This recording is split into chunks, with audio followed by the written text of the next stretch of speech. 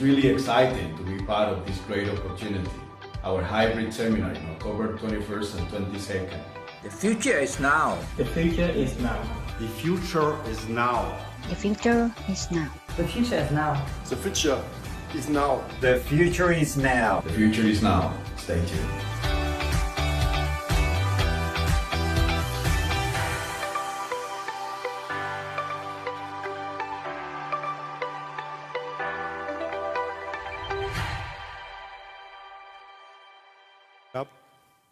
Good afternoon, everybody. And allow me to say also good morning and good afternoon to all of our attendees in the whole world, connected online at this moment in the American continent, Europe, Africa, rest of countries on Asia, and Australasia. My name is Alexander Astudillo, and I am the business manager for Comexi Group Industries, representing in Southeast Asia and Australasia. We are bringing you 2 days of hybrid sessions. The day of today, we will be concentrating on circular economy, sustainability, latest developments in terms of automation, slitting, and lamination as well. I don't want to go in so much details. Now I just would like to give you a warm welcome to our CEO, the CEO of Comexi Group Industries, Mr. Diego Herbas. Diego? Good afternoon and good evening to everyone in the different parts of the world. And thank you for joining this webinar or the hybrid event at the end of the story. I'm Diego Herbas, I'm the CEO of Comexi, and I would like to start introducing a bit of Comexi for those that are not very familiar, as Comexi is a family-owned business that is having more than 60-year experience in the flexible packaging industry. We produce flexo presses, offset presses, and also laminators, slitter, and more important, the different service from the industry. And the recent past, we were producing also grabber products. These are the 3 key aspects that why Comexi is going to be one of the key aspects that you will find or being a key strategic partner with us or for us. One is innovation. I think that innovation has been part of Comexi from many years, and from very beginning we were starting to differentiate our products through innovation and the technology. We are integrating electron beam technology into our flexo and offset products to provide a better time to market and a wider range of materials than the other technologies like grabber or some others in the past. We are also introducing laser technologies into the slitters for having a wider range of applications. At the end of the story, we are trying to provide any kind of innovation that is going to make a step forward into the technology and to allow you to do better business with our technology. On top of that, and more important these days, is sustainability. Sustainability is what today the market is demanding. But we also help you with our technology center team to reduce the CO footprint or to move to solvent-free technologies and allowing to print with the better and most technologies that we are having today, a key differentiation versus the past. We want to move on with water-based in technologies using this electron beam and some other technologies that will make less carbon footprint in the earth. Last but not least, I think that it's also relevant to mention our experience. Our experience in Europe, but our experience in the global business. We are mentioning Europe. I think that the transforming of the grabber business into a profitable, flexible flexo business is one of the experiences that we have been seeing in Europe. In Europe, we have had for many years big market of grabber, more than 60% business that has been transforming for many years, and during these years, to 60% flexo. We have been a key part of this success and this movement from Graeber to Flexo in Europe, and we think that we can help and support you in different parts of the world, particularly in Asia, where this transformation, we consider that it's going to happen. This is not going to be only a change in technology. This is going to help you reduce your operating cost, to reduce your in cost, and to have a wider range of materials in all the applications and the jobs that you are doing. I would like to take this opportunity to offer you all the Comexi support in your journey, whatever it is. If you are creating a new factory from scratch, our people, our team, our CTEC services will help you having a turnkey project to create this factory. If you are transforming your business from Graeber to Flexo or Offset, just let us know and we will bring this experience that we had in the past to help and support you during this transition. And if you are trying to get technology or services that are related with the flexible packaging, this is the strategic partner that you are trying to find, Comexi. Please enjoy this seminar and keep in touch with Comexi. A good day. Give a round of applause for Mr. Diego Herbas, please. Thank you so much, Diego. Thank you.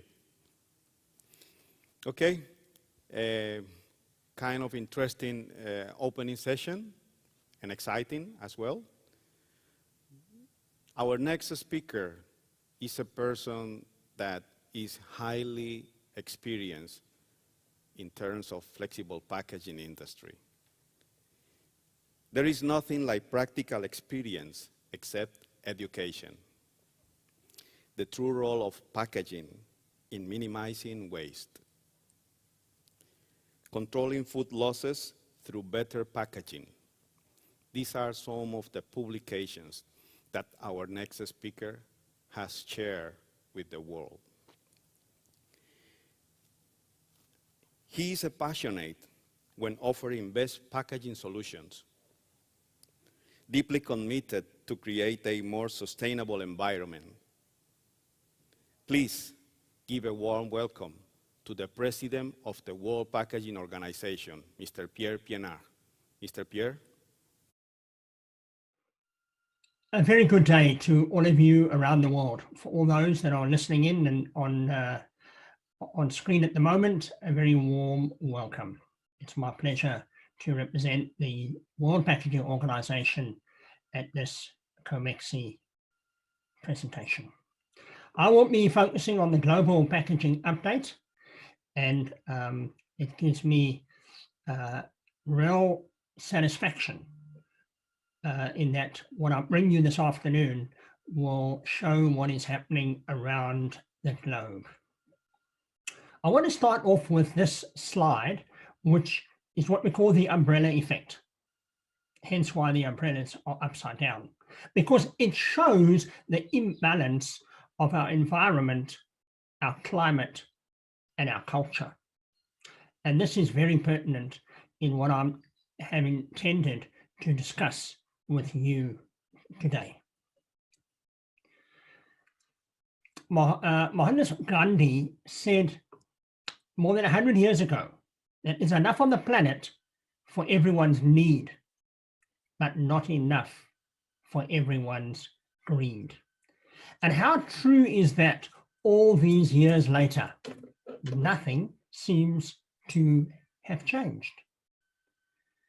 Because we still focus on making material smarter. We lightweight it, we reduce it, we reuse it, we recycle it.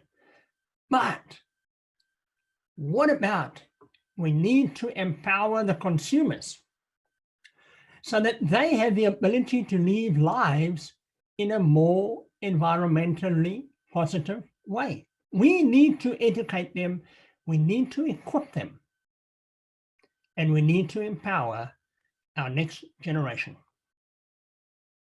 And with that in mind, I have to ask you the question, how well do you know your customer and their needs? Now, each one of us has customers, irrespective of what job you have a customer. Let me show you, for example, in this supply chain, every one of those images there has a customer. It's the person ahead of them. And are you satisfying each of those one's needs? And the same applies to packaging. Are we satisfying everyone's needs? If we look just at the coal supply chain, and you look at the graph, it shows you there were breaches of integrity when it went above the temperature range or below the temperature range. And every time it goes out of the range, we have product spoilage. And we then possibly have food wastage. We're not satisfying our customer. We know the retailer's needs, but do we know the e-tailer's needs? What do they want? What do they need? We are striving and moving towards more unmanned and seamless stores across the world. This particular image, I took this photo in Germany. So all those people, they are customers. There are no staff in that store. Even at checkout, there's still no one. Are we gearing our packaging for this type of scenario? And are we gearing and ensuring that our packaging meets the middle class requirements where they too now have an income stream and it's increasing? The digitalization of retail is phenomenal and getting more and more and more. And we need to fit into that. From a packaging perspective, we need to be aware and then also to ensure that we meet the digitalization of the future. Not forgetting that we must continue from a packaging perspective to focus on reuse, on recycle, and repurpose our packaging. So if I show you this slide of the globe, and you can see there are vegetables and fruit all over the world. Now we know that fruit and veggies grow in certain regions only of the world and only at certain times of the year, the seasons. But because of packaging, we can have practically any vegetable, any fruit, anywhere, anytime. How do we do that? Through packaging. So packaging plays a significant part in ensuring that the demands and the needs of the customers are met, but there is an expense, which I'll come to in a moment. So what about the trends that are affecting our industry now and into the future? Many of you know that today, our population is 7.8 billion people. And I might add to this, who knows why? What has caused this increase in the population? If we look at the graph, the world population from the year 1000 to 2050, and you can see that something happened there in about 1950. Something happened. Does anyone know what may have happened? The discovery of oil. Now, we do know that oil was around for a long, long time. I understand that. However, in around the 1960s, 1950, 1960, oil took off from a commercialization perspective. And that is linked directly to the population growth. We now have an increase in literacy, which is a good thing across the world. But our packaging has to meet and remain up to date with the demands of the population. We have increasing purchase power. You can see the bright yellow regions are dominating that world globe. Clearly, we have issues in Africa, but the rest of the world is increasing the purchasing power, and that will have a direct bearing on our industry. We are increasingly more health conscious. One of the things that I do is watch people in supermarkets, and I'm seeing more and more people reading the packaging than ever before. And the packaging has to reflect what the consumers require. So we then faced with some challenges. And one of the major challenges I'm facing at the moment is globalization. Some might say some deglobalization in certain areas. However, we want globalization. I know within 12 hours, 24 hours max, what has happened in another part of the world regarding packaging. Our network is that strong across the world through our members of the WPO. But we need to reduce our packaging waste across the world. That site you see in front of you there is not unfamiliar to many of us. But we need to do something about it. We need to focus. We need to focus on waste that we're seeing in this slide, for example. And a lot of that waste there is packaging waste. And what is being done about that? Well, I can tell you that the current scenario is that 40% of plastic produced for packaging is only used once and discarded. So 40% is single-use plastic, single use. We individually can do things differently within our homes. We have to think about every packaging aspect that we partake in our own home environment. We can go a long way in reducing this 40%. I can also tell you that 18 million pounds of plastic flows into the ocean every year. Now, you might say, well, you don't understand what 18 million pounds of plastic is, but that's the equivalent of 5 grocery bags of plastic rubbish on every foot of coastline around the world. And that is massive, massive. And you and I must take responsibility for doing something in our own backyard. At the moment, only 20%. About 20% of all plastic is recycled on average around the world. In some regions, it's as high as 40% in Europe, and in other regions, it's as low as 9%. So on average, 20% is recycled. 80% goes somewhere. And we in the World Packaging Organization are working very closely with UNIDO, which is part of the United Nations, to do something about this and to help developing countries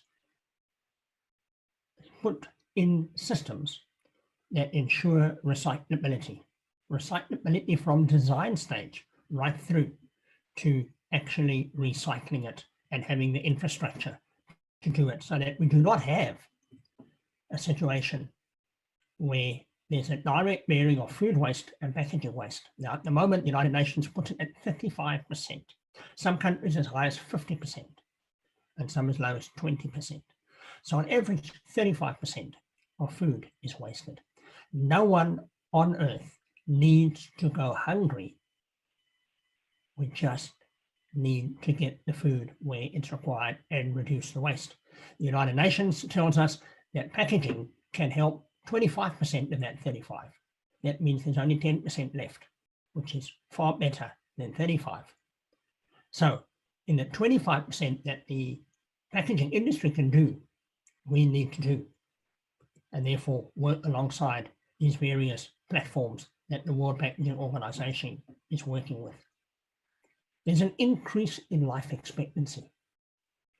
And if you look at the figures, people are older and dying at an older age than ever before. But is our packaging matching the requirements of the needs of those elderly? And you can clearly see in this photo that scenario. There's an increase in the retail sector. 20 years ago, this photo was in Dubai. 20 years ago, this was not there. Now you go to Dubai and you can see massive retail sector just mushroomed out over the last 20 years. And the majority of those items within that retail sector are packaged.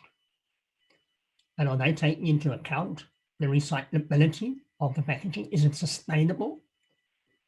We have many, many innovative processing technologies that are making things leaner and meaner, more efficient, more effective, lightweighting, all these things.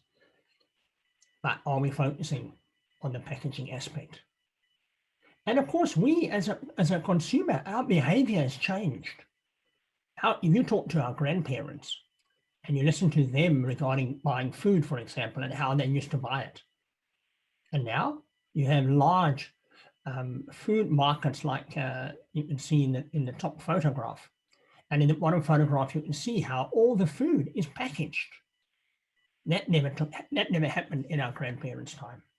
And so the industry has some issues, and we have to deal with those effectively. At the moment, 9.4 billion by 2023 will be spent on anti-counterfeit. It's a massive industry. So we're working very hard from a packaging perspective, to stop counterfeit products coming onto the market to the detriment of the consumers. But most of all, we need to be aware that packaging is part of the solution and not the problem. It receives a lot of negativity in the industry. There's a need for packaging. We're not living in the 1800s anymore. We're living in the 21st century. We require a lifestyle that we're used to around the world. And packaging drives that. So we need packaging, but we need to educate, equip, and empower those that use it. And this is where the opportunities lie, because we need to reduce the material consumption and use more recyclable materials. Therein lies the solution.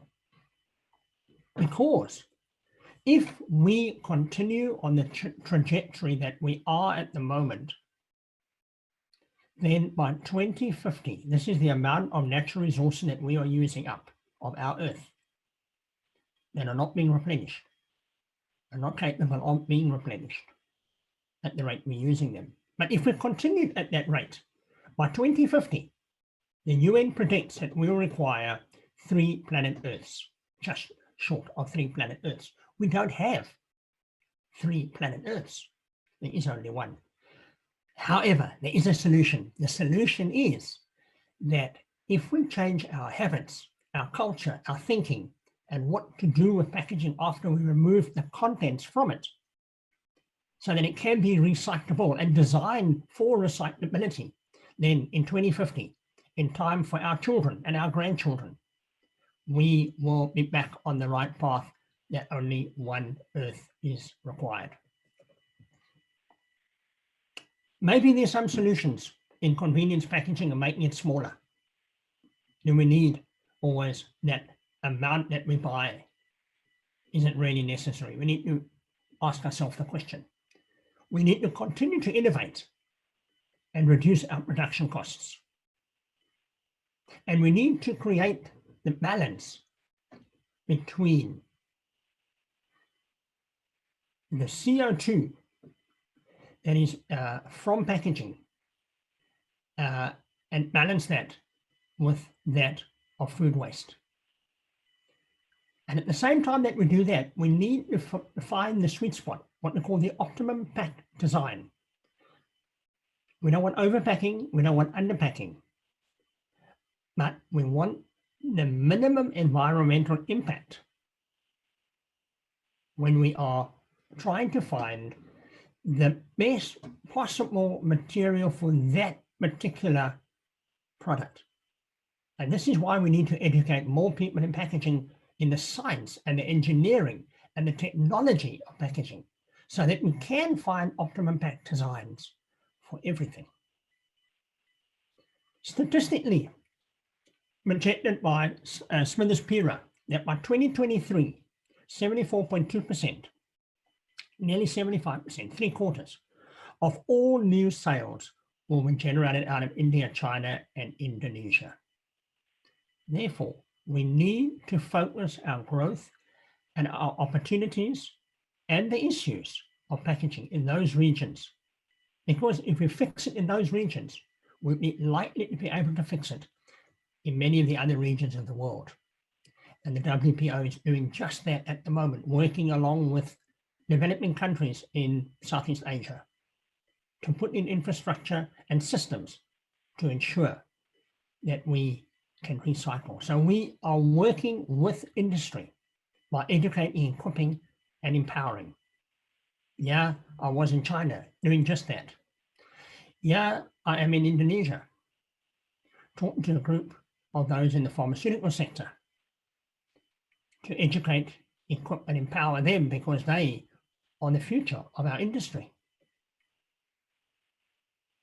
And yeah, in Vietnam, the same thing. Every country needs to be educated and equipped so that they are empowered to make good decisions for good outcomes.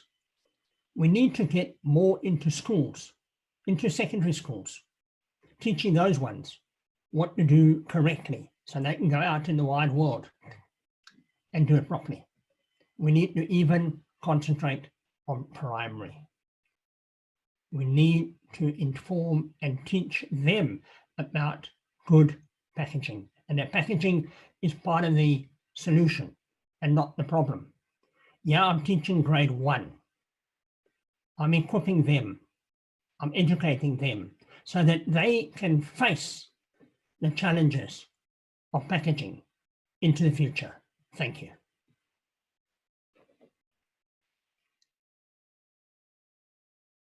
Thank you so much, Professor. Very insightful moment. Then, in the line of our speakers, our next speaker is a person with a very powerful and strong career. She is the director of the Thailand Institute of Scientific and Technological Research. The mission is to conduct R&D and science, to provide services in analysis, testing, calibration, inspection, certification of quality management, and also providing some consultancy and training as well. Let's give a warm welcome to Dr. Patra Manisin. Hello, everyone. Thank you very much for inviting me here today. I would like to share my experience on how to ensure the packaging safety. Nowadays, since everybody knows that the coronavirus or the COVID-19 had affect our everyday living. First of all, I would like to share with you my slide, which I already prepared something for today, my presentation on ensuring packaging safety to testing. May I start with you by telling you some information regarding the Asian Packaging Federation. The APF or Asian Packaging Federation is established in 1967 in Japan. We are now have about 14 executive members from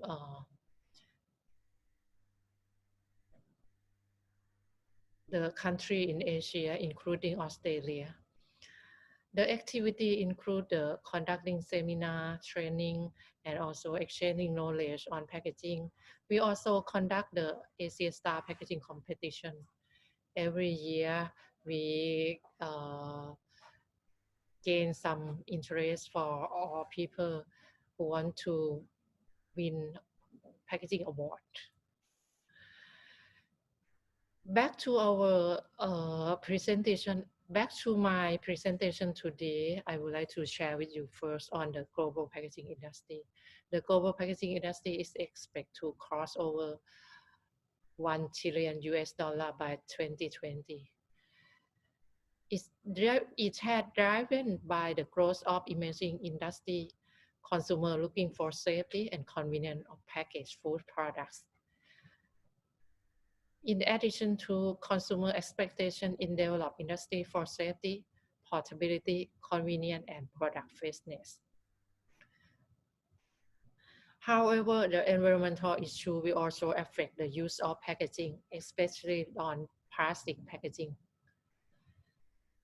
Thus, the sustainable packaging market alone is expected to grow from nearly 225 billion US dollar in 2018 to over 310 billion by 2024.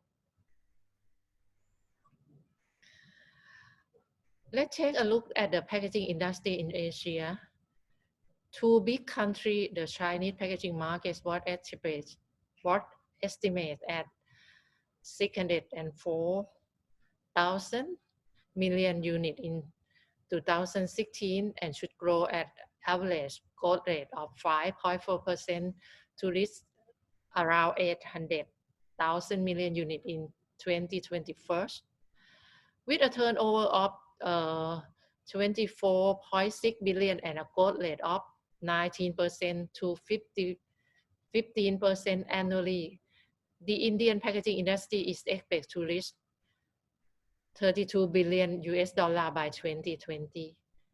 And demand for packaging paper and board segment is expected to grow at average of 8.9% and will reach 11.1 million tons in 2021.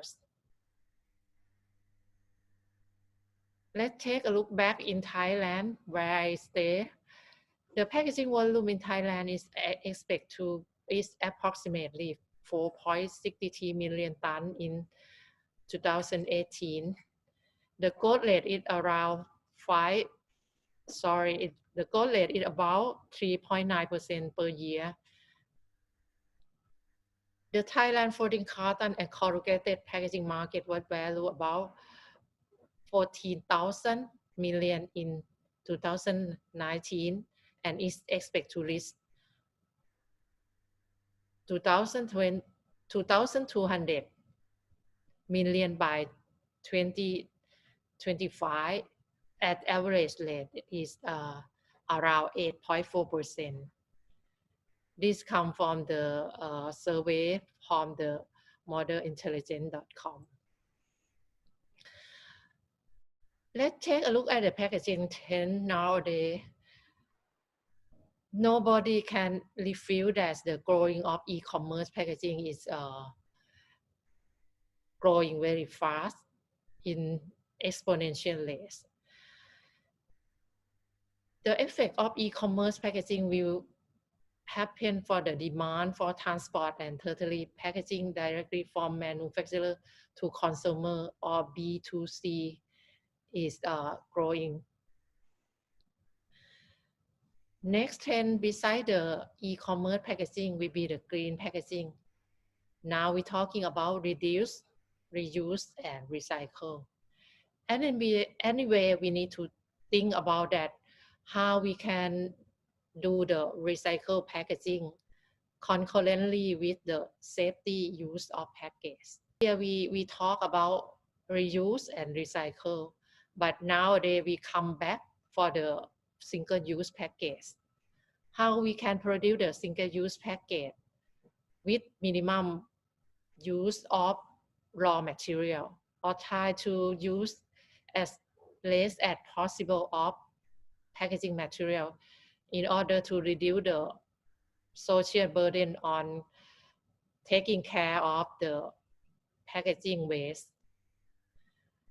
Another trend for this year or next 5 years, you will see the senior, the aging society,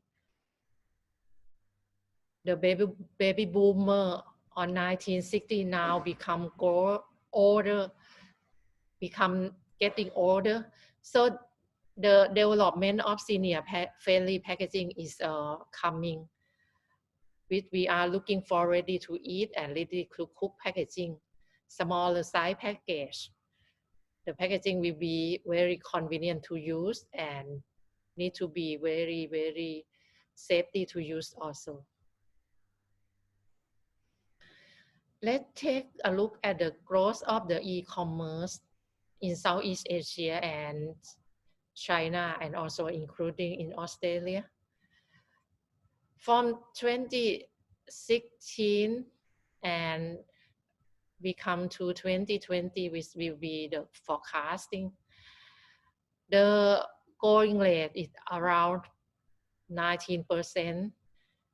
The amount of e-commerce sale in China, Southeast Asia, and Australia will grow from 436 billion US dollar and will be growing to 869 billion US dollar in 2020. Let's take a look at the Thailand e-commerce market.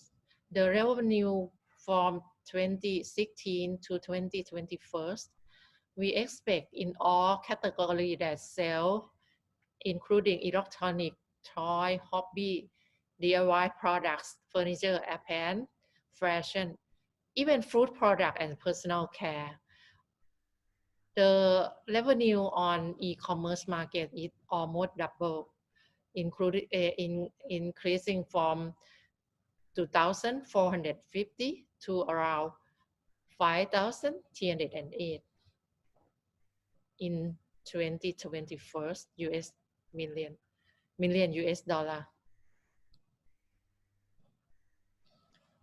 What will happen between the traditional and e-commerce packaging? What the difference? You can take a look at the table. The parameter that we normally concern about the packaging, importance of appearance and size, strength and durability requirement, standardization of products and package mix. Now, instead of concern more on importance of appearance and size, for e-commerce packaging, we now looking for strength and durability requirement and also standardized products and package mix in order to reduce the amount of packaging material that we use to make the packaging. And how to ensure that the packaging have sufficient mechanical strength in order to protect the product inside. We need to do some kind of packaging testing. The objective of packaging testing is to select the proper packaging that we need to use with minimum cost. The packaging testing also help to control the quality of the package. Both manufacturer and also the end user need to take care of the good quality packaging that they need to use. And they also require to investigate the packaging specification. The packaging testing will help to check whether the package that you receive comply with the specification that you order. Take a look at the packaging testing. What we need to know or what do we need to have before the testing occur. We need to check the packaging standard, the testing standard that we can use. We can get from the International Organization for Standardization or the ISO standard. We can use the ASTM standard. We can use the Japanese standard or Technical Association of the Pulp and Paper Industry or TAPI. This standard normally for paper and paperboard only.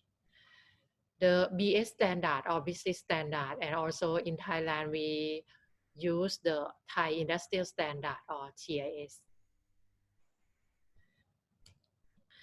Next thing that we need to know about the packaging testing after we receive or we get the standard that we need to use, we can take a look at the conditioning of the package. For the tropical country like Thailand and the Philippines, normally we use the 27 degrees Celsius and 65% relative humidity. For ISO standard or TAPI or JS standard, which is the temperate zone They normally use 23 degrees Celsius with 50% relative humidity. For ASTM standard for the US, you will see they have two different time zone or different area. Some use 20 degrees Celsius, 50% relative humidity. Another area like in California or the area that's more hot and humidity, they use 20 degrees Celsius and 65% relative humidity also. Let's take a look at the table. You will see we have different standard test methods for almost the same product. For example, if you want to test for bursting stain of paper and paperboard, we can follow TAP-BT 810 or ASTM D2738, BST1T7, ISO 2759 as an example. It depends which standard that we need to use. It depends on what is your exporter, what is your target market. If you want to sell the product to the US market, you may need to comply with the ASTM standard or ISO standard, which is accepted worldwide. But for people who want to sell locally in Thailand, they may just follow TIS standard or Thai Industrial Standard. Another example for standard test method for some kind of packaging material. But for packaging, for testing for performance of the package, I can tell you into two categories for testing of transport packaging, and also we have new standard for packaging for e-commerce. Because now the growing demand for e-commerce market, how to ensure that the packaging can protect the product from the manufacturer until the consumer without any damage.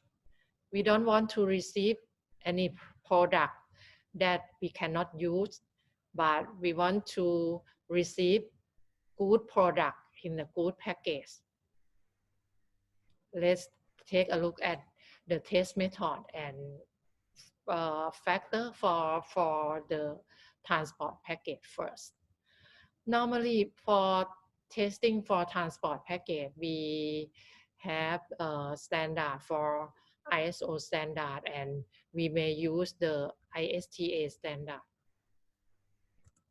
ISTA standard is a International Safe Transit Association, which is a worldwide organization in the US market, and the US with issue some new standard for transport package that we can use by road, rail, and for transport package. But we can use ASTM standard or ISO standard as well. Let's take a look at the ISO standard. We first have to do conditioning first in order to make sure that all the package that we receive are in the same condition. We have to control the temperature and relative humidity that I tell you before, and normally we can condition for 24 hours or 48 hours. It depends on what kind of package. If it made from single wall corrugated paperboard, we can condition just only 24 hours. And if it made from double wall corrugated fiberboard box, it will need to condition for 48 hours in order to make sure that all the layer or the paper are in the same condition. Then we will have the stacking test. We have to control the load that we need to put on the package. We may use the dead weight, or we may use the compression tester, and then we control the weight or mechanical loads that we put on the package sample. And then we control the time that the package have to expose to the load itself in order to check whether after it come to 24 hours, the package had been, is the package is damaged or not. After the stacking test, we have compression tester. We need to check for maximum load that the package can be withstand, and then we can simulate how we can put the package in the warehouse, and during the transport and handling, how much load that can put on the package, how many layer, how many stacking layer that we can put on the package without damage product inside. Then we need to do the vertical impact by dopping or dot test, and horizontal impact. Sometimes people do this test, but sometimes not, because this one will simulate the dot test. That can be happen if we transport by railway, because it can drop on the horizontal, not only the vertical. And then we can do vibration test and water space testing. Let's take a look more detail on compression staying. The compression staying or compression test is the ability of the container to withstand vertical load with constant rate until it deform or until deformation occur. This test will relate to the stacking ability of the container.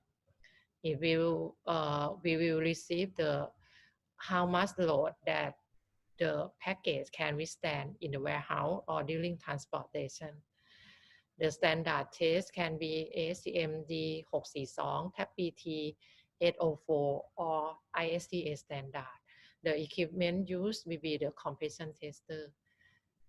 For example, for comply with ASTM D642, sorry, ASTM 642, the testing speed will be 12.7 plus or minus 2.5 millimeter per minute. The sample size will be 5 box, and we also have the compression tester. We put the sample between the compression tester, and then we let the plate coming down and apply some force on the top of the package, and then we record the maximum force that the package can be withstand. Next test will be vibration resistance. It will determine the mechanical strength of the container and packing procedure in order to protect the product from vibration hazards during transportation. The standards may be ASTM D999, TAP PT 817, ISO 2247, ISTA standard. The equipment can be vibration table, vibration simulator. For example, this test uses vibration simulator. The amplitude or displacement is about 25 millimeter. Frequency is allowed 2.5 Hz. Why we use 2.5 Hz? Because 2.5 Hz is simulate the frequency of the truck transport the product from the warehouse to the consumer. It around 4 Hz. So we apply the test around 4 Hz for 1 hour. And then after that, we check for the damage of the product inside the package. Another test will be the DOP resistant DOP test. DOP test will check for ability of the package and the product to withstand mechanical hazard due to vertical impact. It also helps to determine mechanical strength of the containers and the suitability of the packing procedures. The reference standard will be ISO 224S, ASTM D5 to 76, and TAPI T802 and ISTA standard. The equipment will be the DOP tester. Here you take a look at the DOP tester. This one, the new one, and this one, the old one at the Thai Packaging Center. Either one can be used because for DOP test, we allow the package to expose to vertical impact by gravimetric force. So it can comply with ISO standard, ASCA standard, and ACM standard. Anyway, the DOP height also depend on the weight of the package.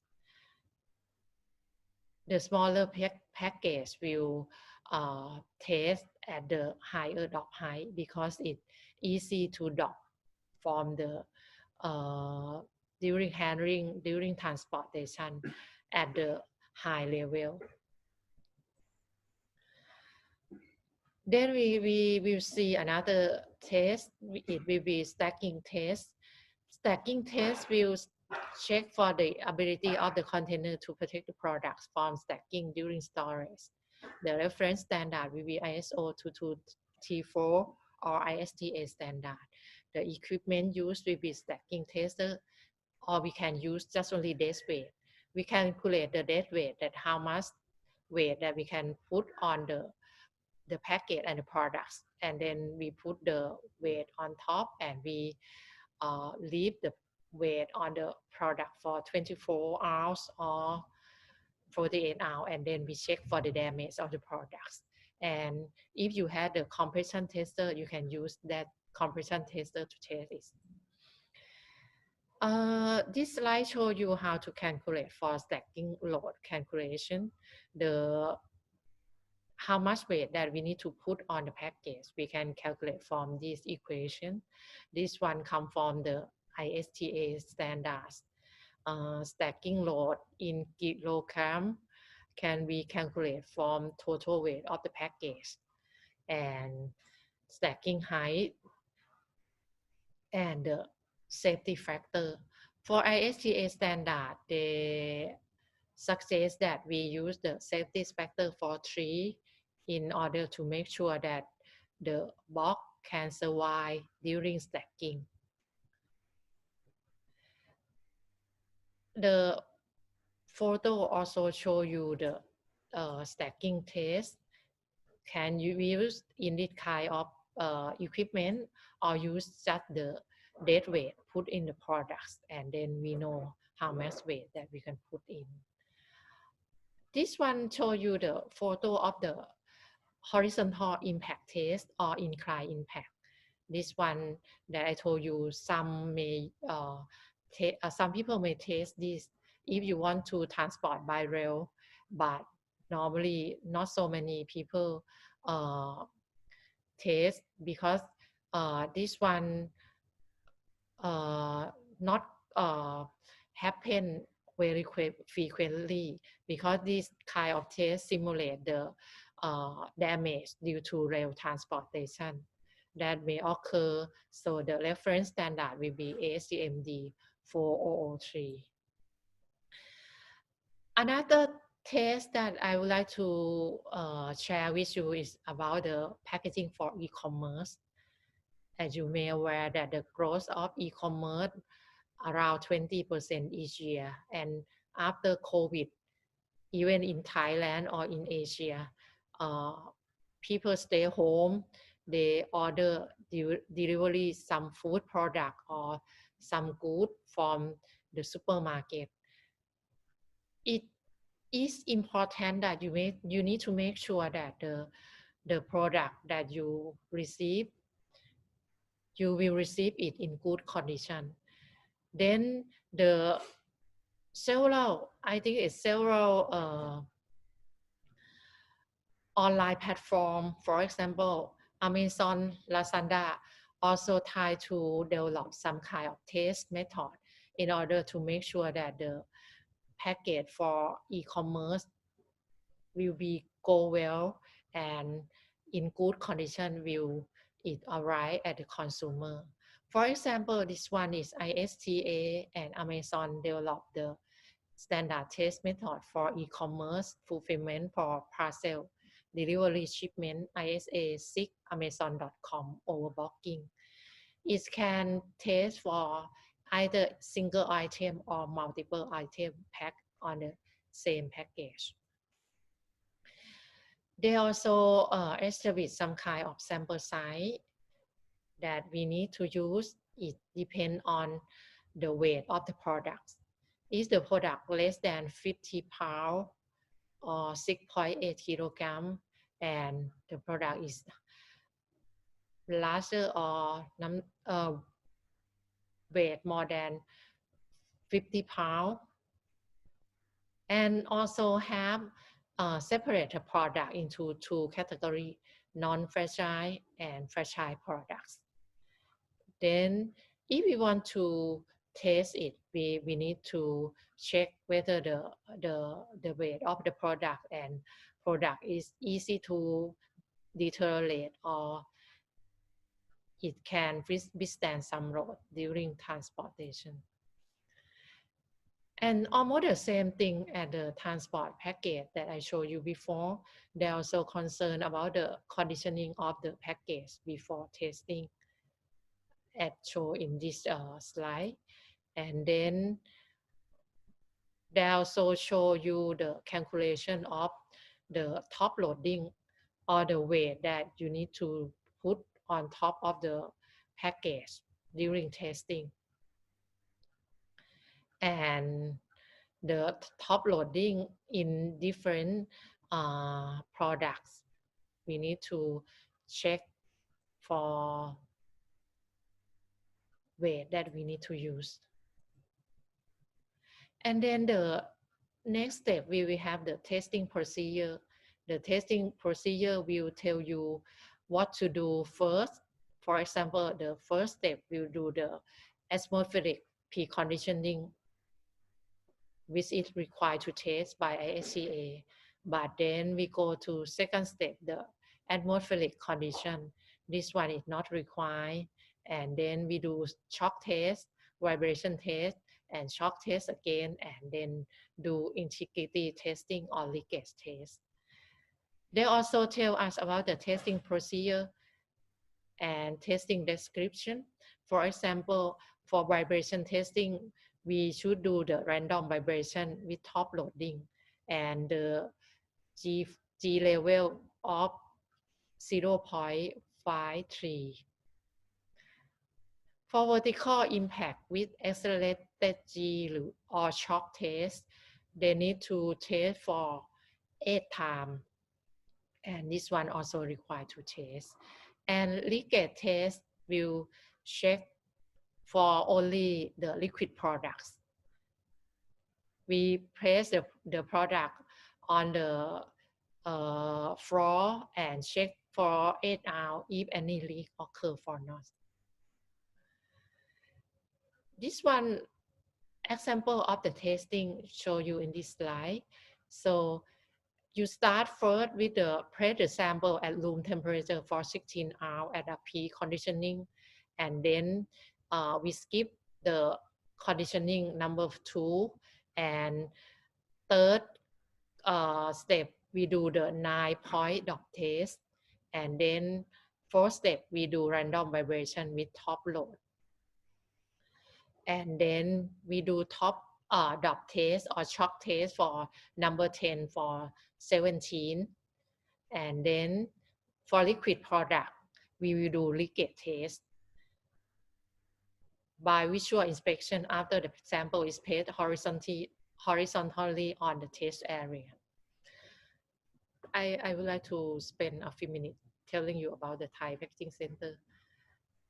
because all tests that I explained to you before, we also conduct it at the Thai Packaging Center. Thai Packaging Center was established in 1984 under Thailand Institute of Scientific and Technological Research, Ministry of Higher Education, Science Research and Innovation. We are now located in Bangkok, Thailand. Our mission is to improve and maintain the quality of products, decrease losses, increase export, and upgrade packaging standard of the country to serve the needs of both government and private sector.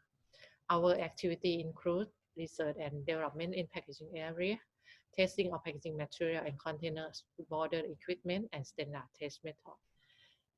We also disseminating of packaging knowledge and conducting seminar and training program on packaging. Here you can see our testing facility. We also provide testing of both packaging material and container using modern equipment and standard test method.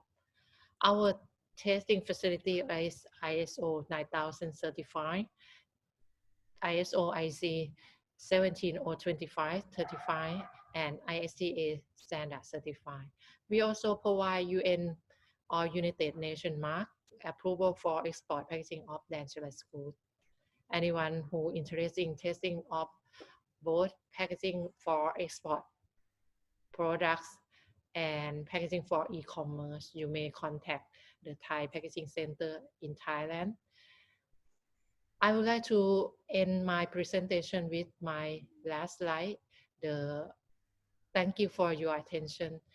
I hope that you learned something from my experience, and any more information, please contact me via email at patar_m@tistr.or.th. Thank you again for your attention.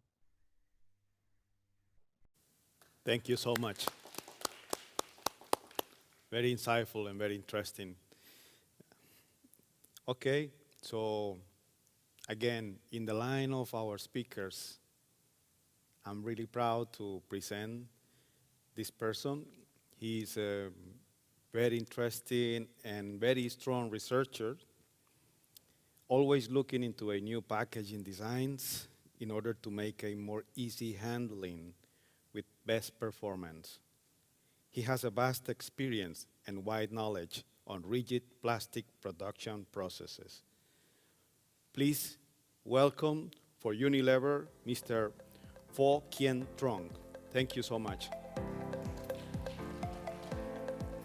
Thank you, and good mornings for the people online from outside of Asia, and good afternoon for the people here. Yeah, thank you, ProPak team, as well as Comexis to bring us here to share our approach on packaging solution for sustainability. Yeah, as the context of today.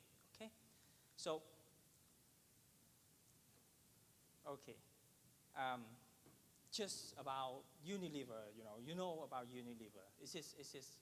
We are leading in the FMCG companies globally.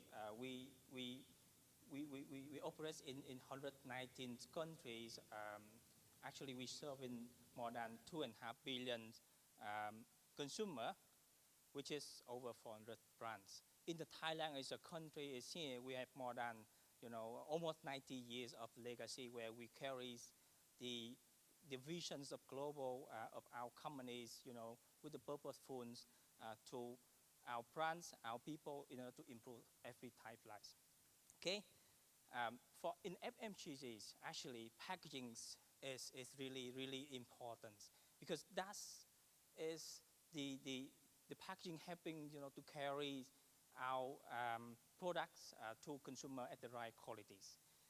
And of course, it's now today, with hundreds of years of innovations of the packagings, have become a part of our life. It's improved our lives in every aspect. However, at the same time, it's also builds up a challenge on, pollutions in the sea, killing the aquatic life, which is, I would say, is environment really a matter for us as a risk. Beside that, that's also, the risk of regulatories, whereas number of the countries in the world, about 120 and more, they have bans of plastic. That's clearly a risk for us as, operate in this world.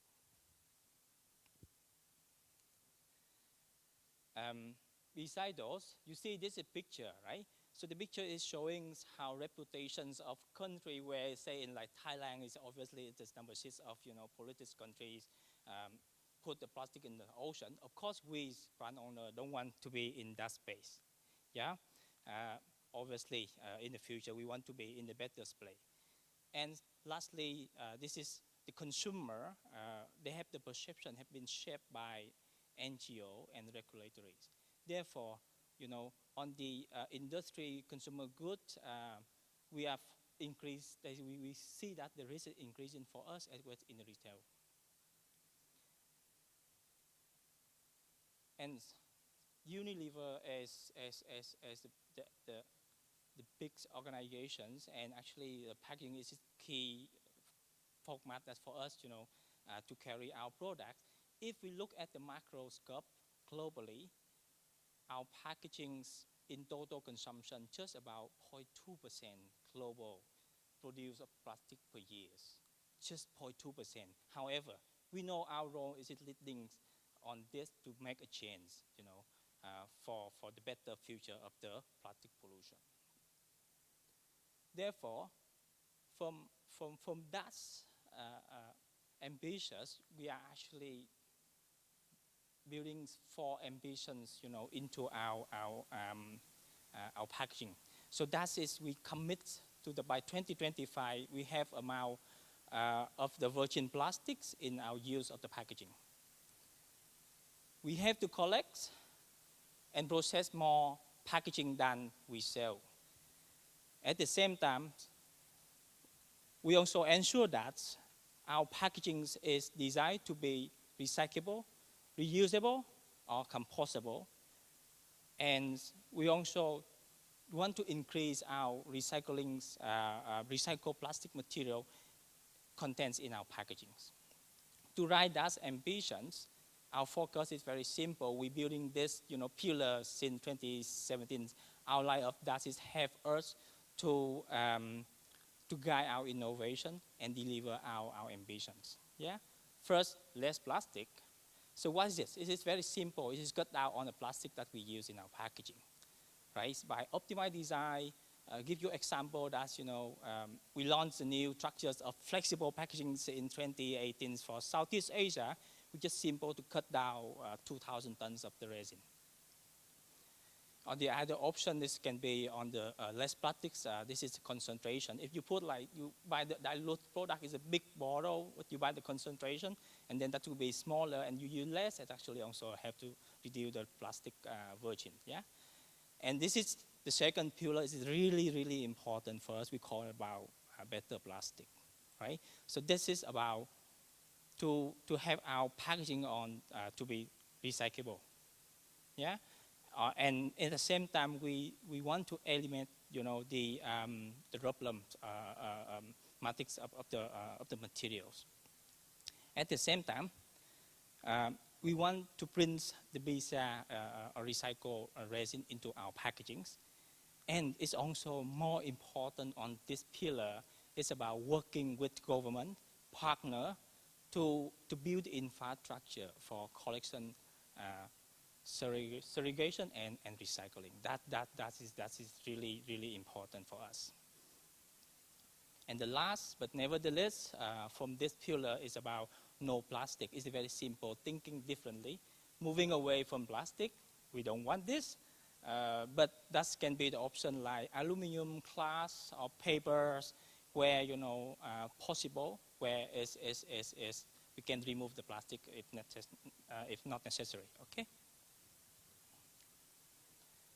You may ask me, I talk a lot on my company is doing this, but you may question mark is how really we act on this case, right? In this space. So just give you some example by 2017, 2018 on the plastics. we reduced about 1,300 tons. For the Thai market, when we launched the new sunlight, you see the sunlight, this is what in Thai markets, as well as the nuclear. That is how we optimize from the design, and we cut out the virgin plastic. At the same time, entire our global brands is just using the post-consumer resins. Only us. If you can check, so only us. And that's actually, we bring that into the markets by commercial scale.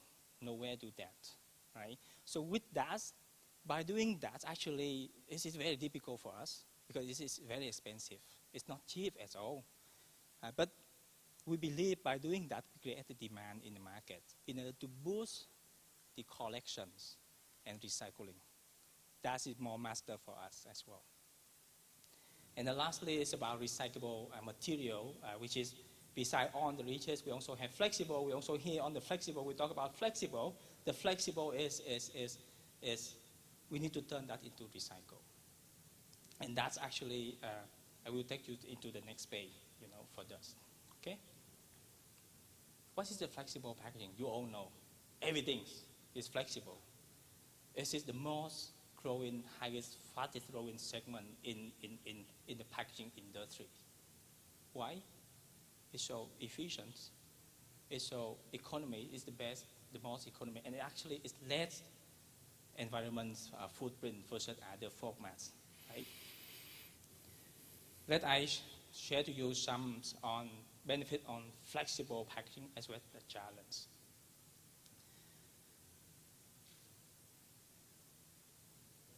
First, there's one of a survey and research by Flexible Packaging Associations in the US. Is in the result showing that the flexible packaging actually gives lots of benefit on sustainability. Why is this? Firstly, it's about extend the shelf life. And this brings the product to the consumer at the fresh, as a good quality as it could be. It's offer wide range of applications according to product requirements. At the consumer, it is easy to handling, very convenient for the consumer in use as well, and actually it can carry everywhere. On the transportation, for supply chain, it's less require carbon footprint to handle that, convert that from the packing to be the products. And flexible packaging is simple. It's lightweight nature. It's the most lightweight versus the other formats. If you just imagine, you want to pack one container full of the pouch with the product. If you want to pack exactly the same that product by the other format, that equivalent to 15 to 20 trucks.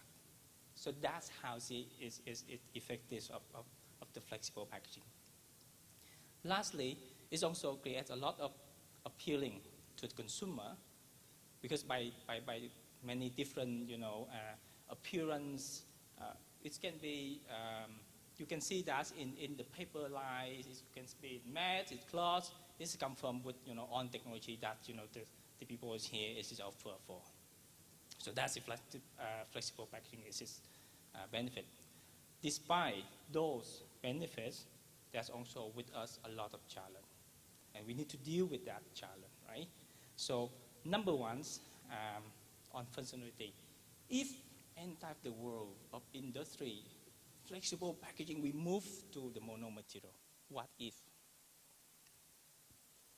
Firstly, mono material is facing with a lot of challenge on functionality, properties, it's how to fill the gap between mono material versus, get its parity with multi-layer materials, yeah? Beside that, in supply chain, that's also another challenge. Almost at our current packing machine for the flexible material is dealing with high heat range window, operation window.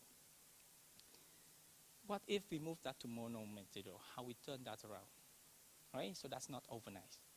This mono material, like, for example, polypropylenes or the PEs, it requires very low temperature range to operate that.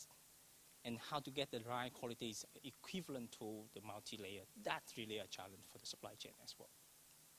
Likewise, before that come into the factory, the challenge also stay with supplier, converter, printing inks, because they need to work now to find the goods efficiency, productivity, as well as reduce the cost for it, because it's not cheap as well as today.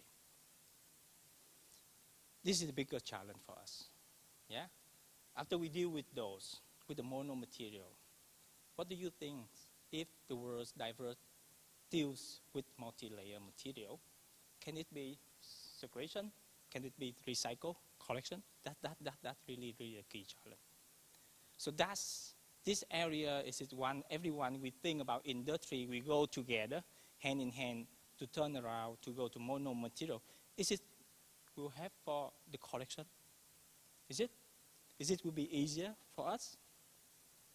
Yeah, from us we think yes, it is. It's making things easier on the collection, and then it is remote for recycling.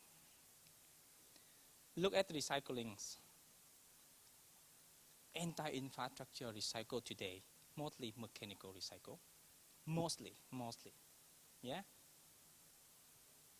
And there's also some more higher end, we call it chemical recycle. The problem in that is require what? It requires the homogeneous incoming waste of the plastics. If you have multiple materials there, you don't have the good impurities ratio of the recycled resin, and then you can't make it to the other life of plastic. So with all of those, it requires really, a homogeneous incoming, which is remote, again, for collection, then followed by recycling easier. It's not that, a value creation. Of course, it's coming now, from the recycle. It could be the resin, recycled resin. It could be something you cannot turn this around from the flexible. You can be other application of plastic. You may not able to go back direct into your packagings. May not. It's just we need more further, invent into that technology to develop furthermore in the future. However, if the values of the packaging, especially flexible packaging, can be relaunched, yeah. So this will have it back into the economies. Last but never the least, but we want it to be the least. Unfortunately, nowadays, on flexible packaging, almost go to landfills. Unfortunate. The question for us is, how we bring it back into the economies. That's really the challenge for all of us is here. On the leading technology developer, packaging solution, how we work together to get there, yeah, to solve that problem. Okay. Of course, challenge is always come with opportunity for us. For me, the challenge is the opportunity for business, for the people to do the new things, and of course for us to change the world as well from this particular things. So for us as the companies at Unilever, we open up the collaboration. None of FMCGs in this world could solve the plastic problem alone. So we have to be hand in hand. We have to be hand in hand, partnership with technologies, partnership with packaging solutions in order to find out the joint solution for the futures. That opens a big door for all of us sit down together. Not just about, you and me as competitor, we not work. No, not that. If we do that, we never able to solve that problem. Okay? So we open up that collaboration. Technology development is really important to ride the world. Without the technologies, whatever we try to do, we may struggle. So this is come from the resin itself to the flown film, printing, inks, converting all of those processes. This is required big step move. As well, if I mentioned to you before on the supply chain, right? So the supply chain is a challenge on their current infrastructure. That cannot change overnight, obviously, cannot change. So what would be the solution that can be plugged in and solve that problem and make it work? So the same thing is also looking for the collection segregation solution, from all the party we have is here, all technology leaders here. Last, but nevertheless, is legislation. This is very important and actually driven by each country and by governments, not by every organization, but we are part of that. That is through regulations, and that's also more important that through that this is educate to the consumer, to aware that plastic packaging, especially flexible packaging, is sustainable solution is offered to us now today, right? At the same time, with the challenge that they also need to understand that, educate that to them, to understand that the flexible packaging is they should know how to separate the packaging in their ways. Yeah. So for example, they can open some shop and drop up areas. So they go to the shop, they buy something, and they drop the packaging in the allocation. With the right material, right indication is there. There is some activities on that already. So that's very important for us to educate the consumer to understand that plastic packaging is not bad, right? So we need to keep that education to consumer for all millennials. This is like next generation, not us. I'm a bit old in this, but millennials is a younger generation. They need to understand what could be recycled and how to have on that recycle. Okay. Conclusion. So I go to the last slide. Plastics have its place, to be honest, and that place is not in environments. We, as Unilever, we want to keep the plastic as have value material into economies circular. So we strongly commit to the plastic, to the economy system. Besides that, you already mentioned to you, we are the one to use the recycled resin, which is we create the demands.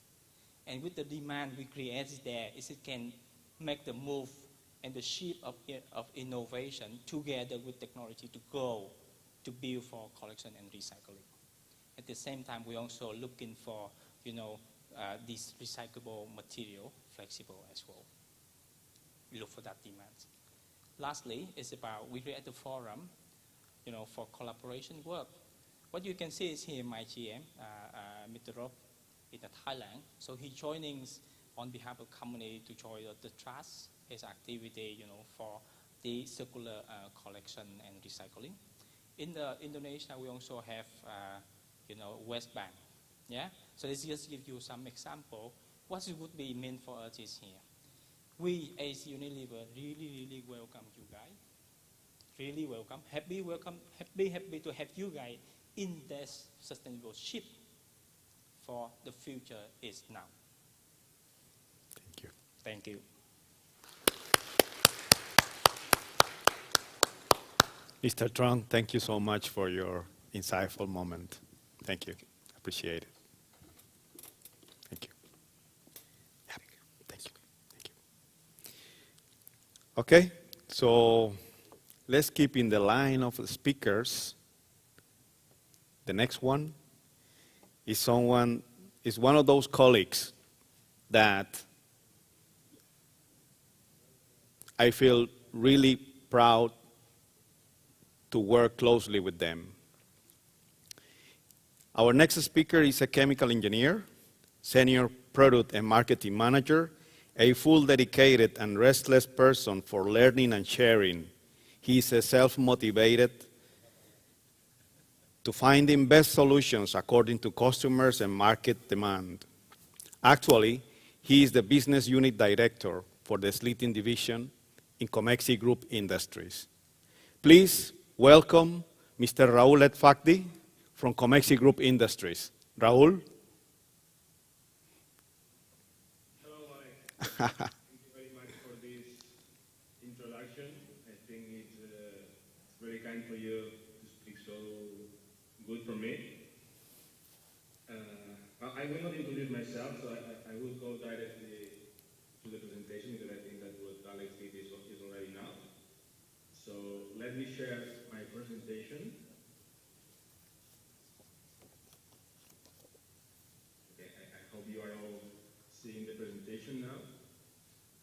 First of all, I want to apologize for not being able to be there. As Alex said, I'm a curious person and I always like to travel, meet new people, and share the passion of flexible packaging with everyone and learn from everyone and be curious about the flexible packaging and how we can improve the packaging, the world, and the profits that people in this sector can achieve from converting or flexible packaging. So the presentation that I want to share with you today, the presentation that I want to share with you is about sleeping. Sleeping is one of the divisions that we have in Comexi, but it's a division that in the last, let's say, 10 years, maybe 7 years, it's been focusing a lot on, not only on the sleeping itself, but on how we could add value to the packaging using the sleeping. The sleeping has always been the last part of the converting, so before pouch making or pack making. So most of the time, it's not been an operation that people would think that it would add added value. So in the division, in Comexi and sleeping, we wanted to change that approach, and we wanted to use this step in the converting process in order to enhance and give the packaging what the packaging really needs, and give the final customer what the final customer is demanding. Okay, so this is why we want to add more value. Alex told me that he wanted to make these presentations because we are far away. It's a webinar. It's going to be 2 long days because it's almost 4 hours. So he wanted to do something like a tech talk. Okay, it's not going to be a tech talk. I'm not that good as a speaker. But what I wanted is this is something I discovered in a TED talk. It's a courtesy from Simon Sinek, which I consider him to be a great coach and a better person. And is the way that we try to approach the products we make and the things that the market demands. So it's using this approach, which is called the golden circle. Okay, and this we start by putting the customer or the final customer or the end customer in the middle. So we start with the why, which is the purpose in which Comexi is developing these kind of solutions. And we do it because we believe in developing new products that contribute to a better planet while adding profitability to the full value chain. What does this mean? This means that we will never, ever develop something that we consider is harmful for the planet, okay? But also we will never develop anything that we don't think it's adding value to our customers. Okay? So this is our 2 primary focus. We want to add value, we want to generate value, but we will never do something which is responsible to the planet. Okay? How we do this? This is the process in which we have decided to achieve that is using technology, being very innovative, and obviously being very easy to use. Okay, so one thing that we think and that we consider when we develop new products is that there is always what we call a technology gap when you introduce a new feature, a new technology into the equipment. Okay, and people need to learn about that. And this learning curve that you need to go through when purchasing or when acquiring a new equipment, we want it to be very easy. Okay, so we want it to be very fast so that the profits can reach or can arrive at a better rate. Okay, and then what we do? What we do, obviously, we make slitters, and we make slitters with added value solutions for the flexible packaging. Okay, this is our main product. So if we start with the why, okay, and why we do that, and we take a look at which are the main trends in the flexible packaging business, which some of them already have been discussed by the previous presenter. Okay, we see that what the people is asking is the most demanded feature is the ability to reseal. Okay, so one of the trends that we see in flexible packaging is that families tend to be smaller, so the packaging is being every day a little bit smaller, because we want even more of those, or when we cannot achieve more of those, what we want is to have something that we can reseal and preserve the product that is inside, so it lasts longer. Okay, so we don't have to open let's say a package of cookies and eat all of them at once. Okay, this is not healthy and this is not good. Okay, easy to store, easy to open. Okay, packagings tend to demand, because of the increasing of the shelf life of the product, they demand packagings with more barrier. Okay, so even it's with coatings or it's by lamination of additional layers. What we want to achieve is a bigger barrier so the product can last longer in the shelf. Okay, and the thicker the material is and the more barrier that we put to them, it's more difficult to open. Okay, so we demand for solutions that make that opening the packages is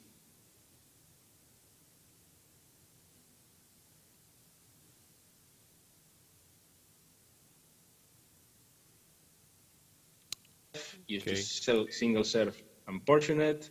You see also microwavable, okay, which is something demanding. We have less time, so we want solutions that we can arrive at home, put it into the microwave, eat, and then go back to work, because we live, unfortunately, in a very busy and stressful life. Okay, all the ones that I have tagged with this green tick are the ones that can be achieved using a laser solution that we implement in our slitters. Okay, at the end, what we are doing is what the guy from Unilever was saying, is we want to move from the packaging, from the rigid packaging, okay, this is a tuna can, to something which is more appealing, it's more attractive, so it generates attractiveness to the user, shelf life, preservation, etc. But we want to continue moving in this trend, and we want to continue improving not only from rigid to flexible, which it's a clear trend, but also in improving the properties that the flexible packaging has. Okay, this is what I told you about the packaging of cookies. Okay, but if you open it, then you have either you eat all of them, or they will get moisture, they will soften, they will not be longer crunchy, etc., etc. So maybe they will even not taste good. Okay, so this is why we develop solutions in which we can pick one, store it again, and the next day we can pick another. Okay, so this is thinking on the final customer on what we are doing. Okay, so a little bit, this is very easily saying this is the why we are doing what we are doing. Okay, how we want to achieve that. Okay, as this is, let's say we have 3 pillars. Okay, which in terms of equipment in flexible packaging, this is the ones that we rely on. Okay, one is we will never put in danger performance or quality. Every time we do one thing, it's because we want to improve whatever is existing in the market. So when we think in laser and we talk about the quality of the dimension, it's the best that we can achieve. Okay, when we talk about micro perforation using laser systems, it's far better than what we can achieve now with a mechanical system, because we can make much smaller holes. So in terms of micro perforation for breathing on vegetables or something like that, this is what we demand.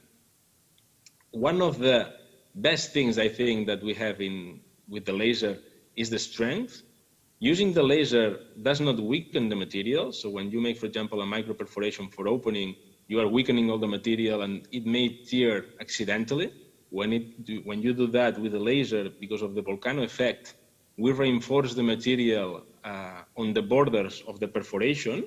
So at the end, it's easy to open for one side, but you prevent that you will never tear it or broke it accidentally. Okay. And additionally, if you want to use increased width machines, this is possible with laser because there is no rollers, there is no bending, so there is no limitation to the width, okay, apart from the width of the machine itself. Additionally, we were saying that we want to do something which is profitable for the converters. Okay, so we want to improve what they are doing, and we want to achieve win-win solutions with them. So versatility in space. So you have a more flexible system that will require less space. So this is, at the end, it's saving. And in terms of durability, we're talking about more than 25,000 hours for each laser head. So this means that you can go, I don't know, maybe it's 4, 5, 6 years without any replacement. And additionally, time to market. This is something that we see.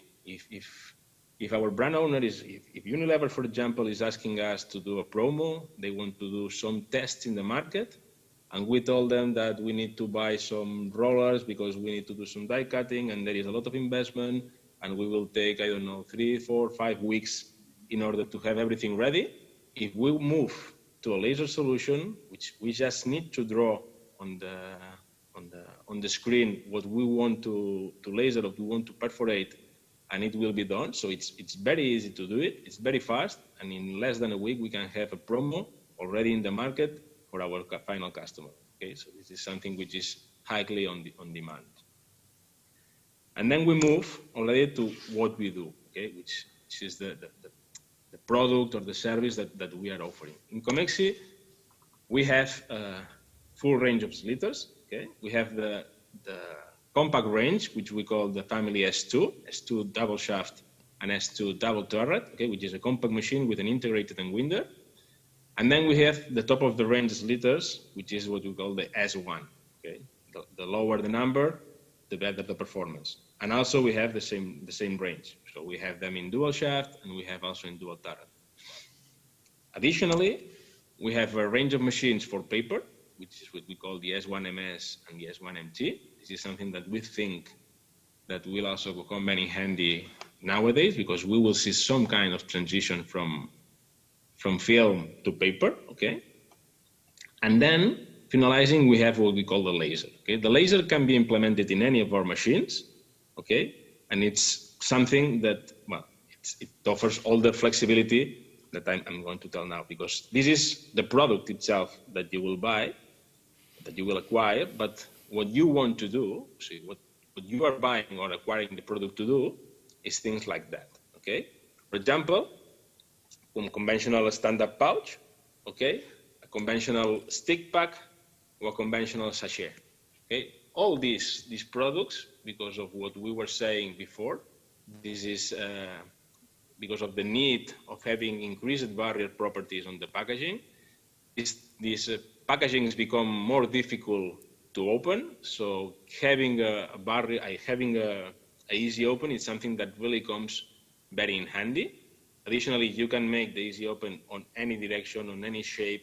You can do whatever you want. You can do a curve, you can do a straight line, you can do it web direction, you can do it cross direction, you can do it anything. And what is very important is that we will only be perforating the first layer of the product. So the barrier properties of the packaging remain intact, okay? Which is, I think, the most important thing when we're talking about laser applications. The barrier, which is something that requires a lot of time and money and thinking to achieve, it's something that will be intact.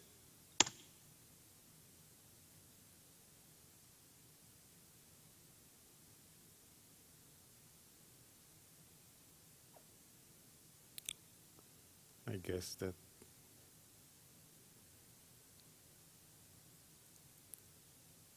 there is a slightly delay. Okay, so these are one of the things when doing a live show. We are submitted to causes and conditions that sometimes may arise.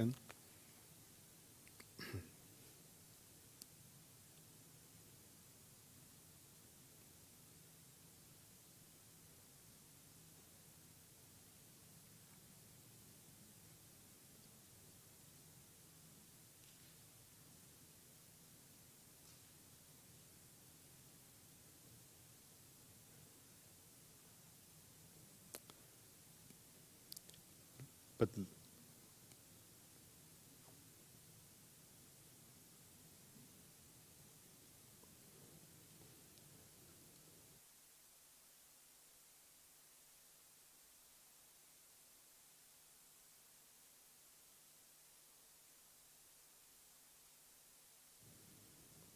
Okay, we just give a few moments in order to try to reconnect again.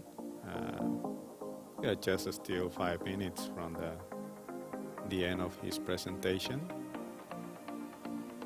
Basically, what my colleague is explaining is the fact of having different packages, collision packages, which is something that is really trendy on the market right now. This kind of collision packages is a kind of new behavior and new way of interacting with the flexible packaging. This is like you have all your packs of Coca-Cola or beers, and then when you just only want to use 2 cans, all what you do is just open up, and then easily you can tear up. This is more for avoid the cost. So now he's talking about the laser applications. Wrapping around the packaging in order to make it easier to open, what we can do is a micro perforation, okay, and then it's easier, and let's say that we can save a lot of money on creating the packaging. This is what I told you about the micro perforation. If you are in the market of the groceries or the vegetables, okay, and you want to increase the shelf life of the product that is inside, you need to allow it to breathe, okay? So you need to make very, very small holes, which is this micro perforation, in order for the product inside to breathe and to last longer, okay? This is something that saves a lot of money to the producers of the vegetables. Okay, and we have it in micro perforation, which could be for salads or something like that, but also we have it in micro perforation for fruits or bigger vegetables, okay? And then this is something that can be used to avoid or prevent counterfeiting. Okay? If you want to do some measures for anti-counterfeiting, or you want that your packaging is more authentic, okay, you can grab on it alphanumeric codes, which it can be any number, it can be variable data, so we can even provide an algorithm that changes all the numbers from one to the other and makes it, let's say, I would not say impossible, because impossible is nothing, but it's very, very, very, very difficult for someone to hack and to be able to have the same. So if you want to ensure traceability, if you want to ensure that your packaging is not being copied, this can also be a solution. Also for promotions, if you want to put some numbers inside of the packaging for promotions, that's good. And then also using QR codes for traceability, this is something that can also be implemented with laser.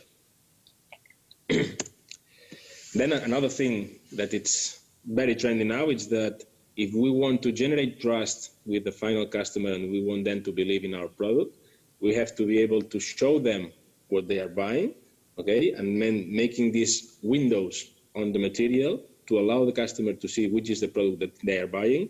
It's something that it's also been very handy. This is something that can be done also not only on the sliotar. This is a process that cannot be done on a sliotar, but also could be done in one shot in the laminator.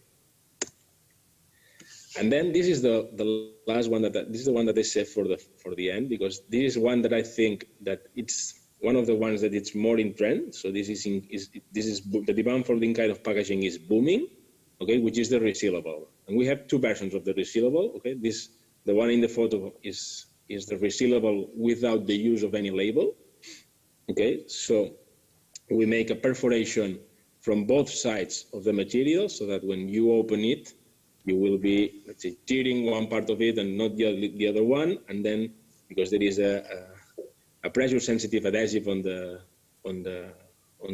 middle of the materials, then you can reseal it again, okay? And you can do it, I don't know, maybe it's 10 times, 20 times. It depends on the adhesive. Okay? And the other one, which is most common, is the one that uses a label, okay? But this is something that also can be done with laser micro perforation. This is something that we know most from hygiene and something like that.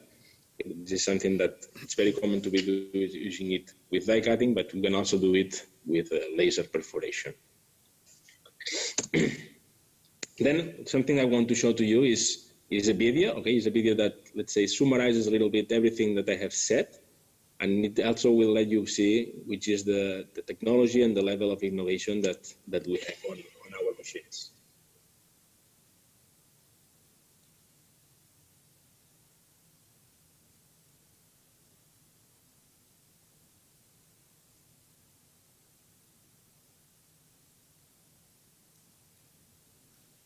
This is how we integrate the module. It's as easy as separating the unwinder, so it means that it can be retrofitted in all our existing machines.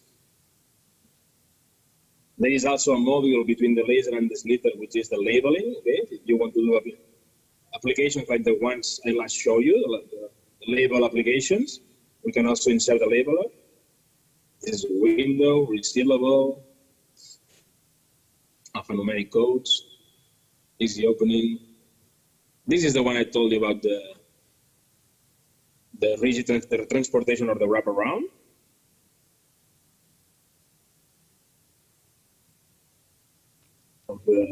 Of creating a new job. Okay? You can draw it directly, or you can import it from an AutoCAD file or wherever.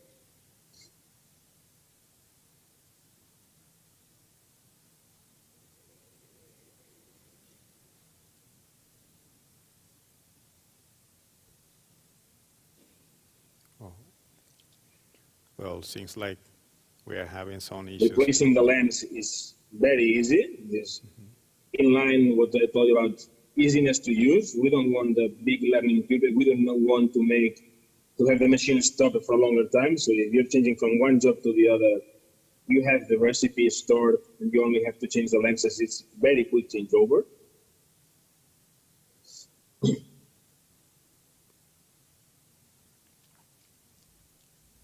And also you can easily check the thickness of the lasering. In this case, obviously when we are, let's say, burning material with a laser, we will generate fumes, but this is why we have a fully enclosed cabinet with fumes extraction. Okay, we have several systems for fume extraction. If you want fume cleaning with filters, this is also what we're going to provide. You see how the laser adapts the speed to the speed of the machine, so it's always on registration. This again, in terms of maintenance, what we don't want is to have, if the assets of a plant are getting every day more expensive, what you don't want by any manner is to have them stop. So making them very easy to maintain and increasing the uptime is one of our main priorities.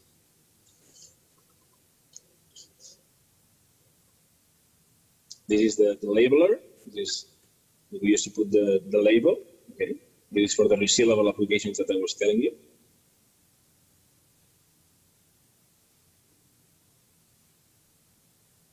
Okay, that's it for laser.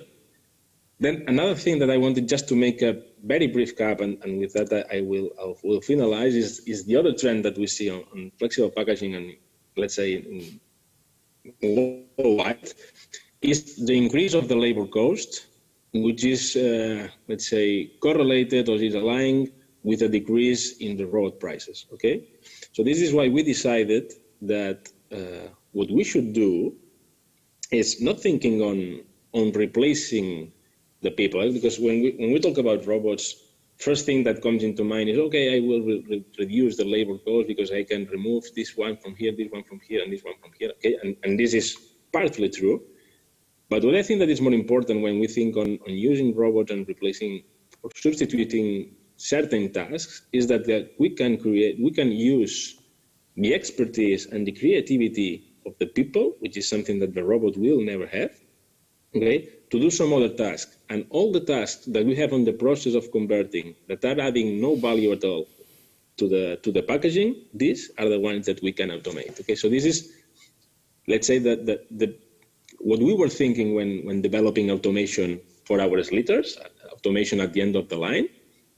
Yeah, and we based our developments in these three pillars. Okay, first of all is that we want quality, so ensuring the quality, but traceability of that quality. So we want that from the model reel on the unwinder to the final coated reel that will be loaded onto the truck, that you have full traceability on what you have done, what you have inspected, if there is any mistake, and send this report to the final customer. Okay, obviously labor cost reductions. Okay, in the process of converting the labor cost will be reduced, and because of the reduction of the labor cost and having less people, it's safety and ergonomics. So you don't have anybody manipulating loads. There are no risks. Also, thinking in this, let's say, pandemic times, having less people on the plant will ensure that the productivity and the efficiency of the line remains untouched, even if you have a problem. Okay, so having less people will make it easier to maintain social distancing and to be able to continue working as normal, okay, during these times. And just to reflect this, I put you another video of automation that will, let's say, sum up almost everything that we do on automation, from the model reel to loading the truck. And with this, I will be finished.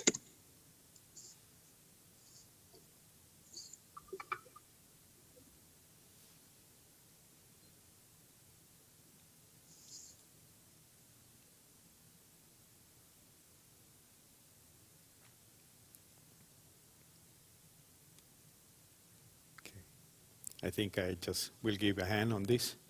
What you are seeing right now is a full chain line, okay? So you are seeing the slither fully Our idea when automated. Implementing automation, and it's something that you will not see on this video, is that the machine can be operated fully from the unwinder, okay? I mean that you will not see in this video, because the customer that we make this machine for, they didn't want to make the taping of the reels automatically, which is something, it's a possibility, but they wanted to do it manually, okay? This is something, so I mean that this task here could be removed, okay? And then we have the pushers, we remove the reels from the machine into the handling, which is automatic.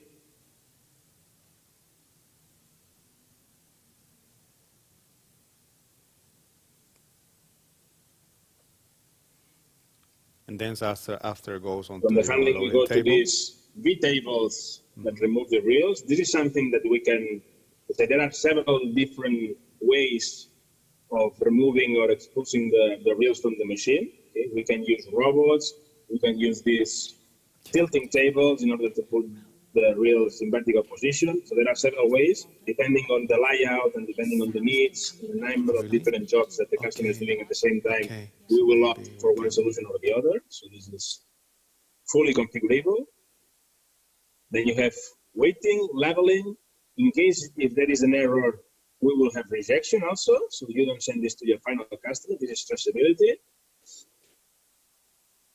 And then we have bugging.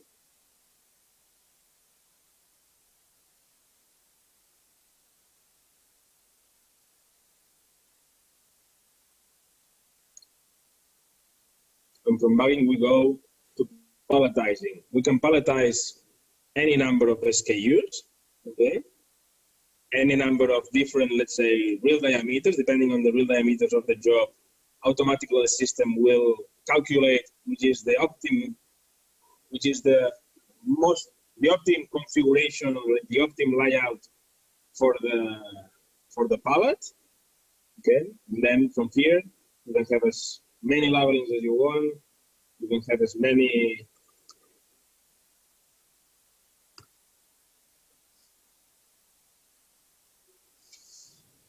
as you have. And with this, okay, this is all from my side. I hope you enjoy it. I hope you have many questions, which I'll be gladly to answer during the Q&A. And if there is anything that you want, you can contact me. Here is my email, here is my phone number, or my LinkedIn. I'm fully open to discuss anything that you want to discuss. So from my side, that's all. Thank you very much. Thank you so much, Raul. And well, this inconvenience about the connection sometimes makes some tricky. Okay, our next speaker is the representative for AB Flexologic in Asia Pacific. AB Flexologic is a Dutch company. The person who is about to speak is a person with very interesting content. He has a lot of key trends on the side of he's a really and fully enthusiastic person. And also is a self-motivated with the strong business management skills. Allow me to introduce you.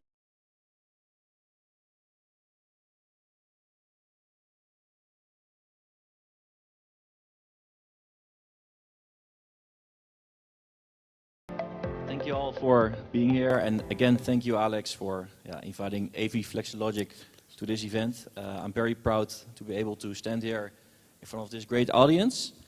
And today we want to share innovations that our company makes in the pre-pass world. So if we can go, sorry, I need to grab the clicker.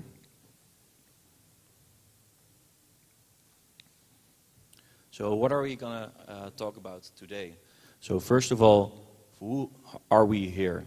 The key trends in flexo printing, the main issues in flexo plate mounting, our innovations in the flexo pre-pass, and in the end, I'm gonna have something up my sleeve. That's gonna be a little surprise for you all. So to start out, who are we? But I think more importantly, for who are we here? What we're seeing now is that the flexo world is growing. In the Americas, in Europe, many of the flexographic printers are using flexo printing, but in Asia we see more that gravure is still very dominant, but we see a change into flexo. And as we help companies with building mounting machines for the flexo department, we see that we have to be here in Asia to help the customer understand that how can they make this change into flexo. So basically how we do this is we provide the mounting machines for wide web. So what you see here is on the top left our fully automatic mounting machine, the FAM 3.0. On the top right we see the automatic mounting system, the SAM 2.0. On the left bottom you can see the flap mount, this is for corrugated mounting. And on the right bottom you can see the SAM upside down, this is an automatic mounting machine for our label customers. Here is an overview of all the products that we offer. Cannot handle anymore. So as I told you before, sorry? As I told you before, you can see we offer products in a narrow web, in a wide web, in corrugated. And we range from manual entry-level systems to fully automatic systems. So for every customer, we can offer something for them. As a company, we have over 50 years of experience. Actually, we had last year our 50-year anniversary. And our company thrives on innovation. We have a lot of smart people in our headquarters in the Netherlands, in Alphen aan de Rijn. And yeah, I'm very proud to be part of a company that is continuously innovating and trying to improve the products, making life easier for our customers, and especially for the customers in Asia that will be new for flexo. We really believe that having automatic systems will make it very much more simple and easy to have this transition from gravure, for instance, into flexo printing.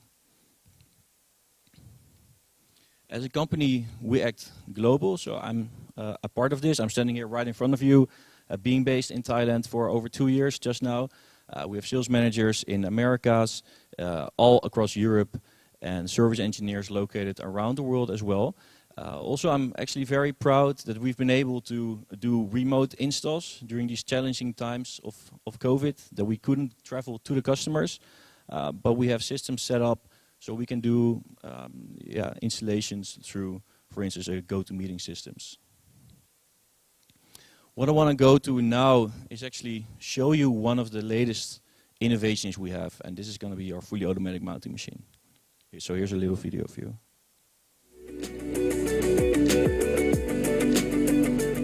15 years ago, AV Flexologic invented automatic flexo plate mounting for the flexographic industry. Since then, we've delivered over 500 automatic mounting machines in the field. This year is our 50th year anniversary. Our aim is to be the best in technology and customer experience. Today we break another record by launching the fastest and most accurate flexo plate mounting machine on the market, the third generation FAM 3.0. The FAM 3.0 is the ideal solution for short and frequent job runs. The machine has been completely redesigned during the past years for optimum reliability, accuracy and speed. Here are some facts on the FAM 3.0. The machine features optional robotic loading and unloading of the sleeves and plates. The machine uses state-of-the-art linear motor technology to move the cameras. They have an extremely high acceleration, speed and accuracy. We have a second pressure roller for simultaneous mounting and positioning. We have a high-speed pick-and-place unit using a vacuum.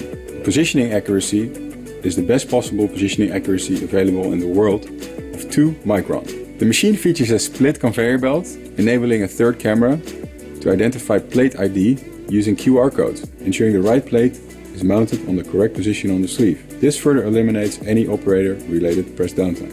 The machine can mount over 1,000 sleeves a day in a single plate within 29 seconds. So why should you consider the FAM 3.0 as an investment? You can triple your mounting capacity, creating room for growth, increase efficiency, reduce your manpower cost per job, higher accuracy, and a higher overall print quality and faster changeovers.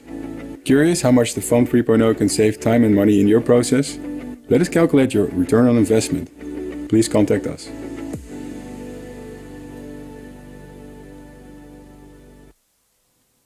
Well, thank you, Martijn Otte, our Managing Director, for this video.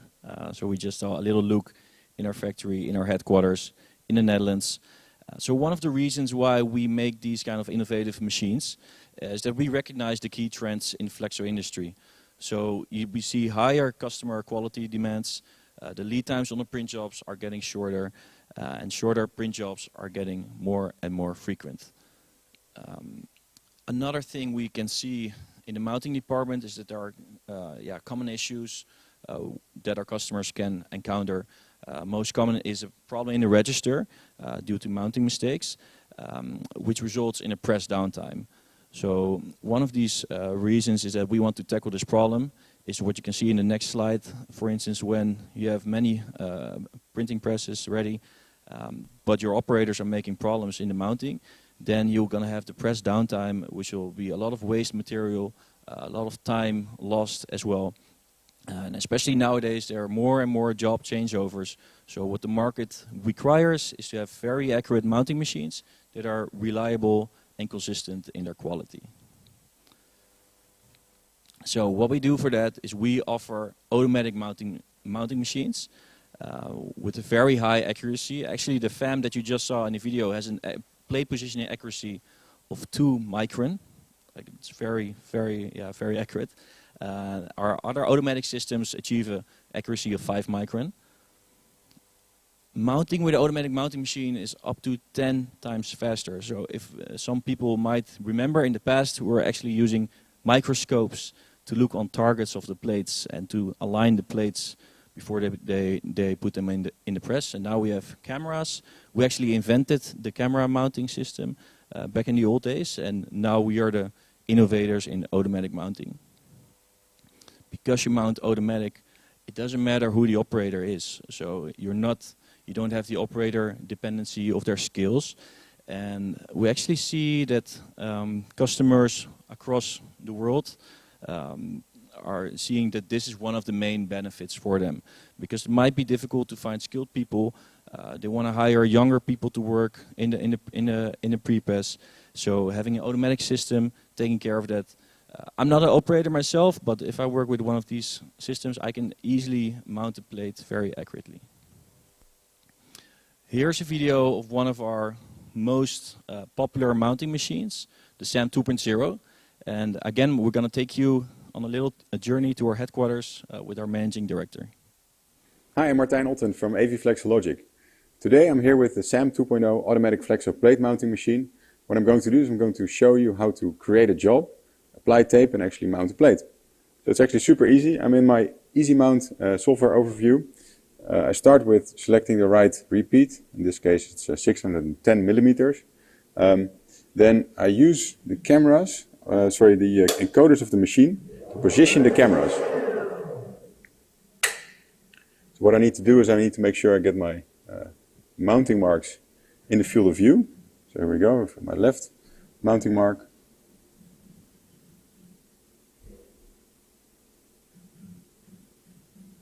And my right mounting mark.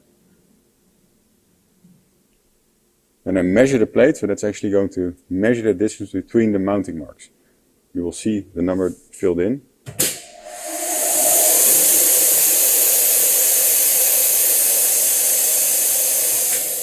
It's 1103.635 millimeters, so really down to the micron.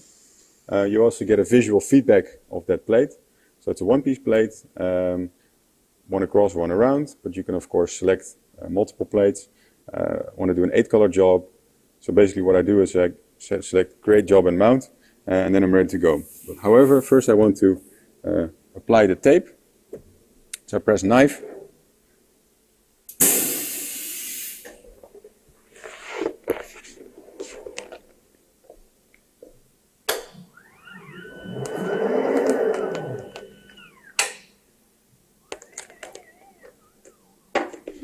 I've got a piece of tape that's pre-cut, as you can see, to the right length. Apply that to the sleeve. There we go. And I use the pressure roller of the machine to mount that tape without any air inclusions. What I want to do is I want to make sure there's no more tension in the tape, so you don't get any creasing. And then using the foot pedal, rotating the sleeve, and yeah, you see it's very easy and quick to apply this tape. So I put my pressure roller back up. I bring my sleeve back to the center position. Now I want to make sure there's a bit of an overlap, and what I'm going to do is use my cutting knife here, the rotary ceramic blade, and that's going to cut through the 2 layers of tape. Very straight because it's mounted on the camera beam of the machine. No damage on the sleeve. Reason is it's a ceramic blade that's rolling over the sleeve, and it also has an adjustable cutting depth. Very easy and safe tool, actually. So now I peel off the overlapping part, and since the ceramic blade is actually mounted on an angle, you get a perfect seam butt-to-butt join, as you can see here. So then I remove the liner. Again, I can use the foot pedal to rotate the sleeve. There we go. Now, create job and mount. That will bring me to the mounting screen.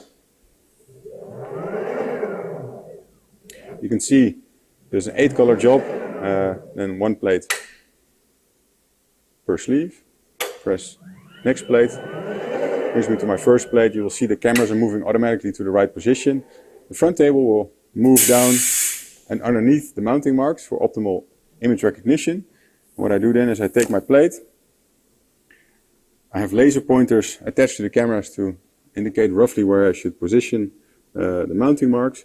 Once I have them in the field of view of the cameras, the image recognition system will turn on the vacuum and the robotic positioning of that plate. You're actually seeing the plate being moved by the robotic mounting table until it's within 5 micron positioning accuracy.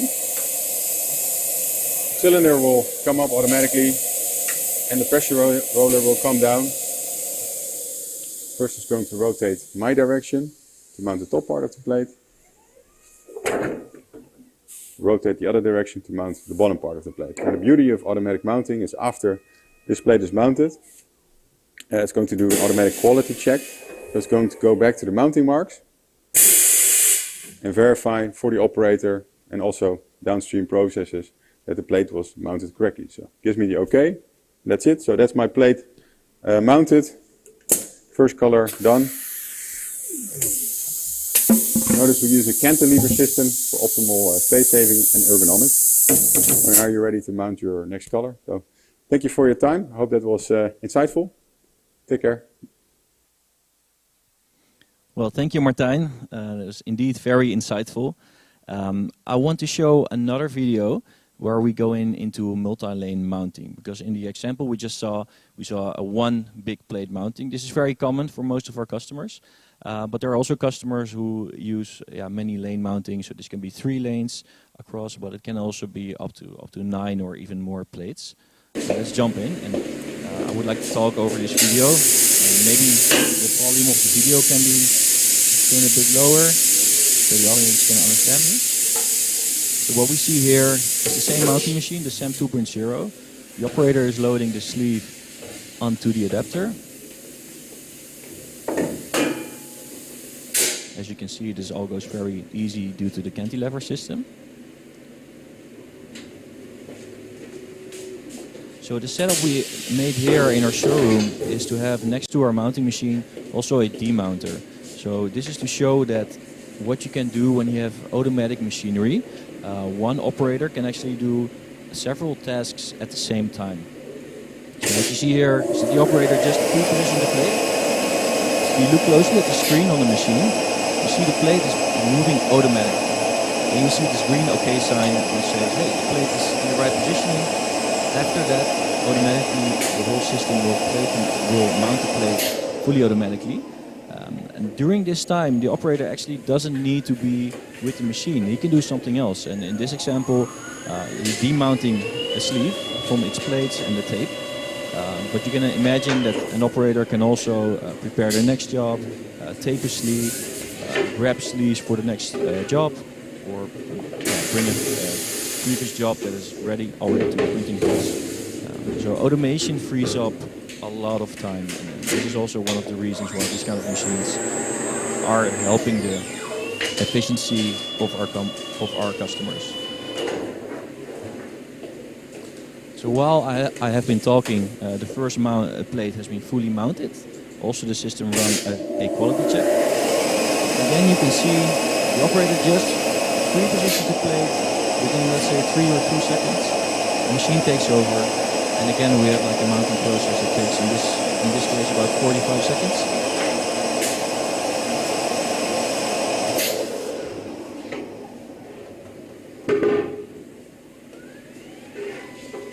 So if we compare this to a conventional mounting system, then you have to imagine a pre-press department with an operator working on the machine constantly. So the only thing the operator can do is work with the machine, position the plate, trying to mount it, tape on it. But with the automatic system, the operator's time is freed up a lot, while at the same time the quality is always consistent. As you can see, again, the operator will move to the mounting machine. He will put the plate in the field of view of the cameras. The cameras are recognizing the mounting targets due to image recognition software. Let's look very close. It's queued and now it's in position within 2 seconds. So if we look into, let's say, about 4 minutes, the operator in this case has been able to mount 3 plates in a perfect register, while also demounting 3 plates. So this shows the efficiency of automatic mounting machines. I see that the time is running out a little bit, so I will skip the video. So what can you achieve with automatic mounting? No more press downtime due to mounting mistakes. So usually there's a very quick ROI on this for companies due to the mounting mistakes and going back to the press. This will take a lot of time and a lot of waste material.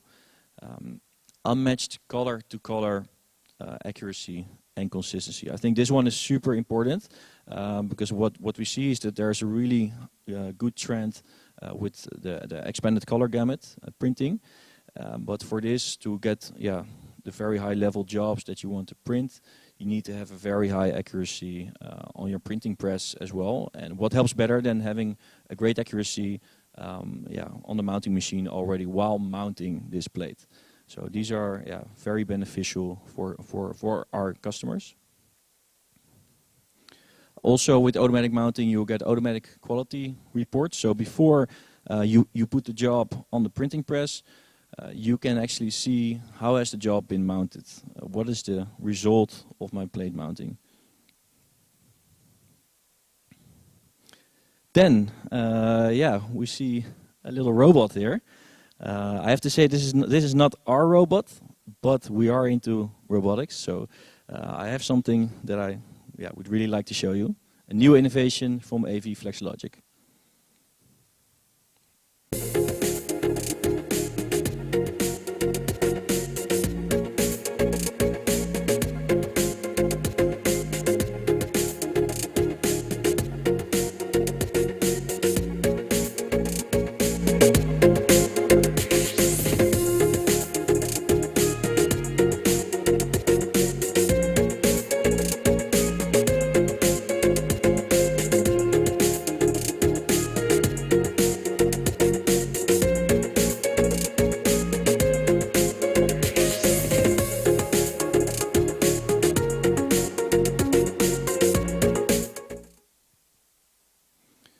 So enter the Robo Tape.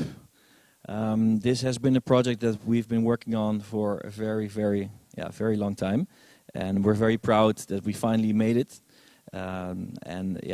This system will help our customers to being able to automatically apply tape, as you just saw, without any tape waste, very fast as well. Operators don't need to work on the taping, so fully automatic plate taping. And actually what you could maybe see a little bit in the video is that on the background we had our fully automatic mounting machine located as well. And today I don't have the time to show you this, but we have a full complete robo cell with fully automatic mounting, fully automatic sleeve changing, fully automatic sleeve taping as well by the robot, one robot that takes care of all of the jobs. So the full automatic pre-press mounting and taping is going to be completely automatic from now on, thanks to our innovations. Then I told you before, there's something up my sleeve. So let's see if I can find anything here. Oh, I'm sorry. It's actually not really in my sleeve.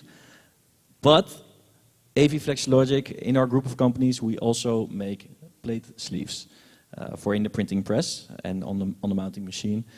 We've been working a few years already on this. And yeah, we're also very proud that we can supply our customers with the printing sleeves that they use on a daily basis. If we look at the sleeves, our color is green. When they are conductive, they turn black. They are very temperature resistant, chemical resistant. They have great dimensional stability. What we're using is an epoxy vinyl ester resin instead of a polyurethane. So this other material makes the sleeve very durable and it makes it one of the best sleeves on the market. Also, we make the bridges. So every time we deliver a mounting machine, we also supply the bridges for the mounting machine as well as for the printing press. And our bridges are reinforced on both sides with the steel rings. So they're very durable as well. If we look at our sleeves, we have a few popular options. They come in multiple versions. I won't go too deep into it, but basically we can offer them with an inner metal ring, and we can offer them with a metal insert and some new innovation that we added to the sleeve, which is a rubber sealed end.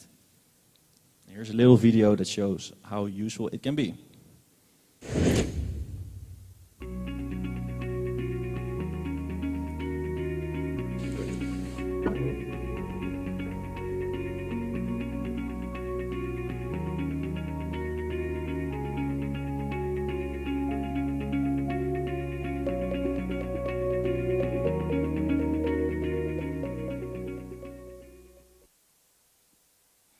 So any operator out there might have dropped a sleeve here and there one time, and yeah, with the rubber sealed edge, your operators will be happy and the company will be happy because you don't need to replace a sleeve because of chip damages.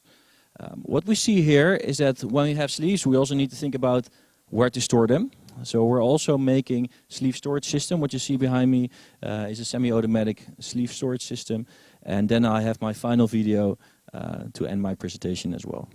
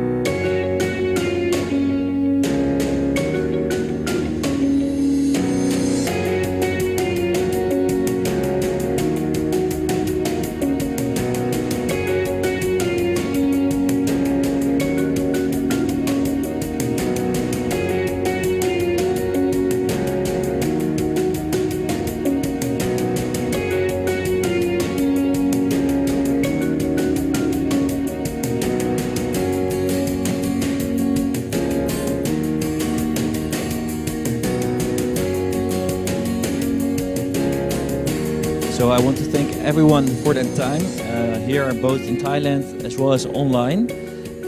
From the next slide, you will see my contact page. So I would ask you, for the guys that are looking on their iPhone or from their laptop, please take a screenshot of this slide, and then you can find my contact as well as my company's contacts in the Netherlands. Thank you all. Kapuna Kap. Thank you. Bye-bye. Okay, Eric, thank you so much. Thank you. I think it's, yeah, good. Thank you. Okay, so let's get in the headline of our next speaker. Next will be, well, there is a slightly change today. In the beginning, we had the appearance of Mr. Volker, but Mr. Volker cannot be with us today. So instead of him, we have a person that has a really deep technical knowledge. This gentleman is well experienced on product management at BST, with a large experience for more than 20 years in web guiding solutions dedicated to quality assurance for the web processing industries. For BST Group, please welcome Mr. Ingo Ellerbrook. A round of applause, please. Hello, everybody. Thank you very much. It's a pleasure for me to be here, and unfortunately, Volker is not able to join this presentation, so I will give my best to give you all the information you need. Let me just start with my presentation. Just a second. This one, yes. So.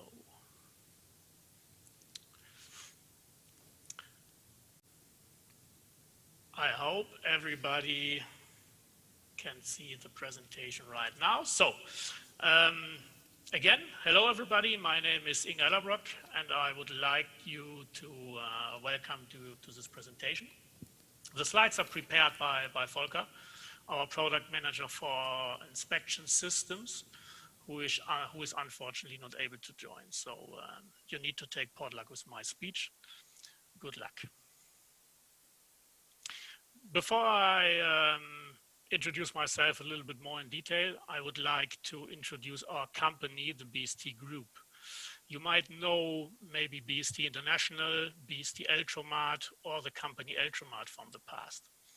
BST Group is our new name.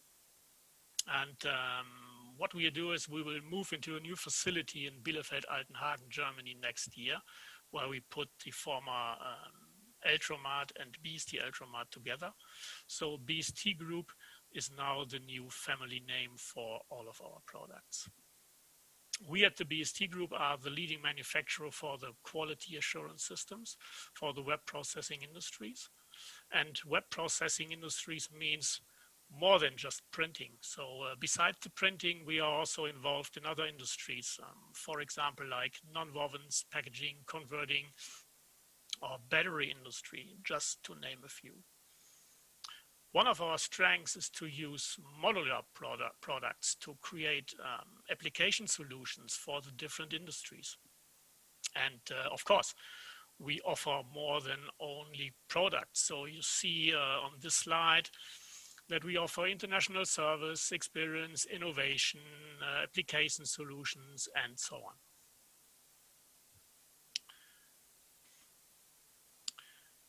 Again, I'm not Volker Reinhold, and you see on the screen I look also a little bit different. I'm Ingo Ellerbrook. I'm the head of product management in the BST Group, and also, as introduced, the product manager for our web guiding systems.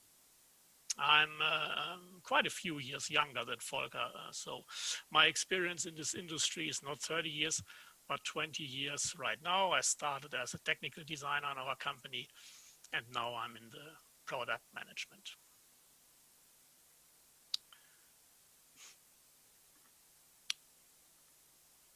Some few information about our company. BST Ultramart serves the printing industry for more than 50 years. And it was founded by the merger of the former competing companies BST and Eltromat in 2014. We have more than 10,000 customers in over 100 countries. And for us, more than 600 people worldwide are working, so probably also near to you. The BST group is part of the SMS group. SMS is the global leading partner for the metal industry and a family-owned German company. The group turnover is more than 3.5 billion euro, and together we are 14,000 employees worldwide. Coming back to the BST group, we are a full liner for quality assurance systems, especially for the printing industry. And we provide web guiding, register control, web monitoring, 100% inspection systems, spectral color measurement, and color measurement solutions. Our big advantage is by connecting these products and making use of the combined data, we can create additional benefit for our customers. And this is something I would like to show you in a few examples later on. As I mentioned before, we are a worldwide operating company. Our headquarters is located in the beautiful city of Bielefeld in the northwestern part of Germany. On this map, you find our subsidiaries and our local offices. We are also most likely close to you. We have 5 production sites where we produce, especially for the local market, our web guiding systems. These manufacturing facilities are in Madison, Wisconsin in the US, in Belo Horizonte, Brazil, in Anand, Ahmedabad, India, Shanghai, China, and Osaka, Japan. We have a few blind spots on this map on Greenland, Siberia, and Alaska, but I think we are also working on that.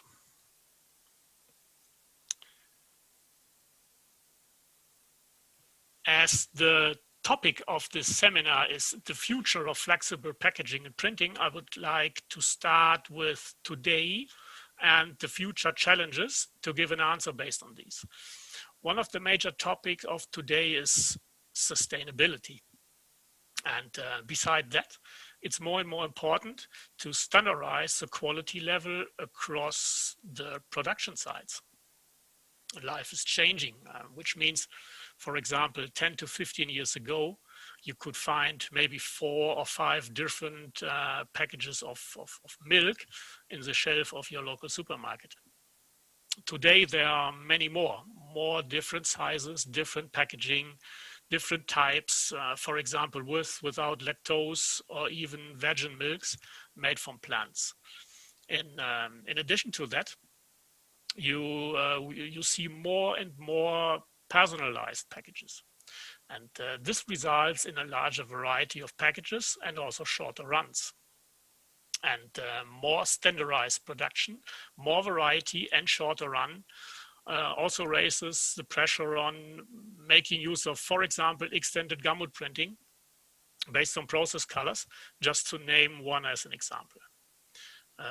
Now I would like to share 3 examples how we address these challenges. And I would like to start with the first, which is the pre and post workflow with an inspection system in a printing machine.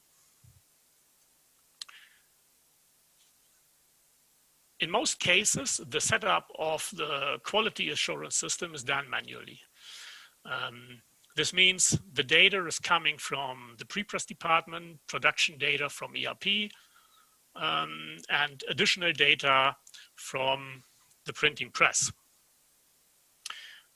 These combined data is used by the operator to set up the quality control system. And in addition to that, the defect evaluation is a manual process also. And in very simple, easy words, an inspection system is yeah, it's very simple. It's the inspection system usually finds a difference between the printed image and the reference image. And anyhow, the final decision on the severity of the defect is a manual one. The first step to overcome is the automatic setup of the inspection system done by an automatic transfer to the job properties. And there are two main benefits. Besides the significant time saving and the reduction of the false inputs, the automation helps also in establishing a standardized quality level across different factories by sharing the same data. Now you see the previous sketch changed in the front end. Instead of collecting the data manually and then setting up the inspection system, all data from various inputs are now collected by the BST Group Smart Data Preparation, or we call it SDP, server located in your company. All inspection systems can be connected to the server and receive the entire jobs where needed. There's no more need for the operator to do any additional setup manually. But still, in this case, the evaluation of the found defects is a partly manual job that is today either done by the operator itself or in the quality assurance department.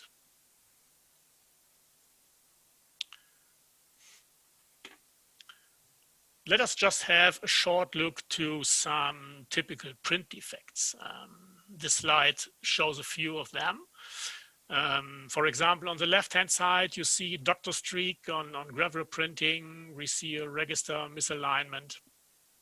And you also see on the right-hand side two splashes, two dots, which I connected with the arrow. And they have a similar size, and maybe they have also the same cause, but a quite different severity. The left splash is in a less important area of the package, and the right one is directly within the product image. And this is a typical example where the human decision would be to ignore the left defect and to remove the right defect.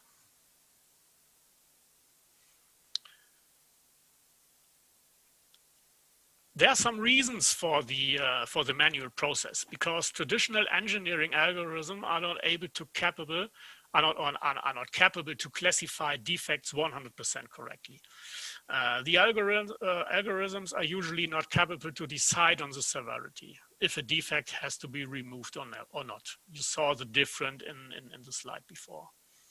But with the increase of computer power in the last years, also or mainly driven by the developments for autonomous driving, the way today to overcome is this making use of artificial intelligence, or called AI. Meaning artificial intelligence is used for most robust classification of defects, and the decision on which defects should be removed or not, and which are tolerable, is done by the AI engine instead of the human factor.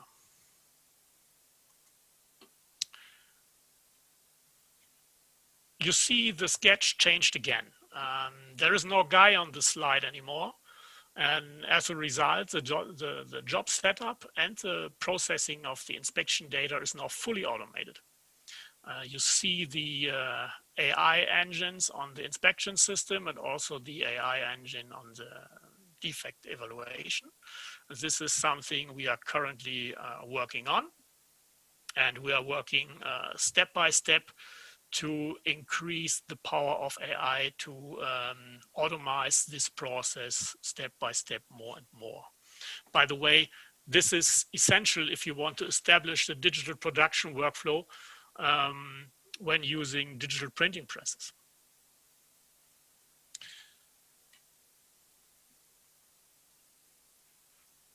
Coming to my next example, this is another one, how to make use of different data from different stations inside the entire printing process. This example leads us in the field of process optimization by use of, let's call it Industry 4.0 or big data. most of these optimizations are starting with a problem. This is maybe a general point. The starting point here was a customer of ours who noticed that production results in his press were different from reel to reel. And by the way, we are not talking about flexible printing. We are talking about gravure printing on paper. But anyhow, it's just to give you an idea what we did and what is possible. So he asked us if we could support him in investigating the root cause for the different behavior of these different reels. And so our suggestion was to set up a project together with the material supplier to investigate the things which are going on. By making use of Industry 4.0 and its easy connectivity, we were able to collect different data from different stations in the printing press.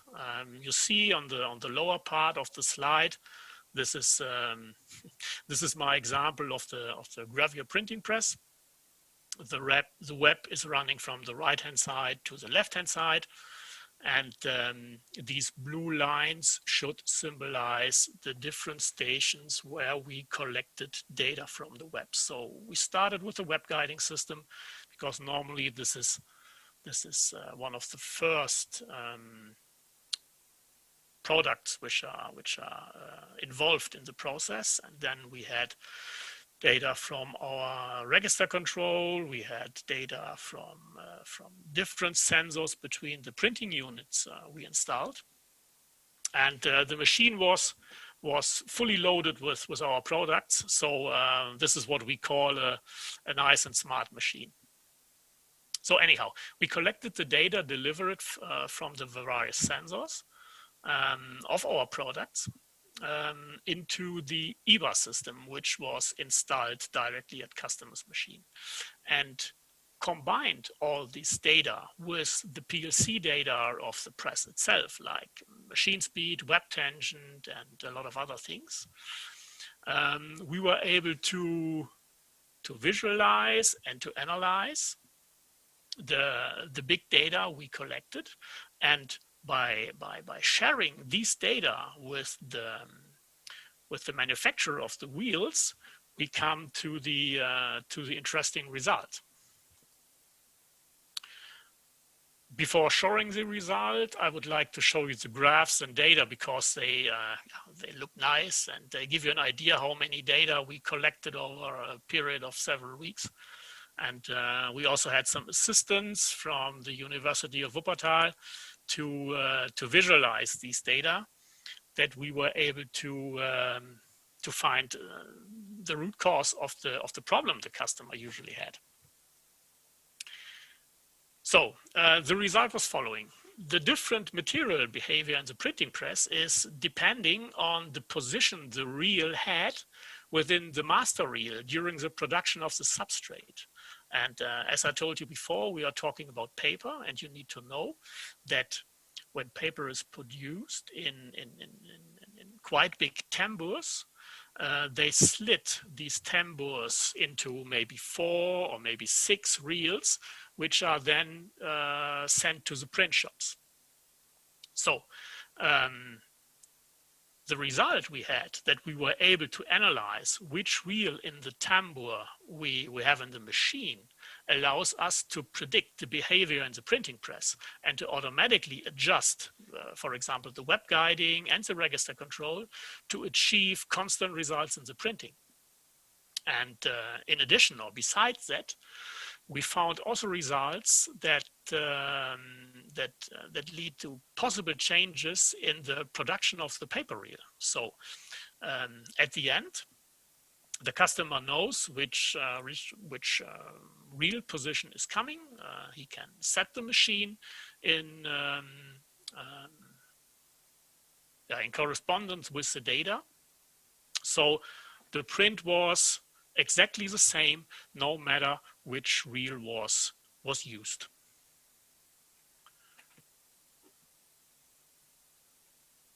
Coming to my third example, I mentioned before that one of these challenges we have is making use of extended gamut, and I think here in this seminar you hear also a lot about also extended gamut printing, and there are a lot of advantages, and I don't want to explain these all in all details, but there are also a few challenges if you make use of extended gamut printing. Challenges, of course, like advanced plate making and the use of high density inks and so on. But the most important one is to keep the process colors constant during each startup and during the production. And on this slide, you see that the results you can achieve with extended gamut printing is nearly similar to using spot colors.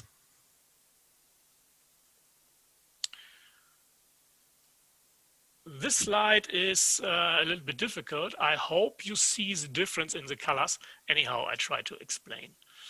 If you have a look to the lower part of this slide, you see if we are using spot colors, and if, for example, the violet blue on the left-hand side is changing a little bit, and I hope you can see it on this slide. The other colors stay the same. Red stays red, and magenta stays magenta again. So it means all other colors are not affected by the change of the violet blue. In the upper part of the slide,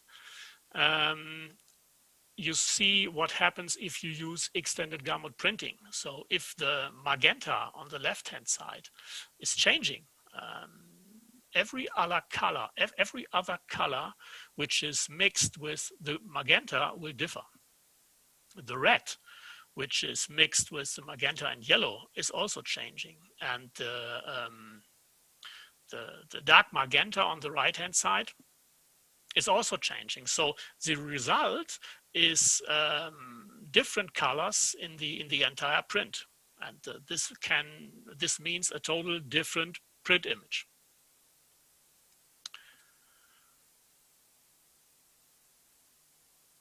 As I said, the importance of the constancy of the process color is high, and this results in following important requirements. Taking as many possible absolute color measurements, for example, eliminate the human factor, ensure the plausibility of the measured data, which is only possible by automating the measurement, and measure as early as possible during the job startup. And of course, there is a solution to these requirements. The name is inline color measurement, and the best by doing that is our IPQ spectral, which is able to measure the color in a spectral way.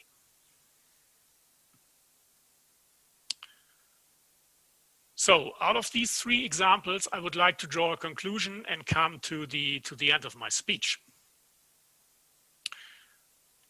Connectivity, making use of Industry 4.0 and artificial intelligence minimizes or even eliminates the human factor. It can automate and optimize the entire production process of your product. And this leads to waste savings and a better overall process performance. And as a last word, I would like to describe the future as follows. The tools are already there. Let's use them because the future is now. So, thank you very much for your attention. We, the BST Group, are happy to meet you and to discuss with you your challenges all over the world. Contact us, contact your local support, contact me. We are on LinkedIn, you find us on YouTube, you find us even on Instagram and Twitter, and also in the internet. Thank you very much for your attention. And bye-bye from Germany. Thank you so much, Ingo, and have a good time. Thank you so much. Thank you. Really impressive. All the systems and technology that BST Group is developing, we have to say that is one of the most relevant technologies in terms of web guiding, doctoring, and inspection systems. Thank you so much, Oliver and Ken, for being here with us as well, and for this opportunity. I guess that now the time is to have a little bit of relax. Probably you would like to disconnect, to drink maybe some coffee, because we have some more presenters. And I would like that at the moment we just disconnect for at least 10 minutes. And if you would like to join us again, more than welcome. Okay? Thank you.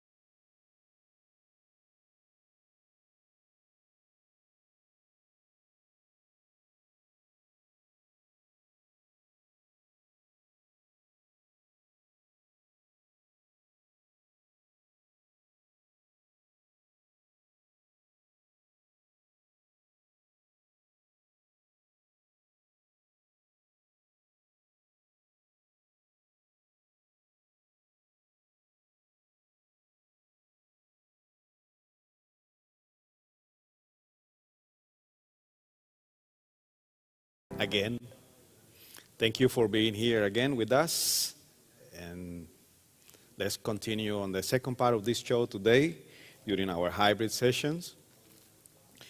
Our next speaker is a person who is a senior marketing manager of polymer dispersions and resins for adhesives.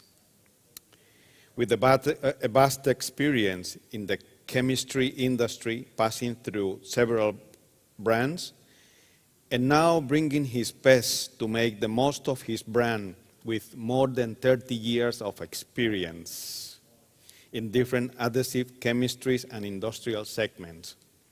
For BASF Group, please welcome Mr. K.K. Tong. Mr. K, how are you?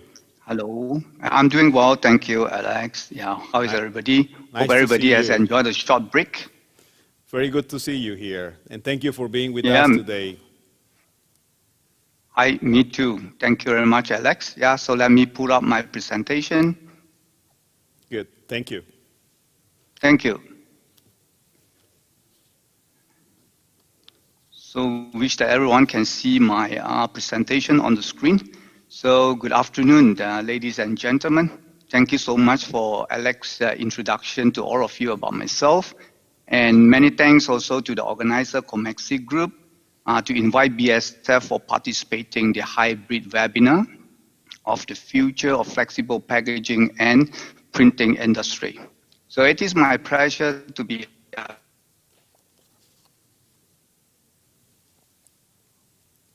here to give my presentation titled Flexible Packaging Application. So in the next 30 minutes, I will talk about the importance of sustainability, challenges and limitations that we are facing. What are the sustainable approaches and sustainability pledges that converters and big brand owners are working on? Yeah. Can the industry do more? As a chemical company, I will introduce how BASF sees the sustainable ways going forward for plastics, especially multi-layer packaging or flexible packaging. What BASF is working on and has developed in the adhesive area for flexible packaging application. How are these developments related to the sustainability, and what do we have to address the need of the flexible packaging industry?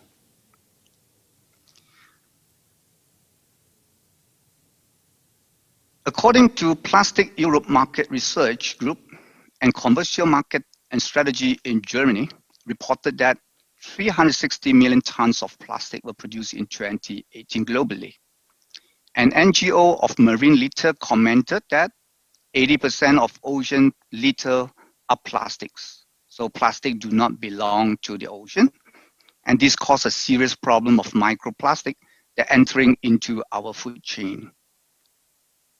World Bank Waste Report published in 2018 stated, by the year of 2030, waste will increase by 32% across Southeast Asia, which is really scary. So this is just to list a few here, and the list can go further longer. Yeah. The question is whether this is a sustainable way to our living environment and our planet.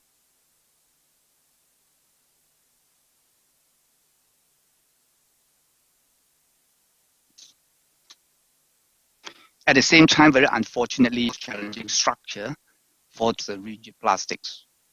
Furthermore, there are limited waste treatment infrastructure in Asia for multi-layer plastic, weak waste treatment policy or legislation, and weak public education about waste handling are all the challenges and limitations that we are facing in Asia Pacific. Under the Ellen MacArthur Foundation's New Plastic Economy commitment, many of the largest brand owners and converters are working closely to eliminate problematics or unnecessary plastic packaging to ensure they are 100% reusable, recyclable, or compostable by 2025. There are 6 sustainable ways that the supply chain of flexible packaging industry is working on. such as reduce, reuse, recycle, increase the use of bio-based material, initiative already underway to improve sustainability. So such as the manufacturers are exploring new designs and ways to reduce over packaging. So much has already been done to make plastic film production more energy efficient. And switching to a biodegradable material such as home compostable food wrapper and flexible packaging structures that will help to reduce the amount of plastic waste in our ocean and on the land. Nevertheless, continue to educate consumers to bring up their awareness about the problem of plastic waste, how to handle plastic waste. There needs to have more education about the value of plastics. Work to develop and install composting and recycling infrastructure to improve recycling technology would help to reduce the amount of material that ends up as litter, and finding new market for recycled plastic will reinforce the message that plastic has value. Plastic not only considered as a waste, if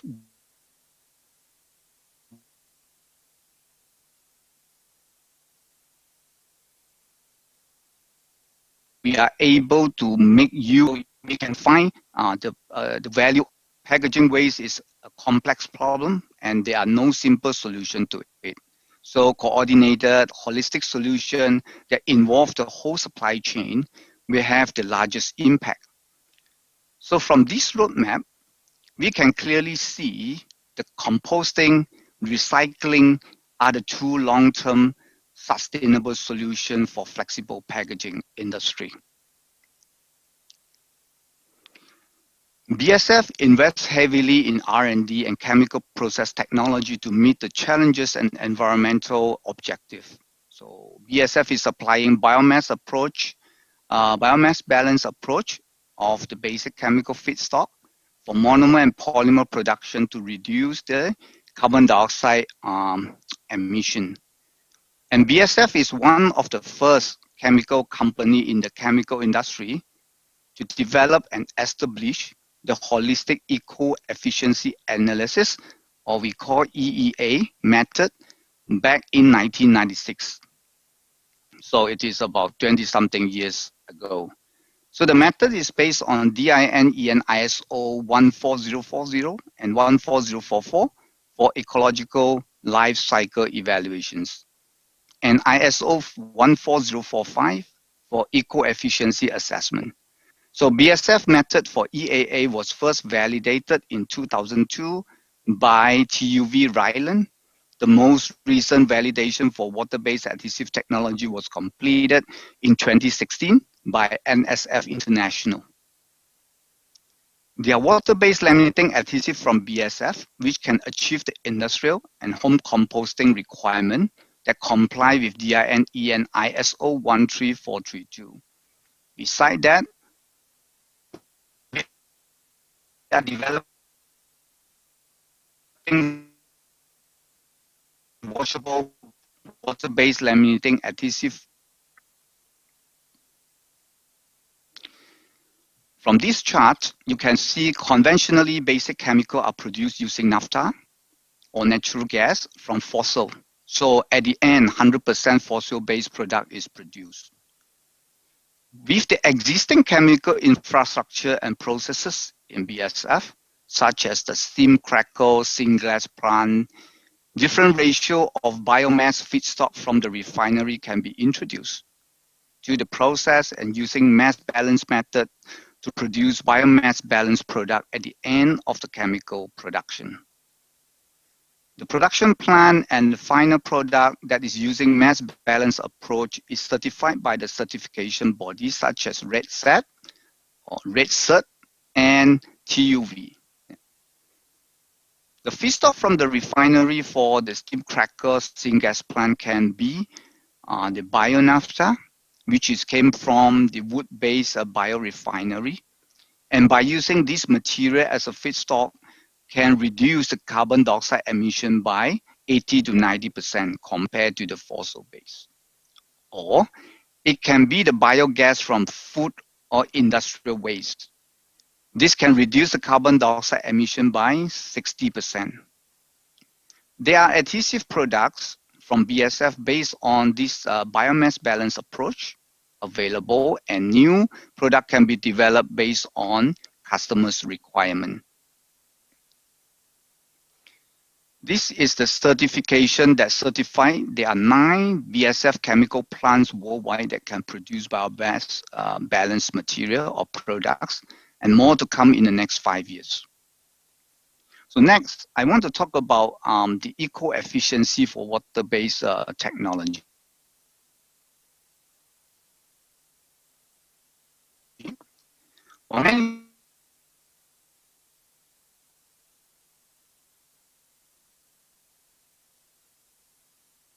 Many steps in the value chain for improvement. The use of packaging materials is rising globally. So packaging are almost all converted to flexible packaging. So the use of this flexible packaging material is rising globally, and this is part of the sustainability problem. Sustainability in the area of flexible packaging means that we need to look for materials that reduce the environmental and ecological impact while still being an economically viable option, right? So there are different types of laminating adhesive technology available in the market for flexible packaging application. So which one has the least environmental, ecological, and economical impacts will be the key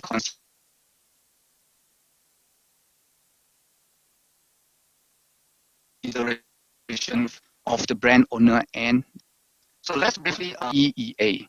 So EEA is both a strategic instrument for decision makers and customers, as well as a quantitative tool that help to measure sustainability. So this is important. So it examines the environmental impact in relation to a product's cost effectiveness. So this is not only consider the environmental part or environmental impact, but also taking the cost effectiveness into consideration. With these two different products, processes, with these two, so different products, processes, and technology can be assessed on a comprehensive and comparative basis. Yeah. So, and the advantage of this measurement and valuation method is that it focuses on several ecological impacts or aspects, which are important impacts of what sustainability is all about. So overall, the EEA method tries to balance environment and economy at the same time. The EEA helps BASF, its customer and its customer's customer to identify potential ecological and economic improvement. So this is to decide which products are the best choice in terms of ecology and economy. It is useful to consider the result in strategic decision making and in preparing your business for the future. From the sustainability point of view, it is desirable that products with inadequate eco-efficiency are replaced by more eco-efficient alternatives over time. So this is the way to choose, right? We can compare which kind of technology is more eco-efficient. 7 years ago, believe it or not, BASF and Comexi worked together to find out which laminating adhesive technologies are the most eco-efficient. The EAA study was started in 2013 and finished in 2015. The result of the study were critically reviewed and validated by a panel of independent experts led by TUV Ryland and at the beginning of 2016.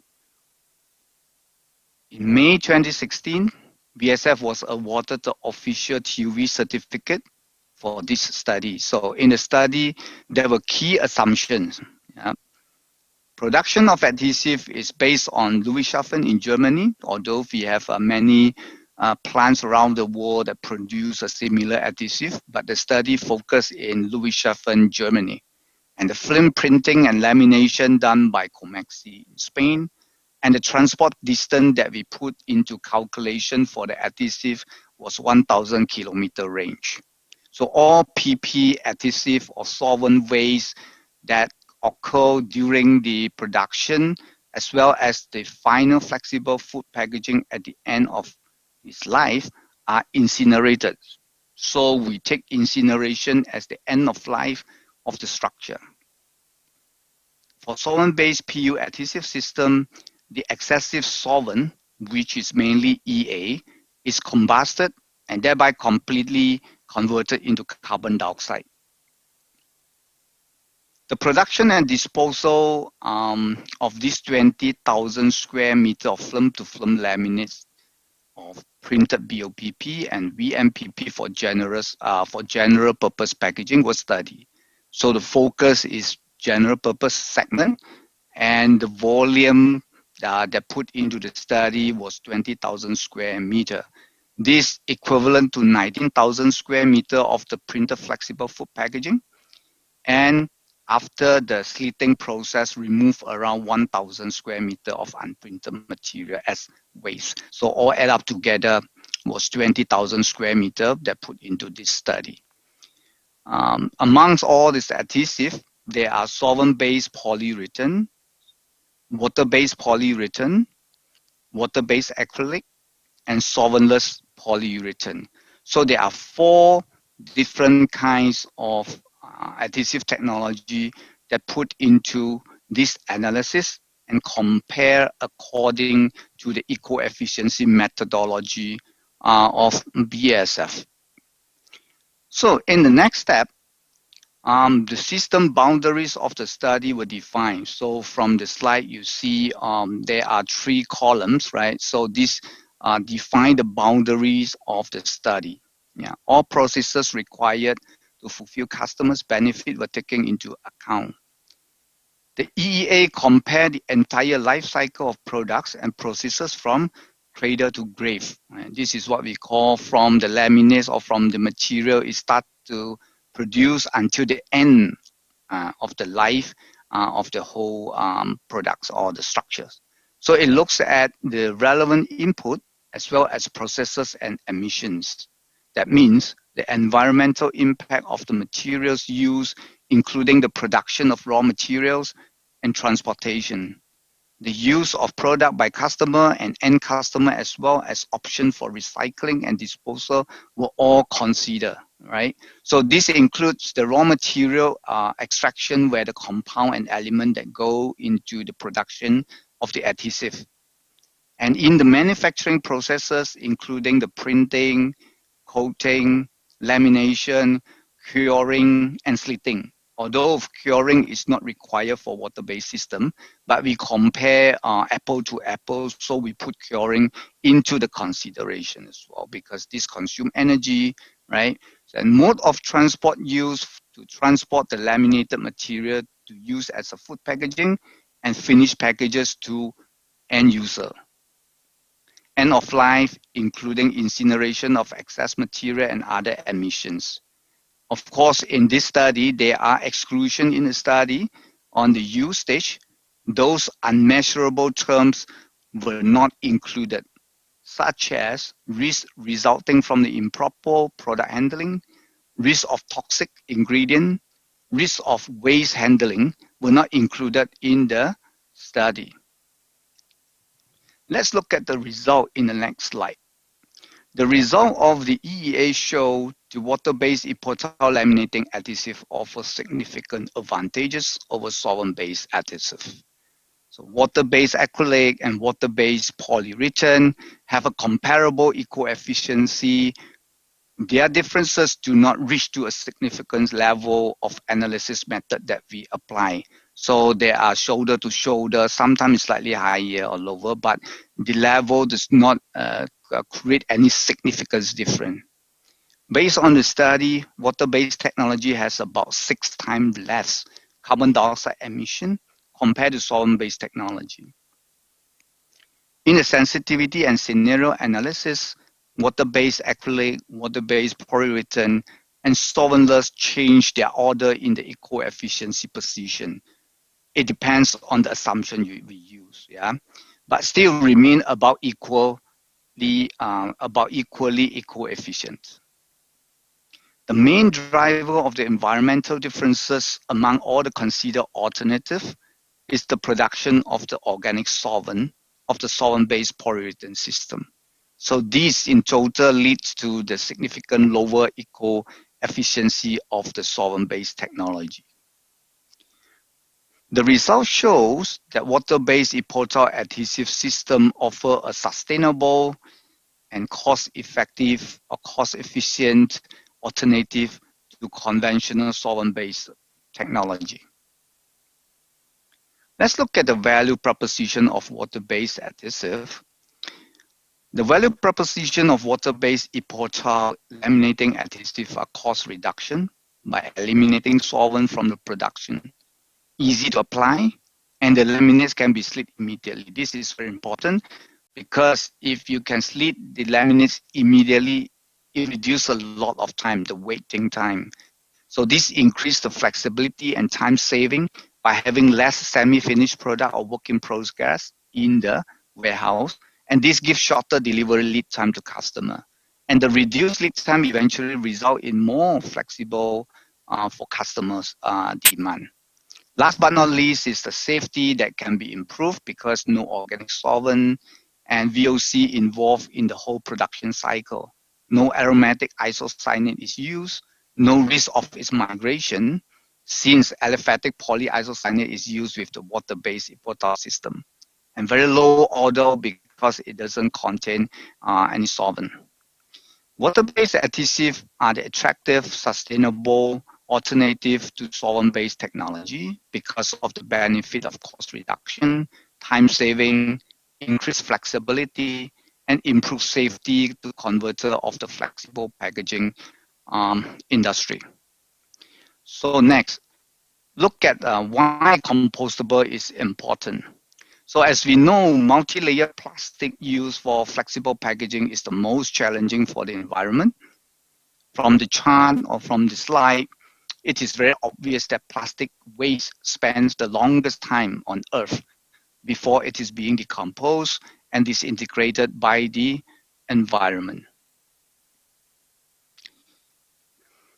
There are two compostable adhesive products from BASF, Epotal ECO 3702 and Epotal ECO 3675 that can address the needs to reduce the plastic waste and provide sustainable solution for the flexible packaging industry. Epotal ECO 3702 comply with DIN EN 13432 for industrial composting, and Epotal ECO 3675 comply with this EN 13432 for industrial and home or garden composting.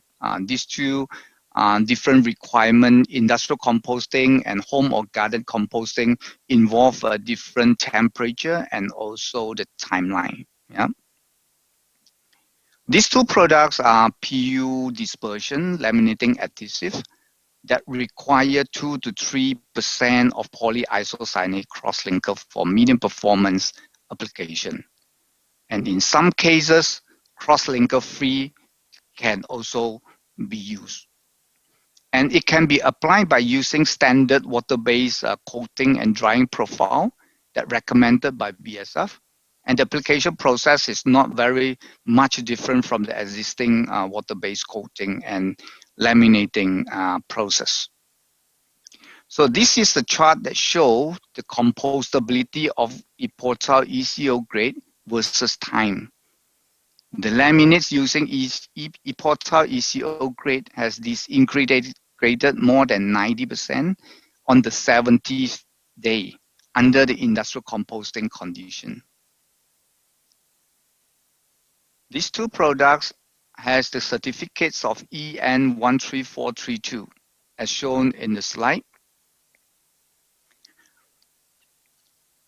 So there are actual example of the compostable water-based laminating adhesive Epotal ECO 3702 and Epotal ECO 3675 show in this slide. Yeah. Mainly coffee bean packaging for the making of paper straw to replace plastic straw. I think this is the worldwide trend currently not to use plastic straw anymore. So more and more straw supply in the market is using paper-based, we call paper straw. And depends, some converter, they need to comply with the composting requirement. So these two product can be used in that kind of requirement. Compostable shopping bags, compostable packages for dry food are another two actual application that can be served by ECO 3702 and ECO 3675. There are more compostable structure can be produced by using this Epotal ECO 3702 and ECO 3675. And we see more and more paper are used in the compostable structures to replace plastic for the consideration of sustainability. So other than compostable adhesive, we are working on the recycling laminating adhesive for the plastic tray with the laminating structure of PE and PET and PE that meet the washing bath condition. As you know, in the recycling process, the first step is go through a washing bath before it is separated in the what we call this float sink and float tank. So after the washing process in the actual recycling operation, PET and PE and adhesive will be separated in the sink float tank based on the density. And PE will be recovered at the bottom of the tank. PE and adhesive will be collected from the top of the tank and sent for incineration for energy recovery. So next slide, I want to show you how a laminated PET PE structure is being separated in the washing bath condition in the lab. So this is still in the lab phase, and we are able to see adhesive, the structure can be cleanly removed or separated in the washing bath condition that contain caustic soda, a few percent of caustic soda, and temperature roughly about 60 to 80 degrees. So let's take a 1 minute to see the video. So you can see caustic soda solution is poured into a beaker, and then a magnetic stirrer on, and we put in a laminate of the PET and PE into the solution.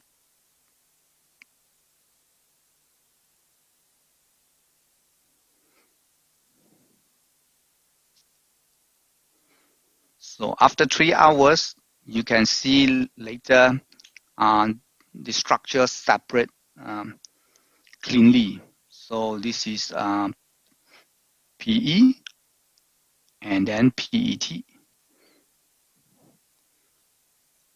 So this is just a lab demonstration.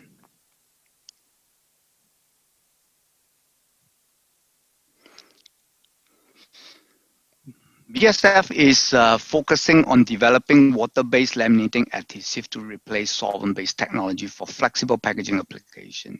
So in this chart, you can see we have a series of water-based products that can be used for film-to-film lamination, range from general purpose segment to high-performance segment, where retort, boiling bag, microwavable pouches are used. This is my last slide. In summary, we know all brand owners are targeting to reduce the consumption of virgin plastic and replace by recycled plastic as much as possible by the year of 2025.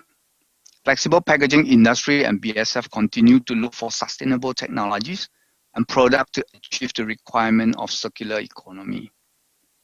BASF water-based adhesive technology is one of the sustainable technology to address the needs of flexible packaging industry for composting and recycling needs.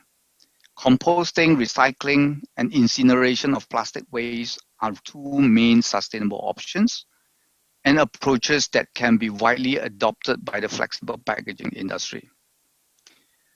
Waste treatment infrastructure, treatment policy, and public education about waste handling in Asia Pacific will be enhanced, although now it is not strong enough, still in a weak position.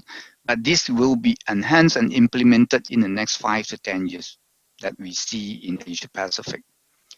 Last but not least, working closely with brand owners, industry co-suppliers, and regulatory body are the future collaboration model. Thank you for your listening. The future is now. So if you have any question, please do not hesitate to contact me. My email address is kk.teng@bsf.com. If you want to know more about the BSF Corporation, you can visit to our corporate website, www.bsf.com. Thanks again for your attention and your time. It is my pleasure to give this presentation and share my understanding and knowledge together with all of you. Thank you very much. Thank you so much, Mr. KK. Very good and very insightful. Thank you. So, right now on the list, we have a person that she's a profound knowledge into chemistry industry and a deep understanding on the Thai market with a full dedication in her company where she's been working more than 14 years. For Henkel Adhesives, Mrs. Warista Sankrit, please.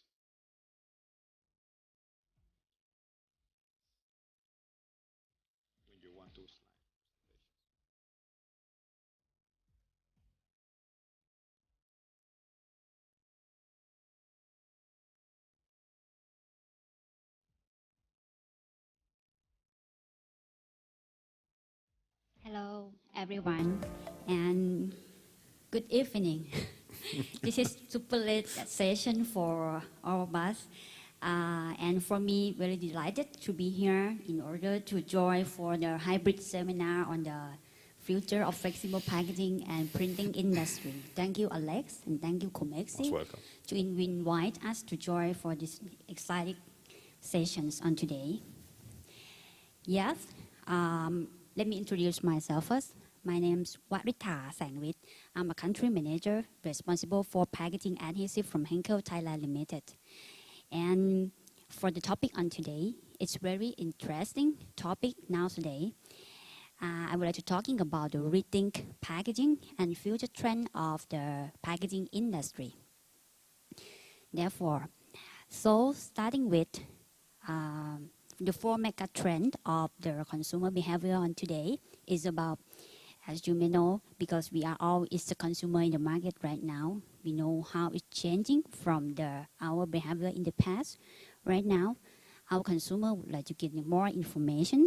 Therefore, the mega trends, 4 mega trends right now for consumer is about inform, on the go, everything you need, convenience, and connect 24/7, and about the individuals. Of course, it's the same with the key trends of the flexible packaging at this moment. We are considering about the convenience way. We are considering on the urbanizations, small size of packaging, and of course about the food safety, that everyone aware about what you all would like to buy in the supermarket right now. It will impact to your health or safety or not. Next one is about the performance and the functionality of the packaging you have.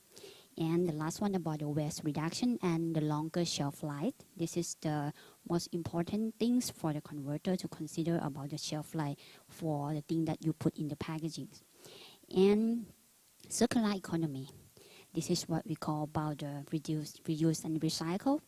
It also play the most important part of the flexible packaging at this moment in order to deliver about the sustainability to serve on the market demand.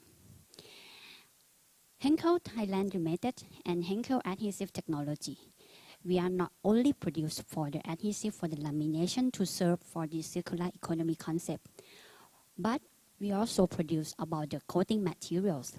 There are several of the coating materials that able to serve for the sustainability concepts, including about the equipment or the machine that also help for the converters in order to reduce the waste during the production process regarding to the processing, and we also have the technical service to help and support to reduce this waste as well.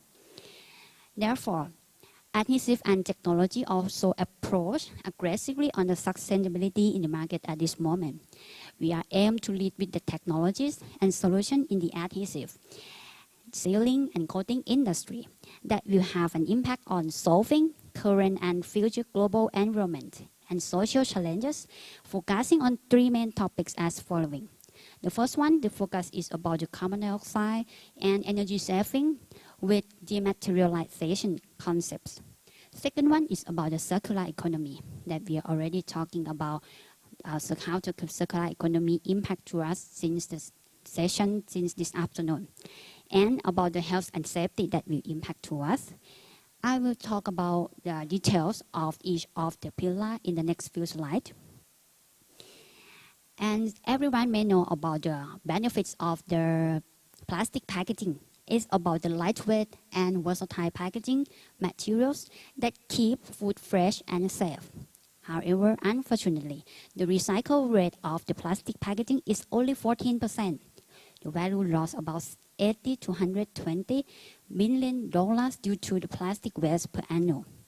Yes, of course.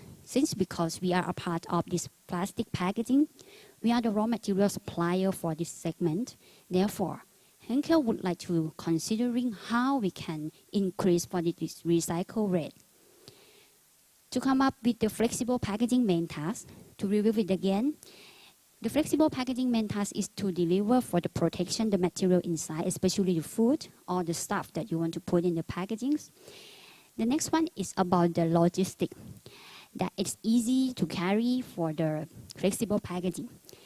The next one is about the broad wide range of the application of flexible packaging and communication part.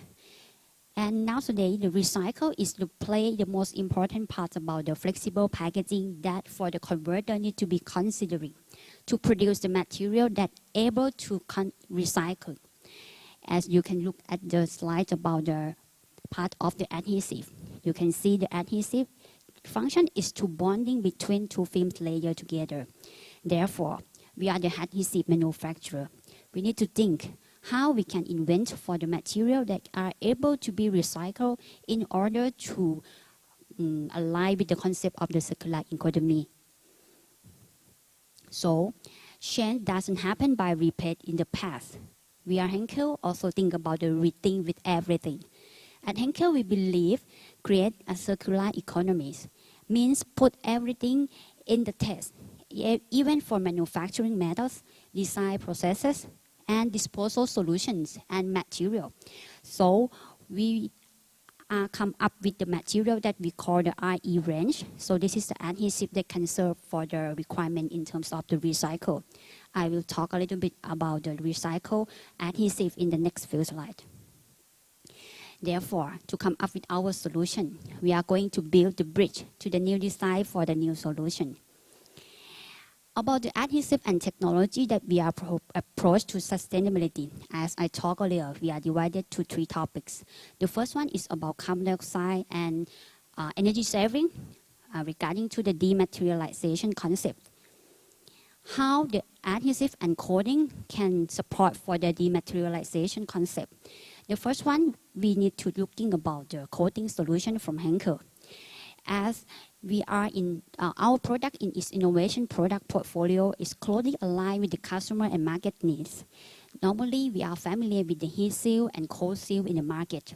But since Henkel also combined the research activity across the country and technology to develop breakthrough solution. Therefore, we come up with not only for the heat seal and cold seal, we come up with the functional coatings, overprint varnish, barrier coatings, primer, or even peel and reseal material.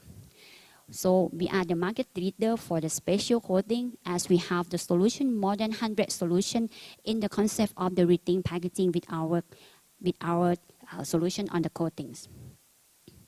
About the heat seal coating, I would like to talk a little bit on some of the challenge of the heat seal coating at this moment. Right now, it's a lot of product in the market that made by different of the material of lid and tray application. You can imagine how you can recycle for the different material between lid and tray.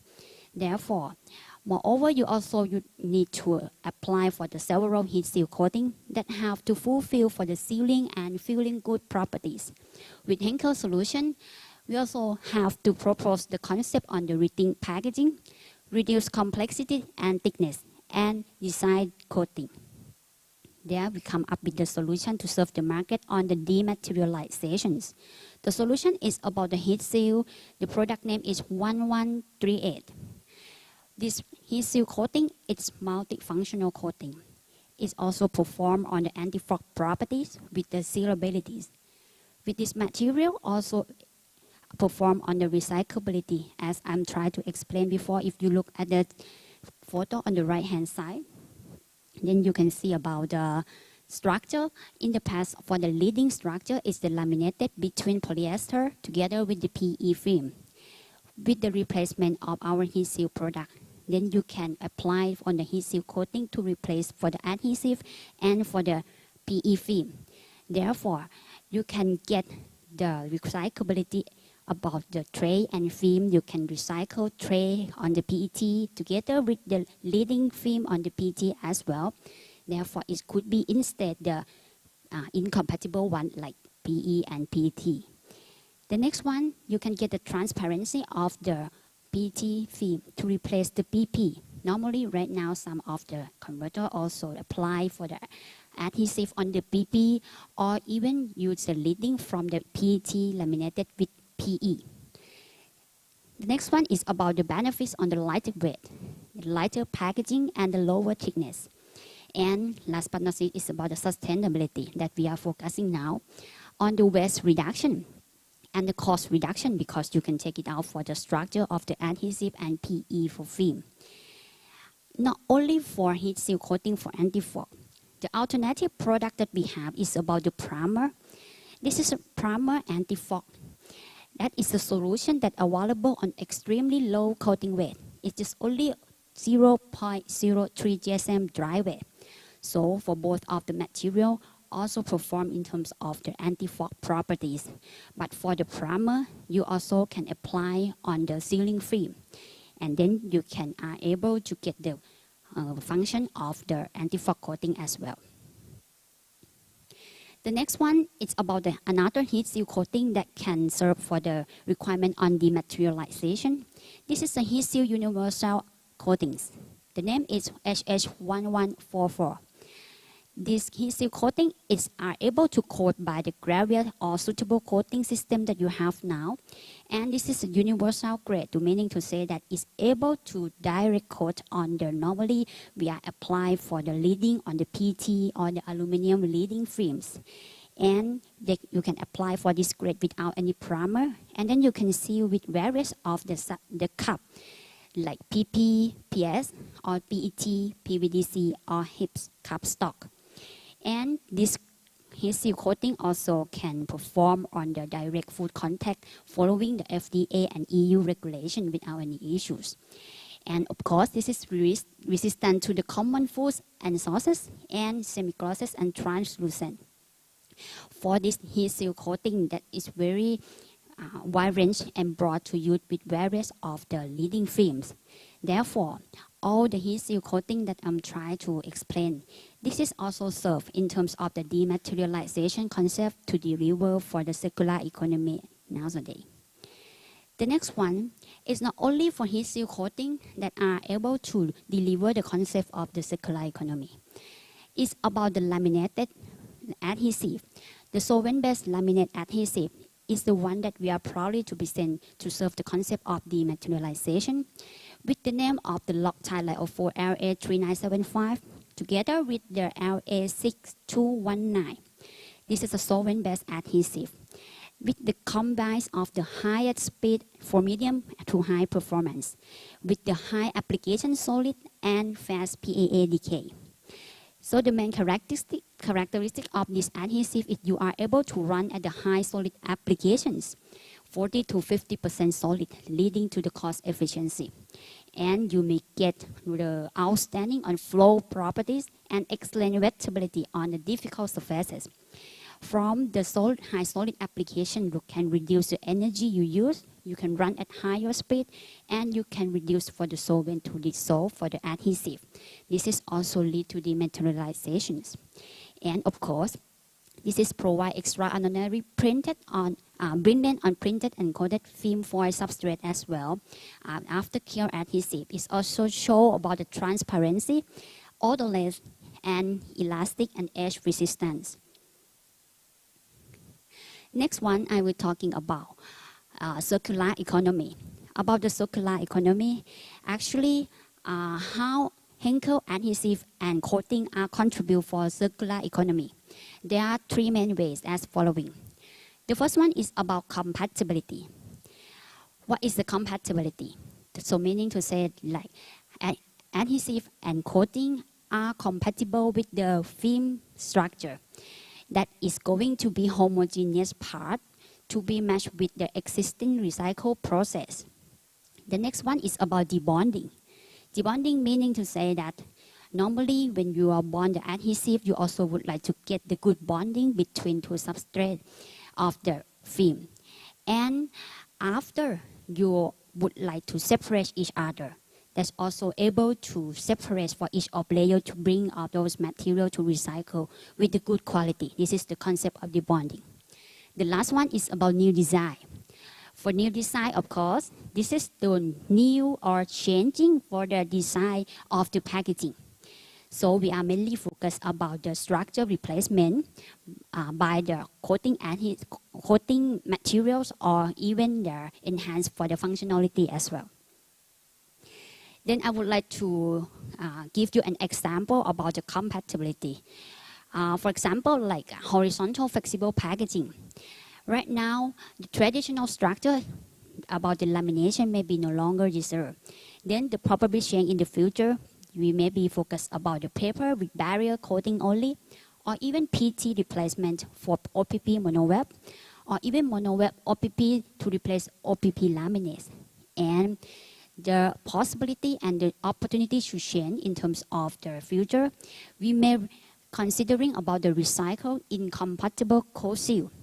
Like we apply the recyclable coat seal for paper or OPP in order to make it like can recycle for this packaging.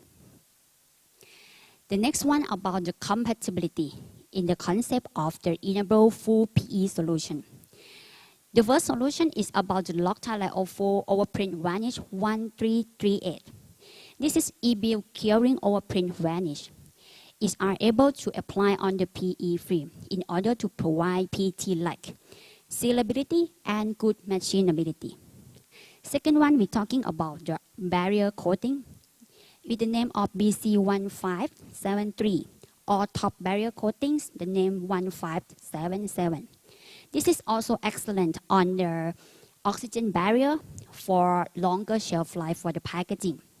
If you look at the photo, you can see the original, the traditional structure is about PT polyester laminated with the aluminum foil and LLDPE.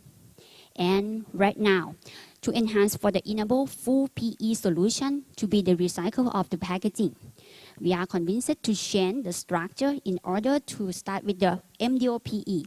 And then you can apply our barrier coating 1573 and then print it.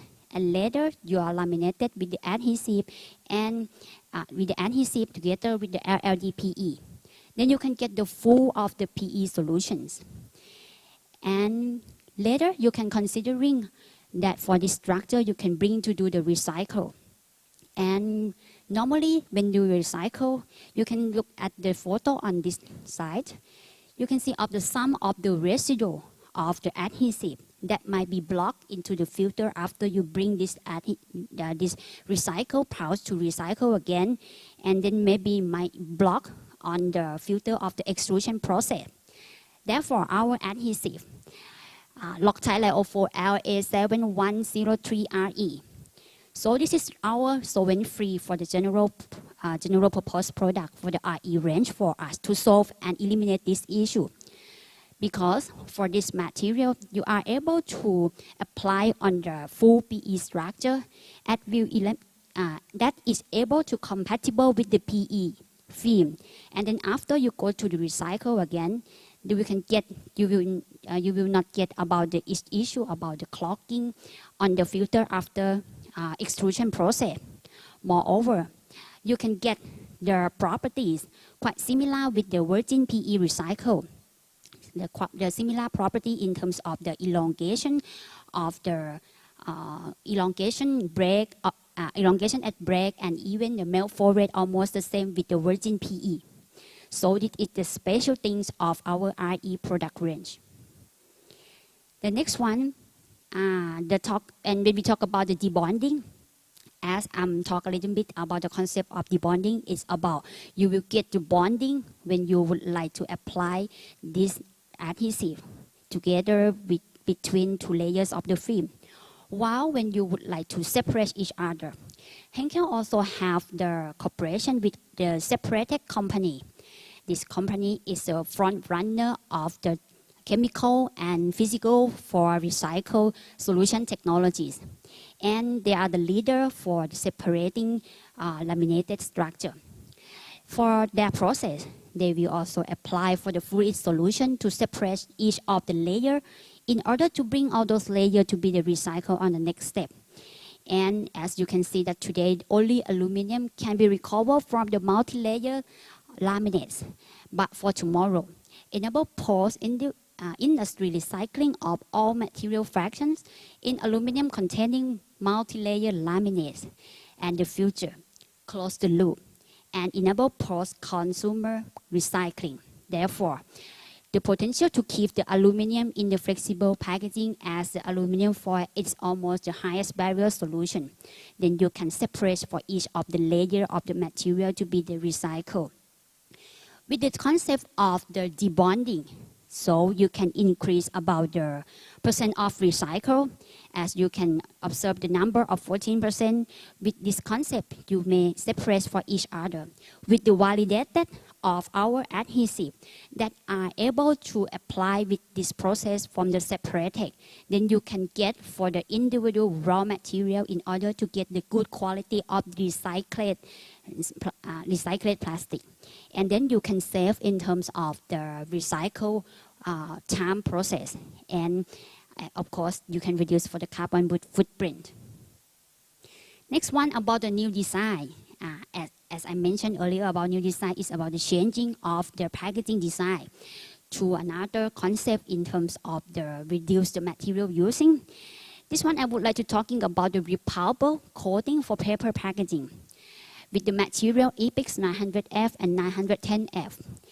This solution are able to apply with various of the paper application in order to provide grease and oil resistance and heat sealability, and also suitable with the primary or secondary paper packaging for food or even non-food, especially for the quick service food and chocolate paper pack or paper sachet.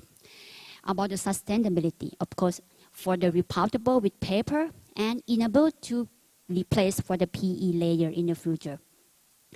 Regarding to the food safety, of course, this is also complying with the direct food contact, especially for US and EU and BFR. So all those things, it's the solution regarding to the new design that are able to deliver and contribute for the circular economy. Last one, what our focus is about the health and safety. With Henkel Food Safety Packaging Initiative, we also support for customer and consumer in terms of we use the safe materials. We run safe the process to produce for the material to serve in the market. We approve your safety because we also can give for the document statement or even for the analytical laboratory test to ensure the material is food safe. Right now, we are also provided about the largest migration screening in the industry. And we study about NIAS, including cyclic ester in the formulation of the adhesive. And we also provide safe product when fully cured. NIAS evaluated to the customers. However, in now and future, not only for this point that we will focus, the next level of food safety is quite broad, and we are going to focus more in terms of the modern aliphatic system, fewer and higher SMR limit, and ultra-keen monomer.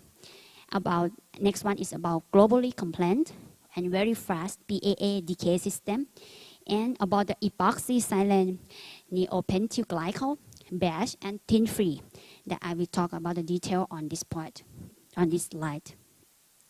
About health and safety, this is very important that I would like to highlight for the solvent-based adhesive for high applications. As the 11th amendment of the EU plastic regulation for EU 10/2011, that it's defined about the glymo. Glymo is the potential of the genotoxics. What is the glymo? Glymo is the epoxy silent derivatives that it put into the adhesive formulation as the adhesion promoter in order to make the bonding between the adhesive together with the aluminum foil. Therefore, almost the adhesive that would like to enhance about the high bonding of the adhesive on the aluminum foil, they are putting the glymo in the formulation. And with the limit 0.15 microgram per kg, this has been defined as the safe for food packaging. By the way, if you can imagine how complexity to define for this small quantity, we also recommended to avoid to use for the adhesive that includes about the glymo. So the glymo is the most important thing that we need to concern right now to produce the flexible packaging to export to the country that would like to comply on the EU regulation. Henkel come up with the solution about the first system on the market. It's we call free epoxy silane, neopentyl glycol, tin and BPA free. And this adhesive also combine highest performance on the retort and with the highest food level safety from the fatty filling goods.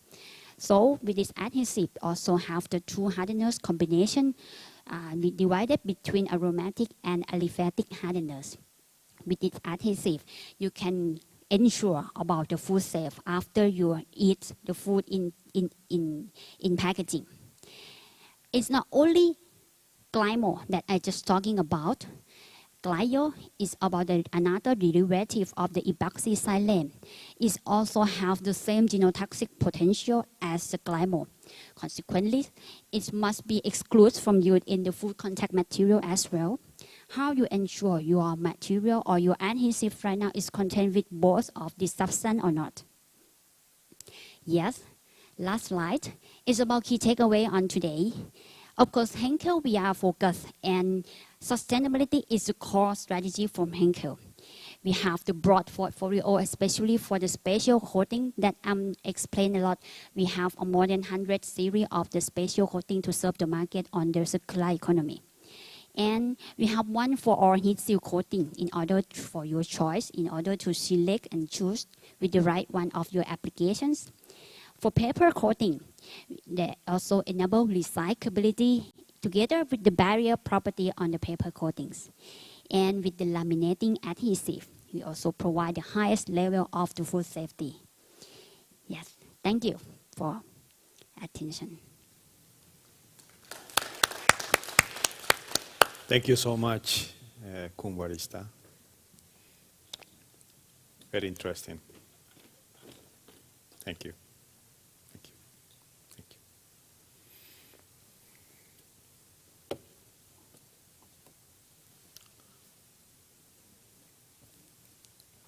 Okay, so let's continue.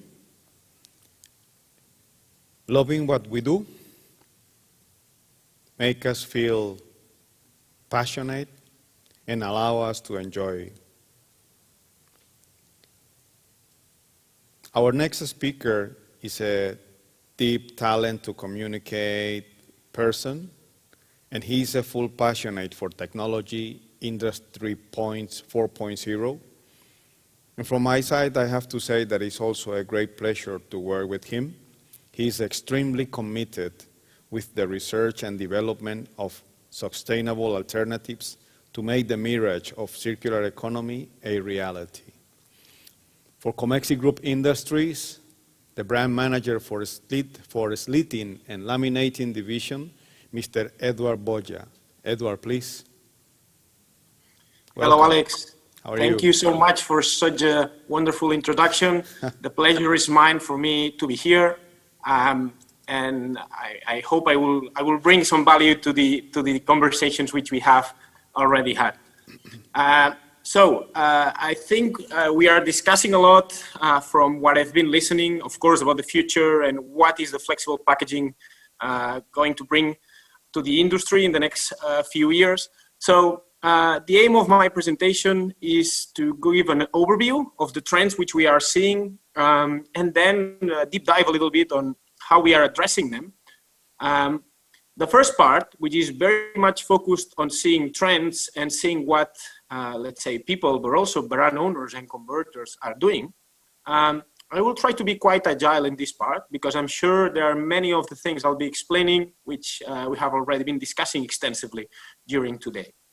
So let's start. So the main concern we are having nowadays in flexible packaging is that definitely sustainability is one of the, let's say, most important or more relevant topics worldwide, and I think it's under discussion in almost every project, regardless of its nature.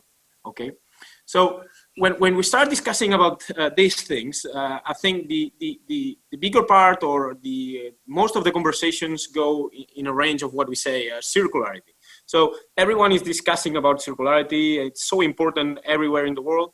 And I think this is something which is extensive to many other sectors, not only inclusive of flexible packaging. And it's gaining importance mainly because we are seeing that, of course, it is not sustainable to keep using resources and throwing them away once we have used them. And it really is way more useful to keep resources alive and keep them in the process as longer as we can. So, of course, this is something that is gaining a lot of importance in the flexible packaging, but it's also being, let's say, mentioned in many other industries worldwide. So it's not something which is specific to flexible packaging. What really happens to us, and when I say us, I'm referring to the flexible packaging and the plastics industry in general, is that we are, to a certain extent, in the air of the hurricane, I would say. So everyone is discussing and blaming how much plastic is damaging our environments. And how much we are polluting the oceans, you know? So I would say that inside the circularity, sustainability debate, and all these things are definitely flexible packaging is one of the most criticized and let's say problematic sectors worldwide. Of course, this changed slightly with the coronavirus, and definitely there is a lot of people that now is more concerned for a better product protection, for a face mask, and all these things which in the end are focused in the plastic industry. But before that, I would say it was not in the primary focus of most of the people.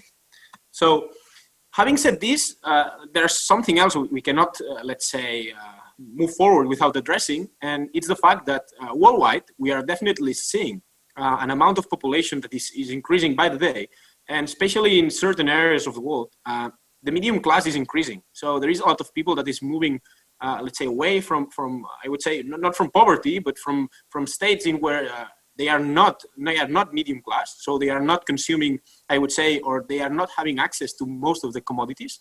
And they are stepping up to this new ladder in let's say, in the cycle of life. And with this jump into let's say, medium class, there is a lot of people that is starting to use commodities like flexible packaging in general. They go to the supermarket, they use things. So this is a big concern for us because, of course, the more people that is using flexible packaging, the more impact that we have, let's say, on the planet and on the things that we are consuming. So we are seeing that definitely most of the people that is doing this jump, the least concern they have is being sustainable. Because, of course, for them, the main priority is having food to eat and being able to, let's say, give education to their children.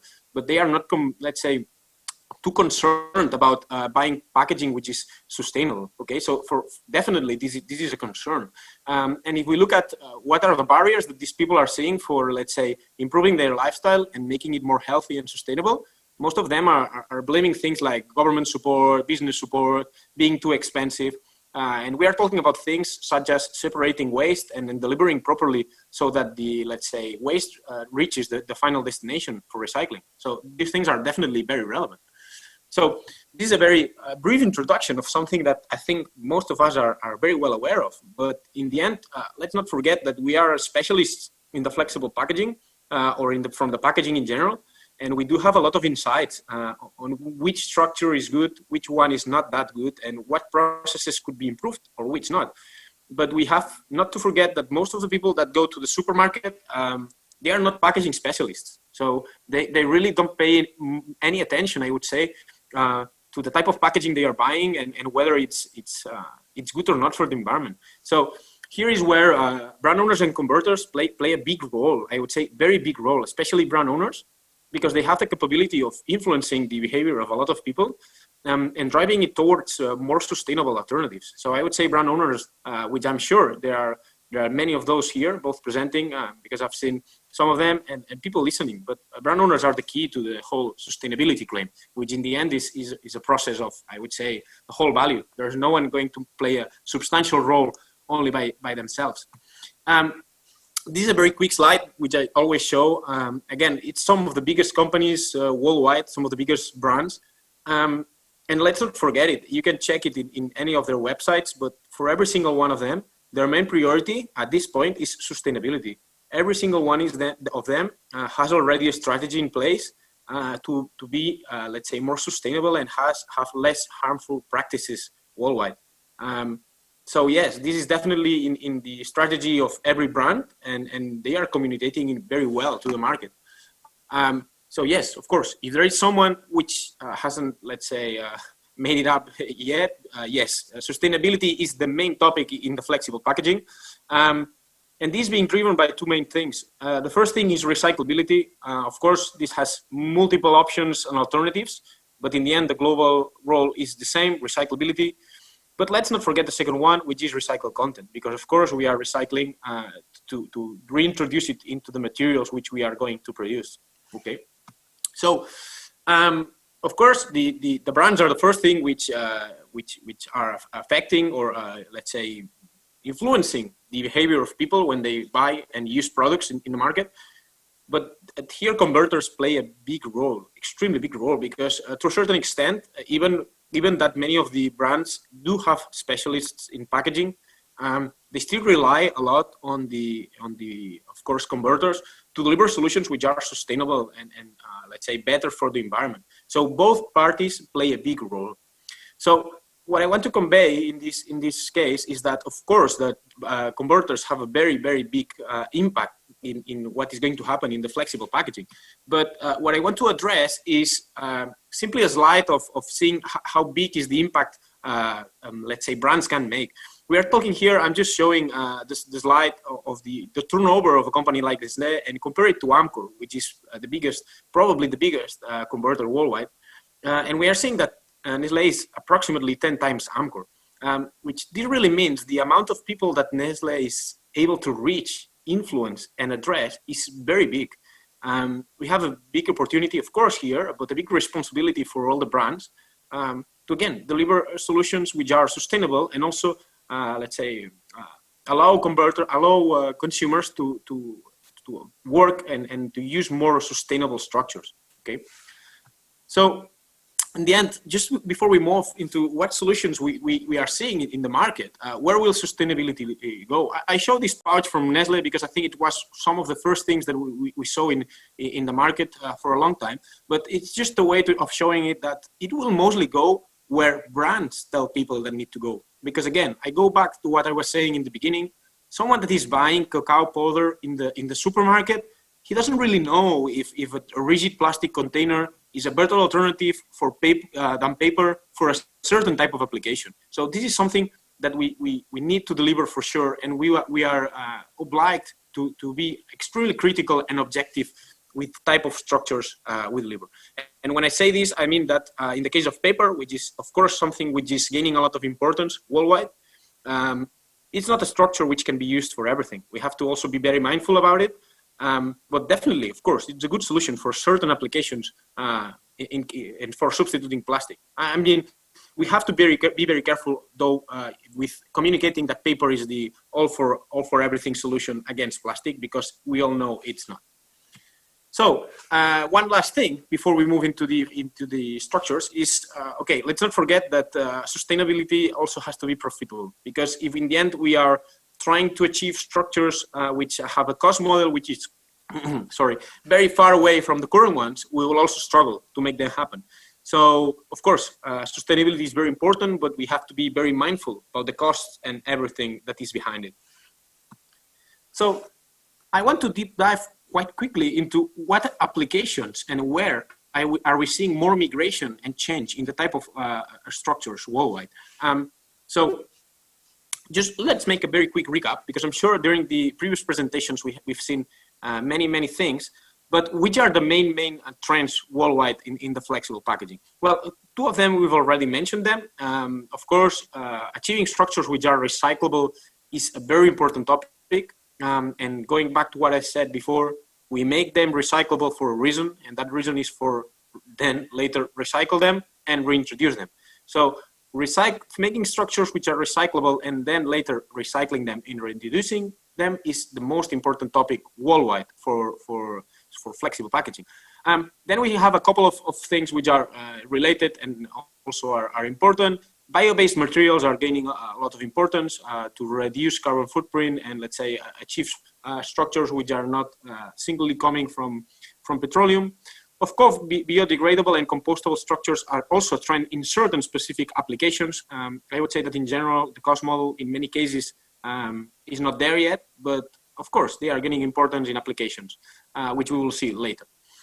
Of course, paper is also gaining a lot of importance because I would say that there are many applications where we can, to a certain extent, because of the low or non-barrier required, we can quite easily replace them with paper. The question mark here is, where does it make sense? And are we going to have a real benefit for the planet substituting plastic, which again, in many cases is recyclable for paper? The last thing goes along with most of the structures which we see here, and it's barrier coatings. Barrier coatings is something which we are seeing more and more, especially with monomaterials, with paper. We are seeing them everywhere. So definitely it's a topic which is also very relevant. Okay. So what are we seeing in general when we talk about, let's say, flexible packaging structures, standard ones? Well, we are seeing, of course, I mean, polyester laminated with polyethylene is a structure which we have seen extensively with, of course, multiple variations. But this is something which is, to a certain extent, migrating to mostly monomaterials. Is migrating to monomaterials for the first concept which we were saying, so achieving structures which are recyclable. And this, in the end, we are seeing mainly two variants. We are seeing the PET being replaced by oriented or B-oriented polyethylenes, still being printed in reverse and laminated with LDPE for sealing and in some cases for a certain barrier. Or we are seeing coex, let's say, thicker films with front printing and overprint varnishes to protect them from temperature, from sealing, and to protect the ink.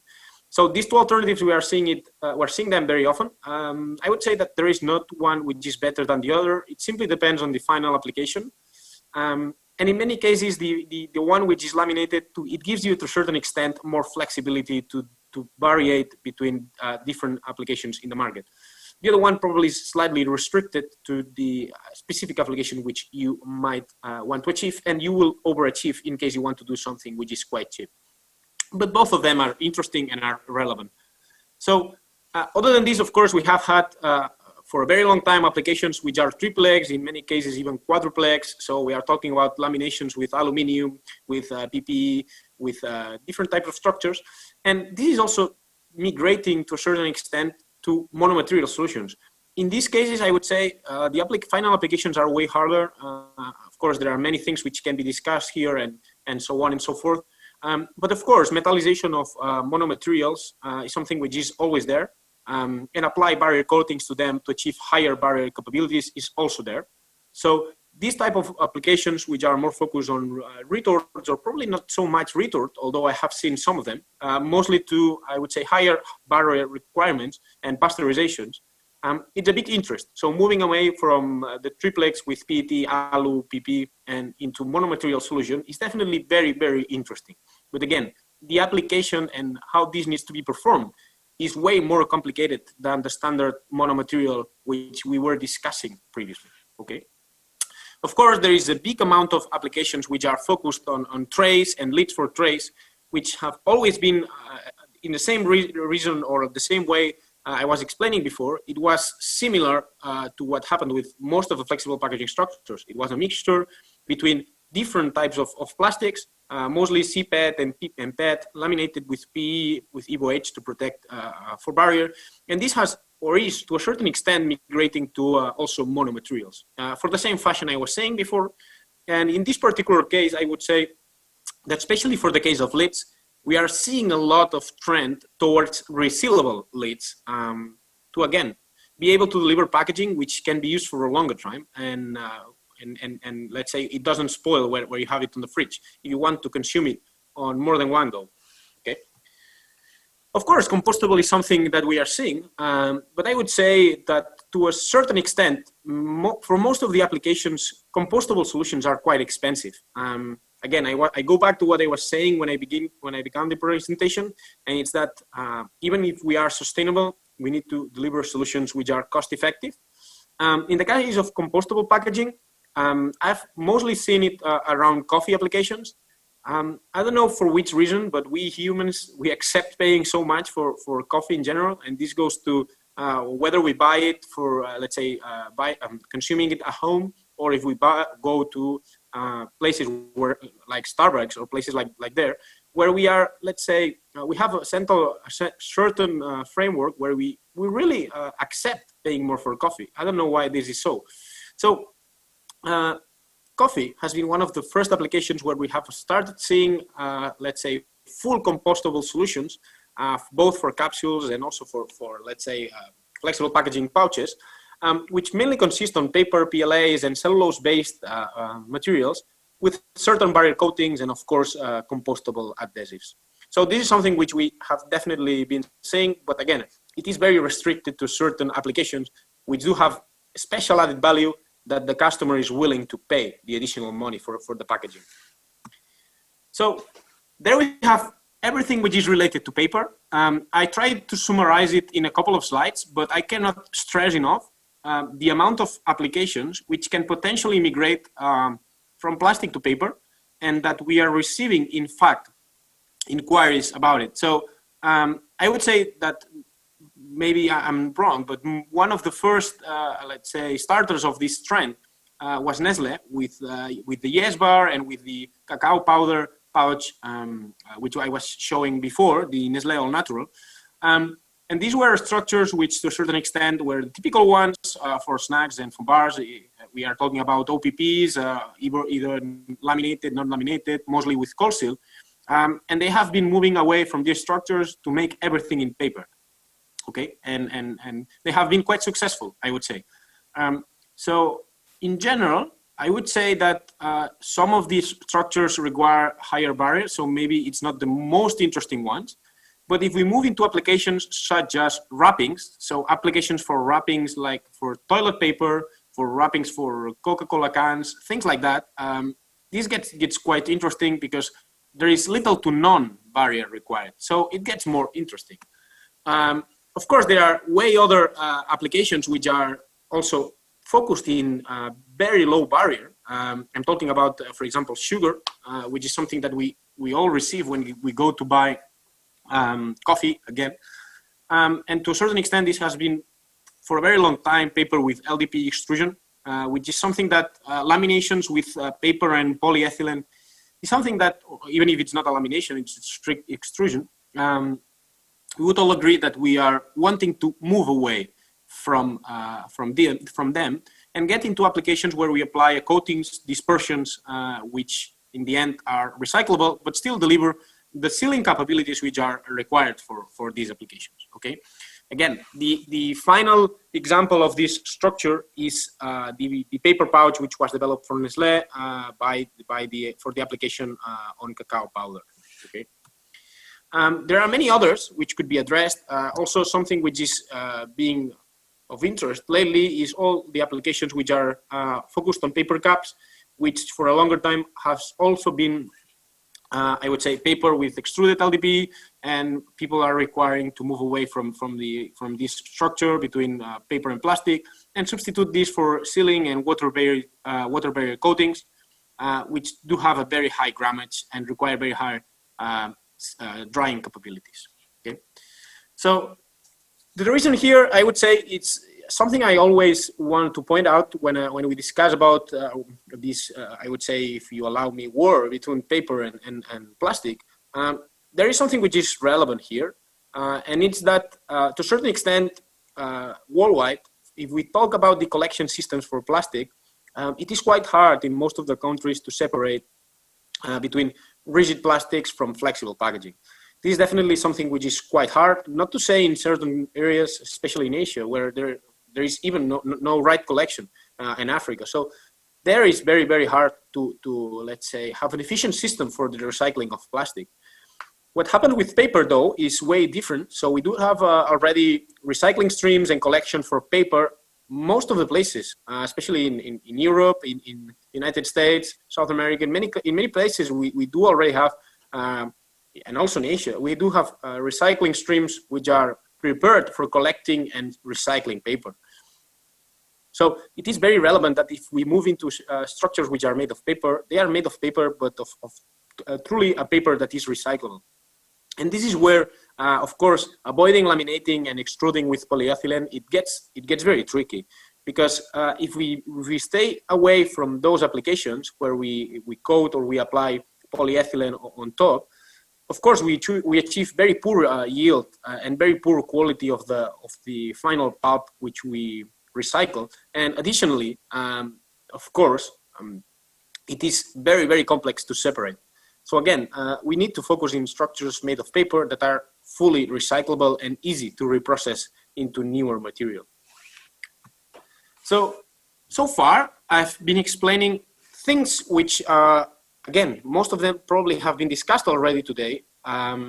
Both are trends from the market and some more specific applications which we are seeing.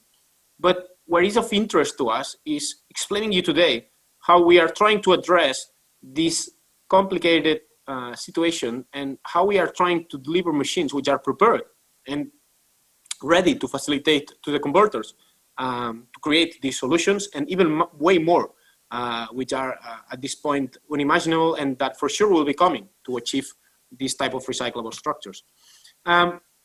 Something which we have been working quite hard is coating methods, because in the end, when we talk about these new, let's say, adhesives, coatings, barrier coatings, and all these sort of things, definitely the first thing that comes into mind is how are we going to apply it? Well, see, we have developed especially two systems. We have always had a semi-flexo coating unit, which is very focused for high. There's a lot of requirements.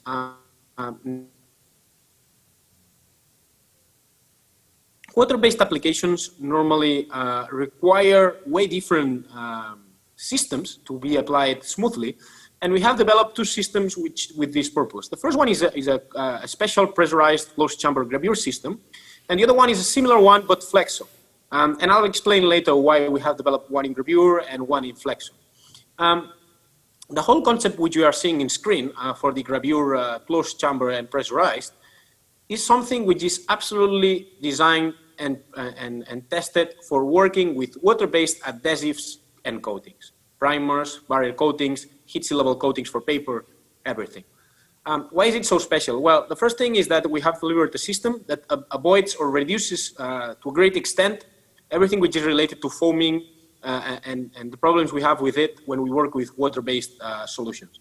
Of course, there can be things added to the formulation of the adhesives and the coatings to avoid some foaming, but when we are running at high speed, this is always there. So we have created a system which facilitates a lot the application of these adhesives and coatings, but also it can be changed, it can be used for changing the grammage quite quickly and without changing the analogs or the cylinder.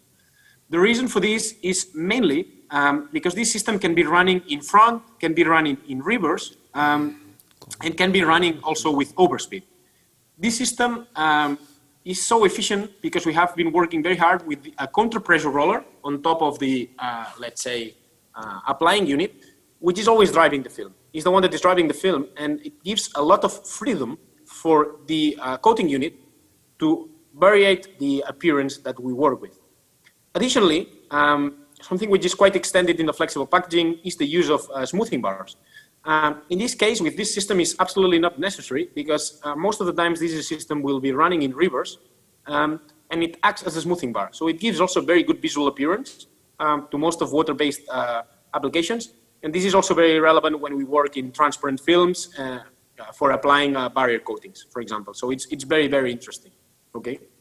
Of course, since it's a pressurized closed chamber, you can vary the pressure and you vary the grammage you are delivering, but also it has an automatic changeover system, which definitely is very useful for changing between types of coatings, etc. It's conceived for applying very, very high grammages, so you can reach up to 15, 18.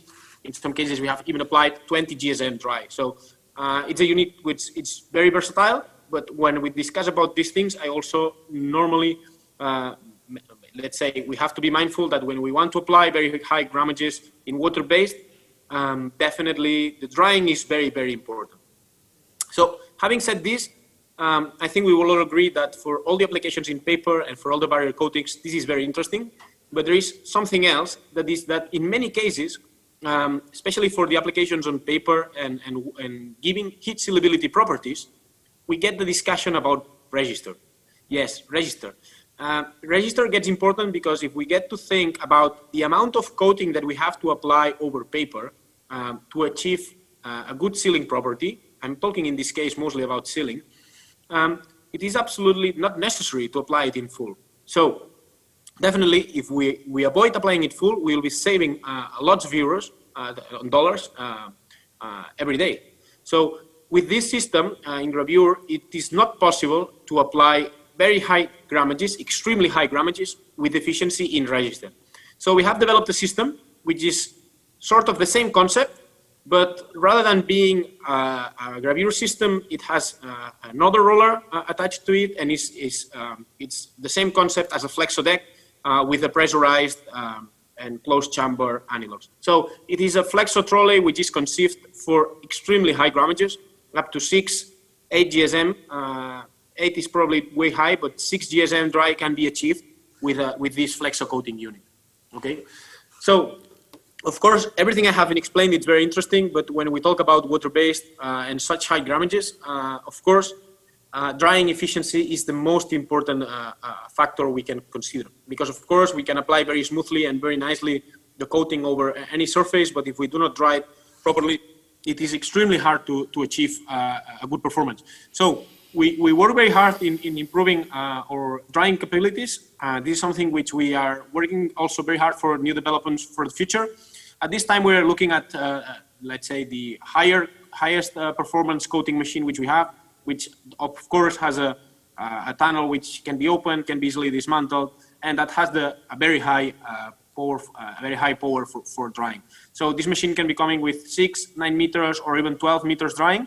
And again, it's conceived for working with extremely high demanded applications, okay? But again, this is something which we are working a lot in because we believe is definitely the future for the flexible packaging. Last but not least, I wanted to focus in a topic which is quite out of the standards, discussing about paper and new laminations and so on. And this is solventless. I would say that solventless is sometimes the son that we all forget about it because it's something that it's like quite basic, isn't it? But no, in reality, it's not basic at all. And we are seeing that solventless is evolving a lot. So we are seeing a lot of customers that are willing to do structures in solventless that they have never been done before. We are looking into even applications for retort in solventless. So definitely solventless is evolving at an amazing path.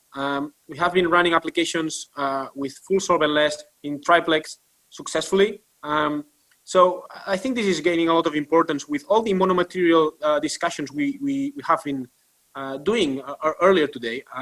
with monomaterial solventless and the facilitation of the recycling with this type of adhesives is definitely a very relevant topic. So with these new adhesives, which we are seeing, it also comes higher viscosity in many cases. It's a little bit more complex to apply them on the materials. So definitely solventless coating units need certain fine tunings and still improve.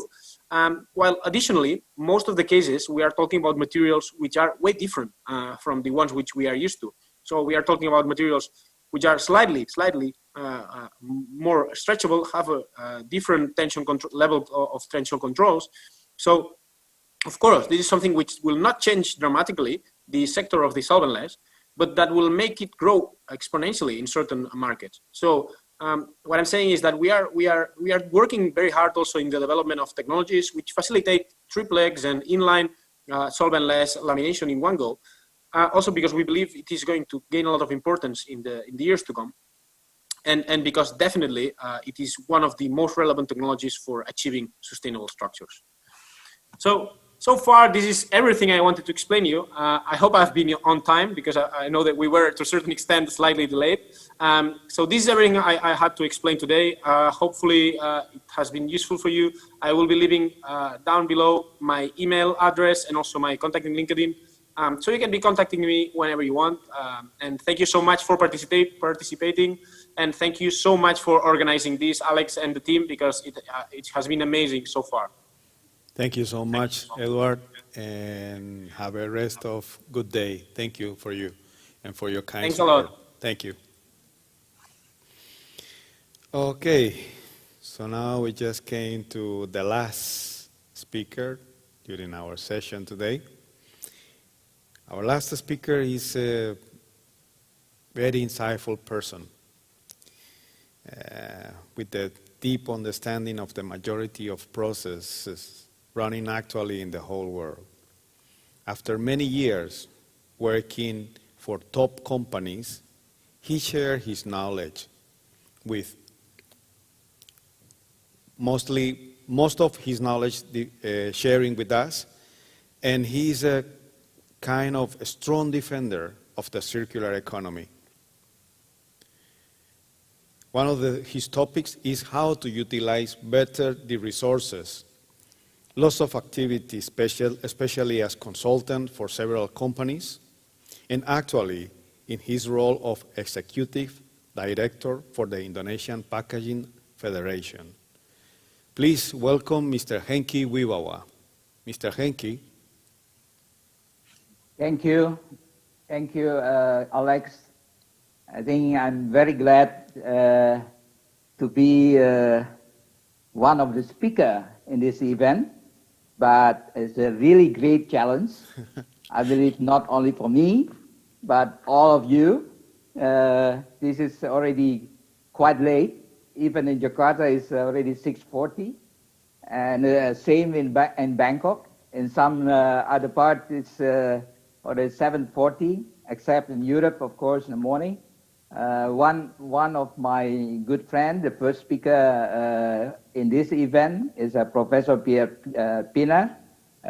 Is in the Gold Coast in Australia.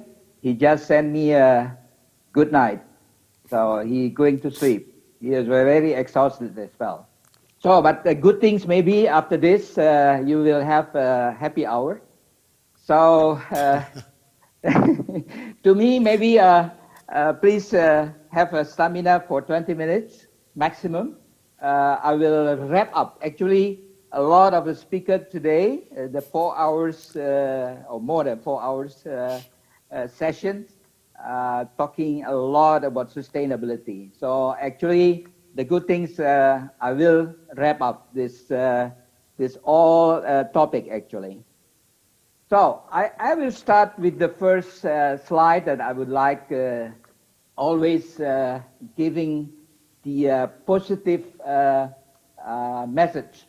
I think we are in the packaging, even in this situation, the pandemic situation, we're still having a positive thing of or way of life. We see that especially in this region, the urbanization, the young people, going more and more, find a way doing the all the business model with the internet retailing and so on. Of course, also the whole branding. Edward was mentioned before. A lot of branding coming in if you go into the retail. I think this is the positive thing. So this is also because of the increasing of disposable income, and this is a purchasing power, even in this situation, in the economic situation today. So the other hand, some of the speaker was also mentioned regarding the awareness of health and safety. So this is definitely is also very much important today. And last but not least, what we are going to really strengthen this part is regarding the environmental issues. We're talking a lot in many events regarding the environmental issue. I think this is the most that we have to consider in the future. So, but I'm missing not so many talking. We are a lot thinking about the post-consumer waste of the packaging. But in fact, actually, we have also to see as a sustainable packaging the whole life cycle thinking. So that is the regarding, for example, we know that in some parts, my family is living in Australia as well. So in some parts, it's a lot of last year burning area coming because of the climate change. So we are talking about a carbon footprint. It's a very much.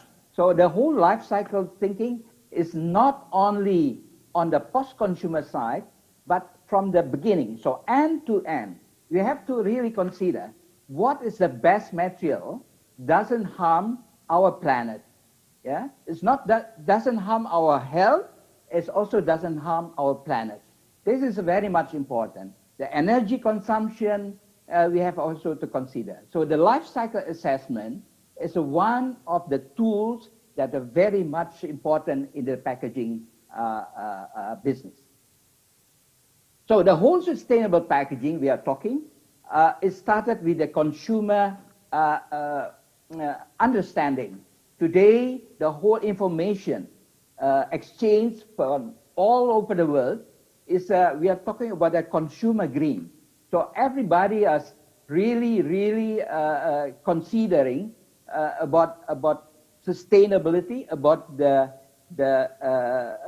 pollution that I mentioned before, marine debris, pollution of a plastic and so on. But then we are talking also about the government green. So government legislation, except in our area, some have to be improved a lot. But of course, that Europe is very much advanced in that. We know that regarding flexible packaging, we have a circular economy flexible forum there, and that is very much important. And then, last but not least, is technology. Technology helping us in terms of materials, in terms of processing. This is what we call scientific green. This is the whole business green that we have to understand, and we have to really implement that.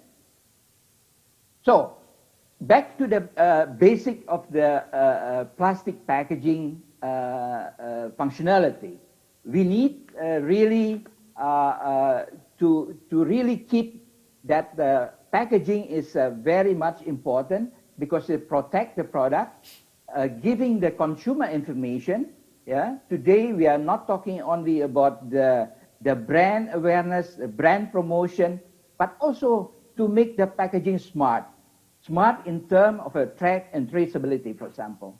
Yeah. And then about the handling, the portioning, handling, and so on. How to reduce energy consumption, for example, and the whole resource efficient and logistic. That's definitely, this is the basic function in the plastic packaging. And then we come to the environmental issue that we need to add our core requirement today with the right packaging design to minimize the whole waste, post-consumer waste that we are concerned today, very much concerned. And this definitely need really to each of the brand owners having a kind of approach and program, initiative, the top management decision to make this initiative. And this is the whole holistic of eco-design of packaging today. You are not only talking about degradable or compostable. We really have to see what is the best on that. Renewable raw material, that means recyclable and reuse. That we need in the future, because we are not talking only about the waste management, we are also talking about the resources management. That is also very much important in this case. So that's why we have to see in the whole holistic approach. I see this is very much important. This is what I get from Australian Plastic Forum, that the top 10 takeaways that we have to consider. First, that I mentioned, as I mentioned earlier, that we need the management decision, top management support to see the whole benefit in terms of the expanded producer responsibility. That is very much important in this. Started with the top management. They will understand that is very much important in this case. Secondly, we have to establish the picture of our current packaging design today to see what is the really will harm as a post-consumer waste to our environment. We have to look at the whole picture. And then number 3 is we have to see the whole waste hierarchy as an option. Yeah, how to really make it possible that we can really manage the whole waste management.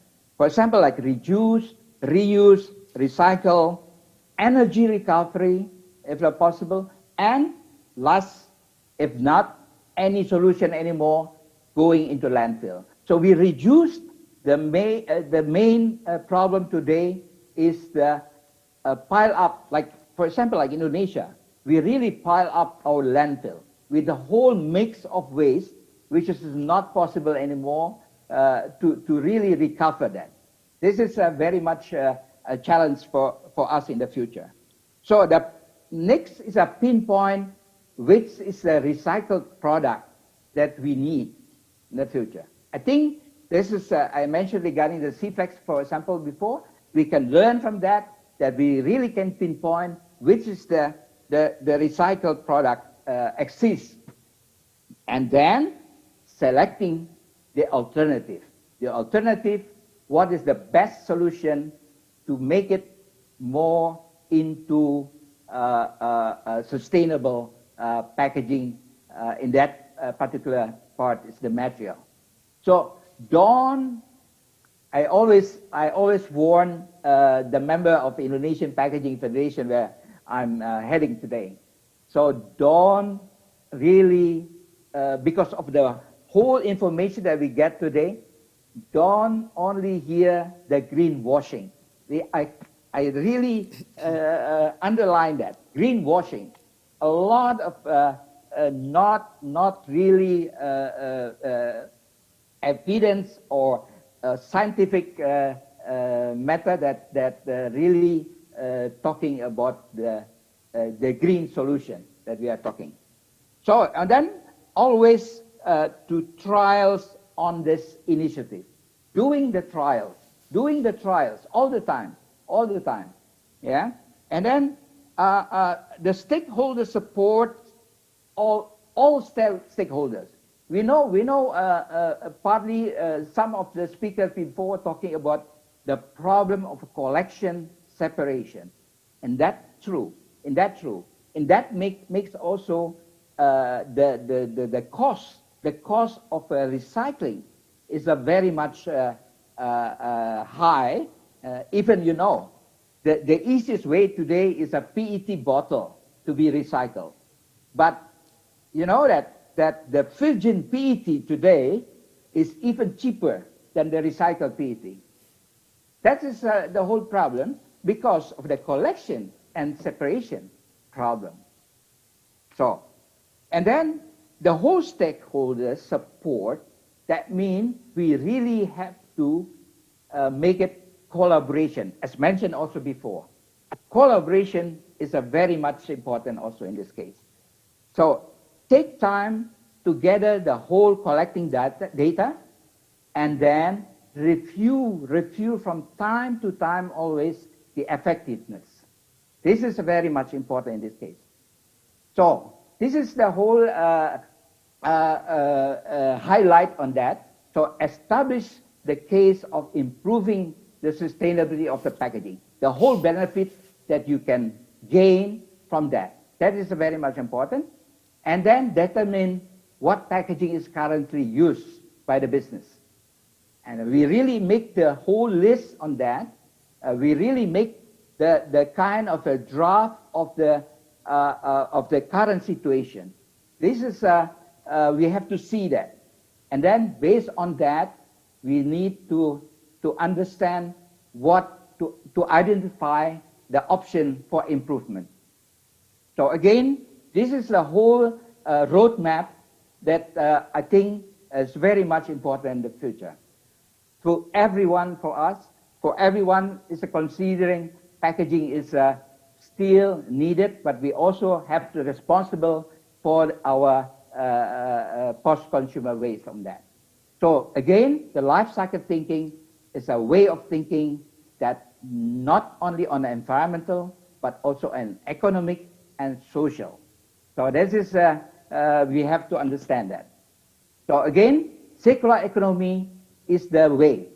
It's the way to more sustainable economy. So we have to move from the linear economy, take, make, and dispose, into circular economy. As mentioned, we are not talking about the waste management only, but resource management in this case.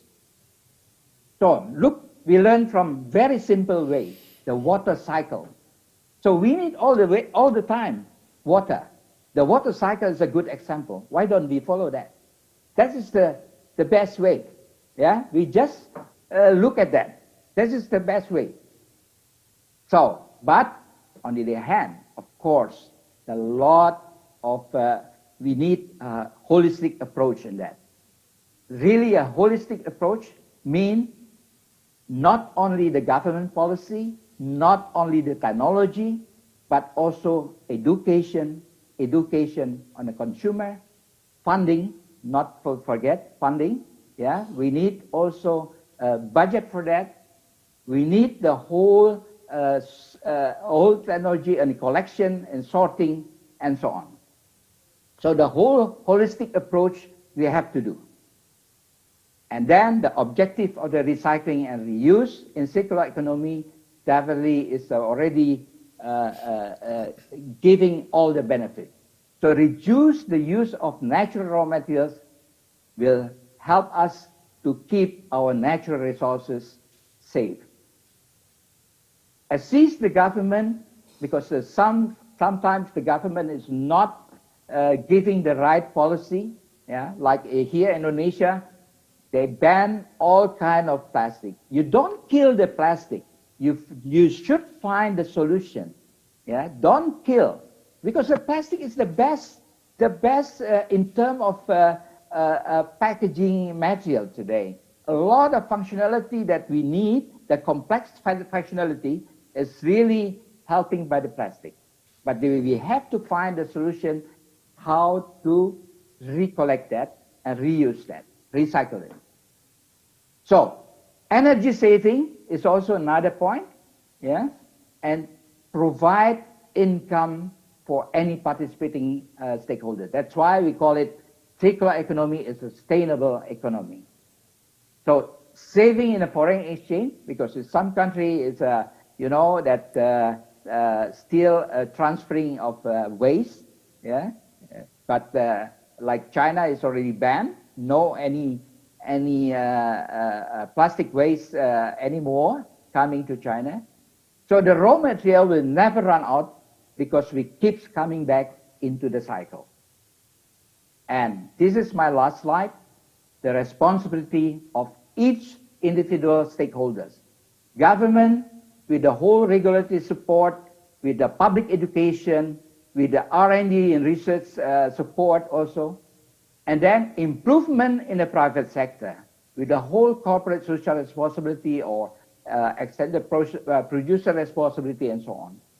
And this is the whole technology also could be implemented. And then the community, improvement in understanding, applicable regulation that could be really implemented, and encouraged to use the recycled plastic in the packaging. I think this is my last slide, and I would like to end up with the collaboration, innovation, and acceleration. This is my three motto in the future to all of us. Thank you. Thanks to you, Mr. Henke. Thank you so much. And terima kasih. Okay. Okay. So, well, this was our last speaker during our sessions today. The first day of hybrid sessions. Tomorrow we will be coming back with the full day touching ground, or basically concentrating on printing. Tomorrow we will be having flexo printing, offset printing. Many big players like McDermott, Nestle will be with us tomorrow. And more content. Believe me, the content for tomorrow will be quite exciting. And thank you for being here with us. Thank you to the people of Informa. They look quite tired today as well, and I believe that you too. And, well, hope to see you tomorrow here. Thank you so much. Thank you.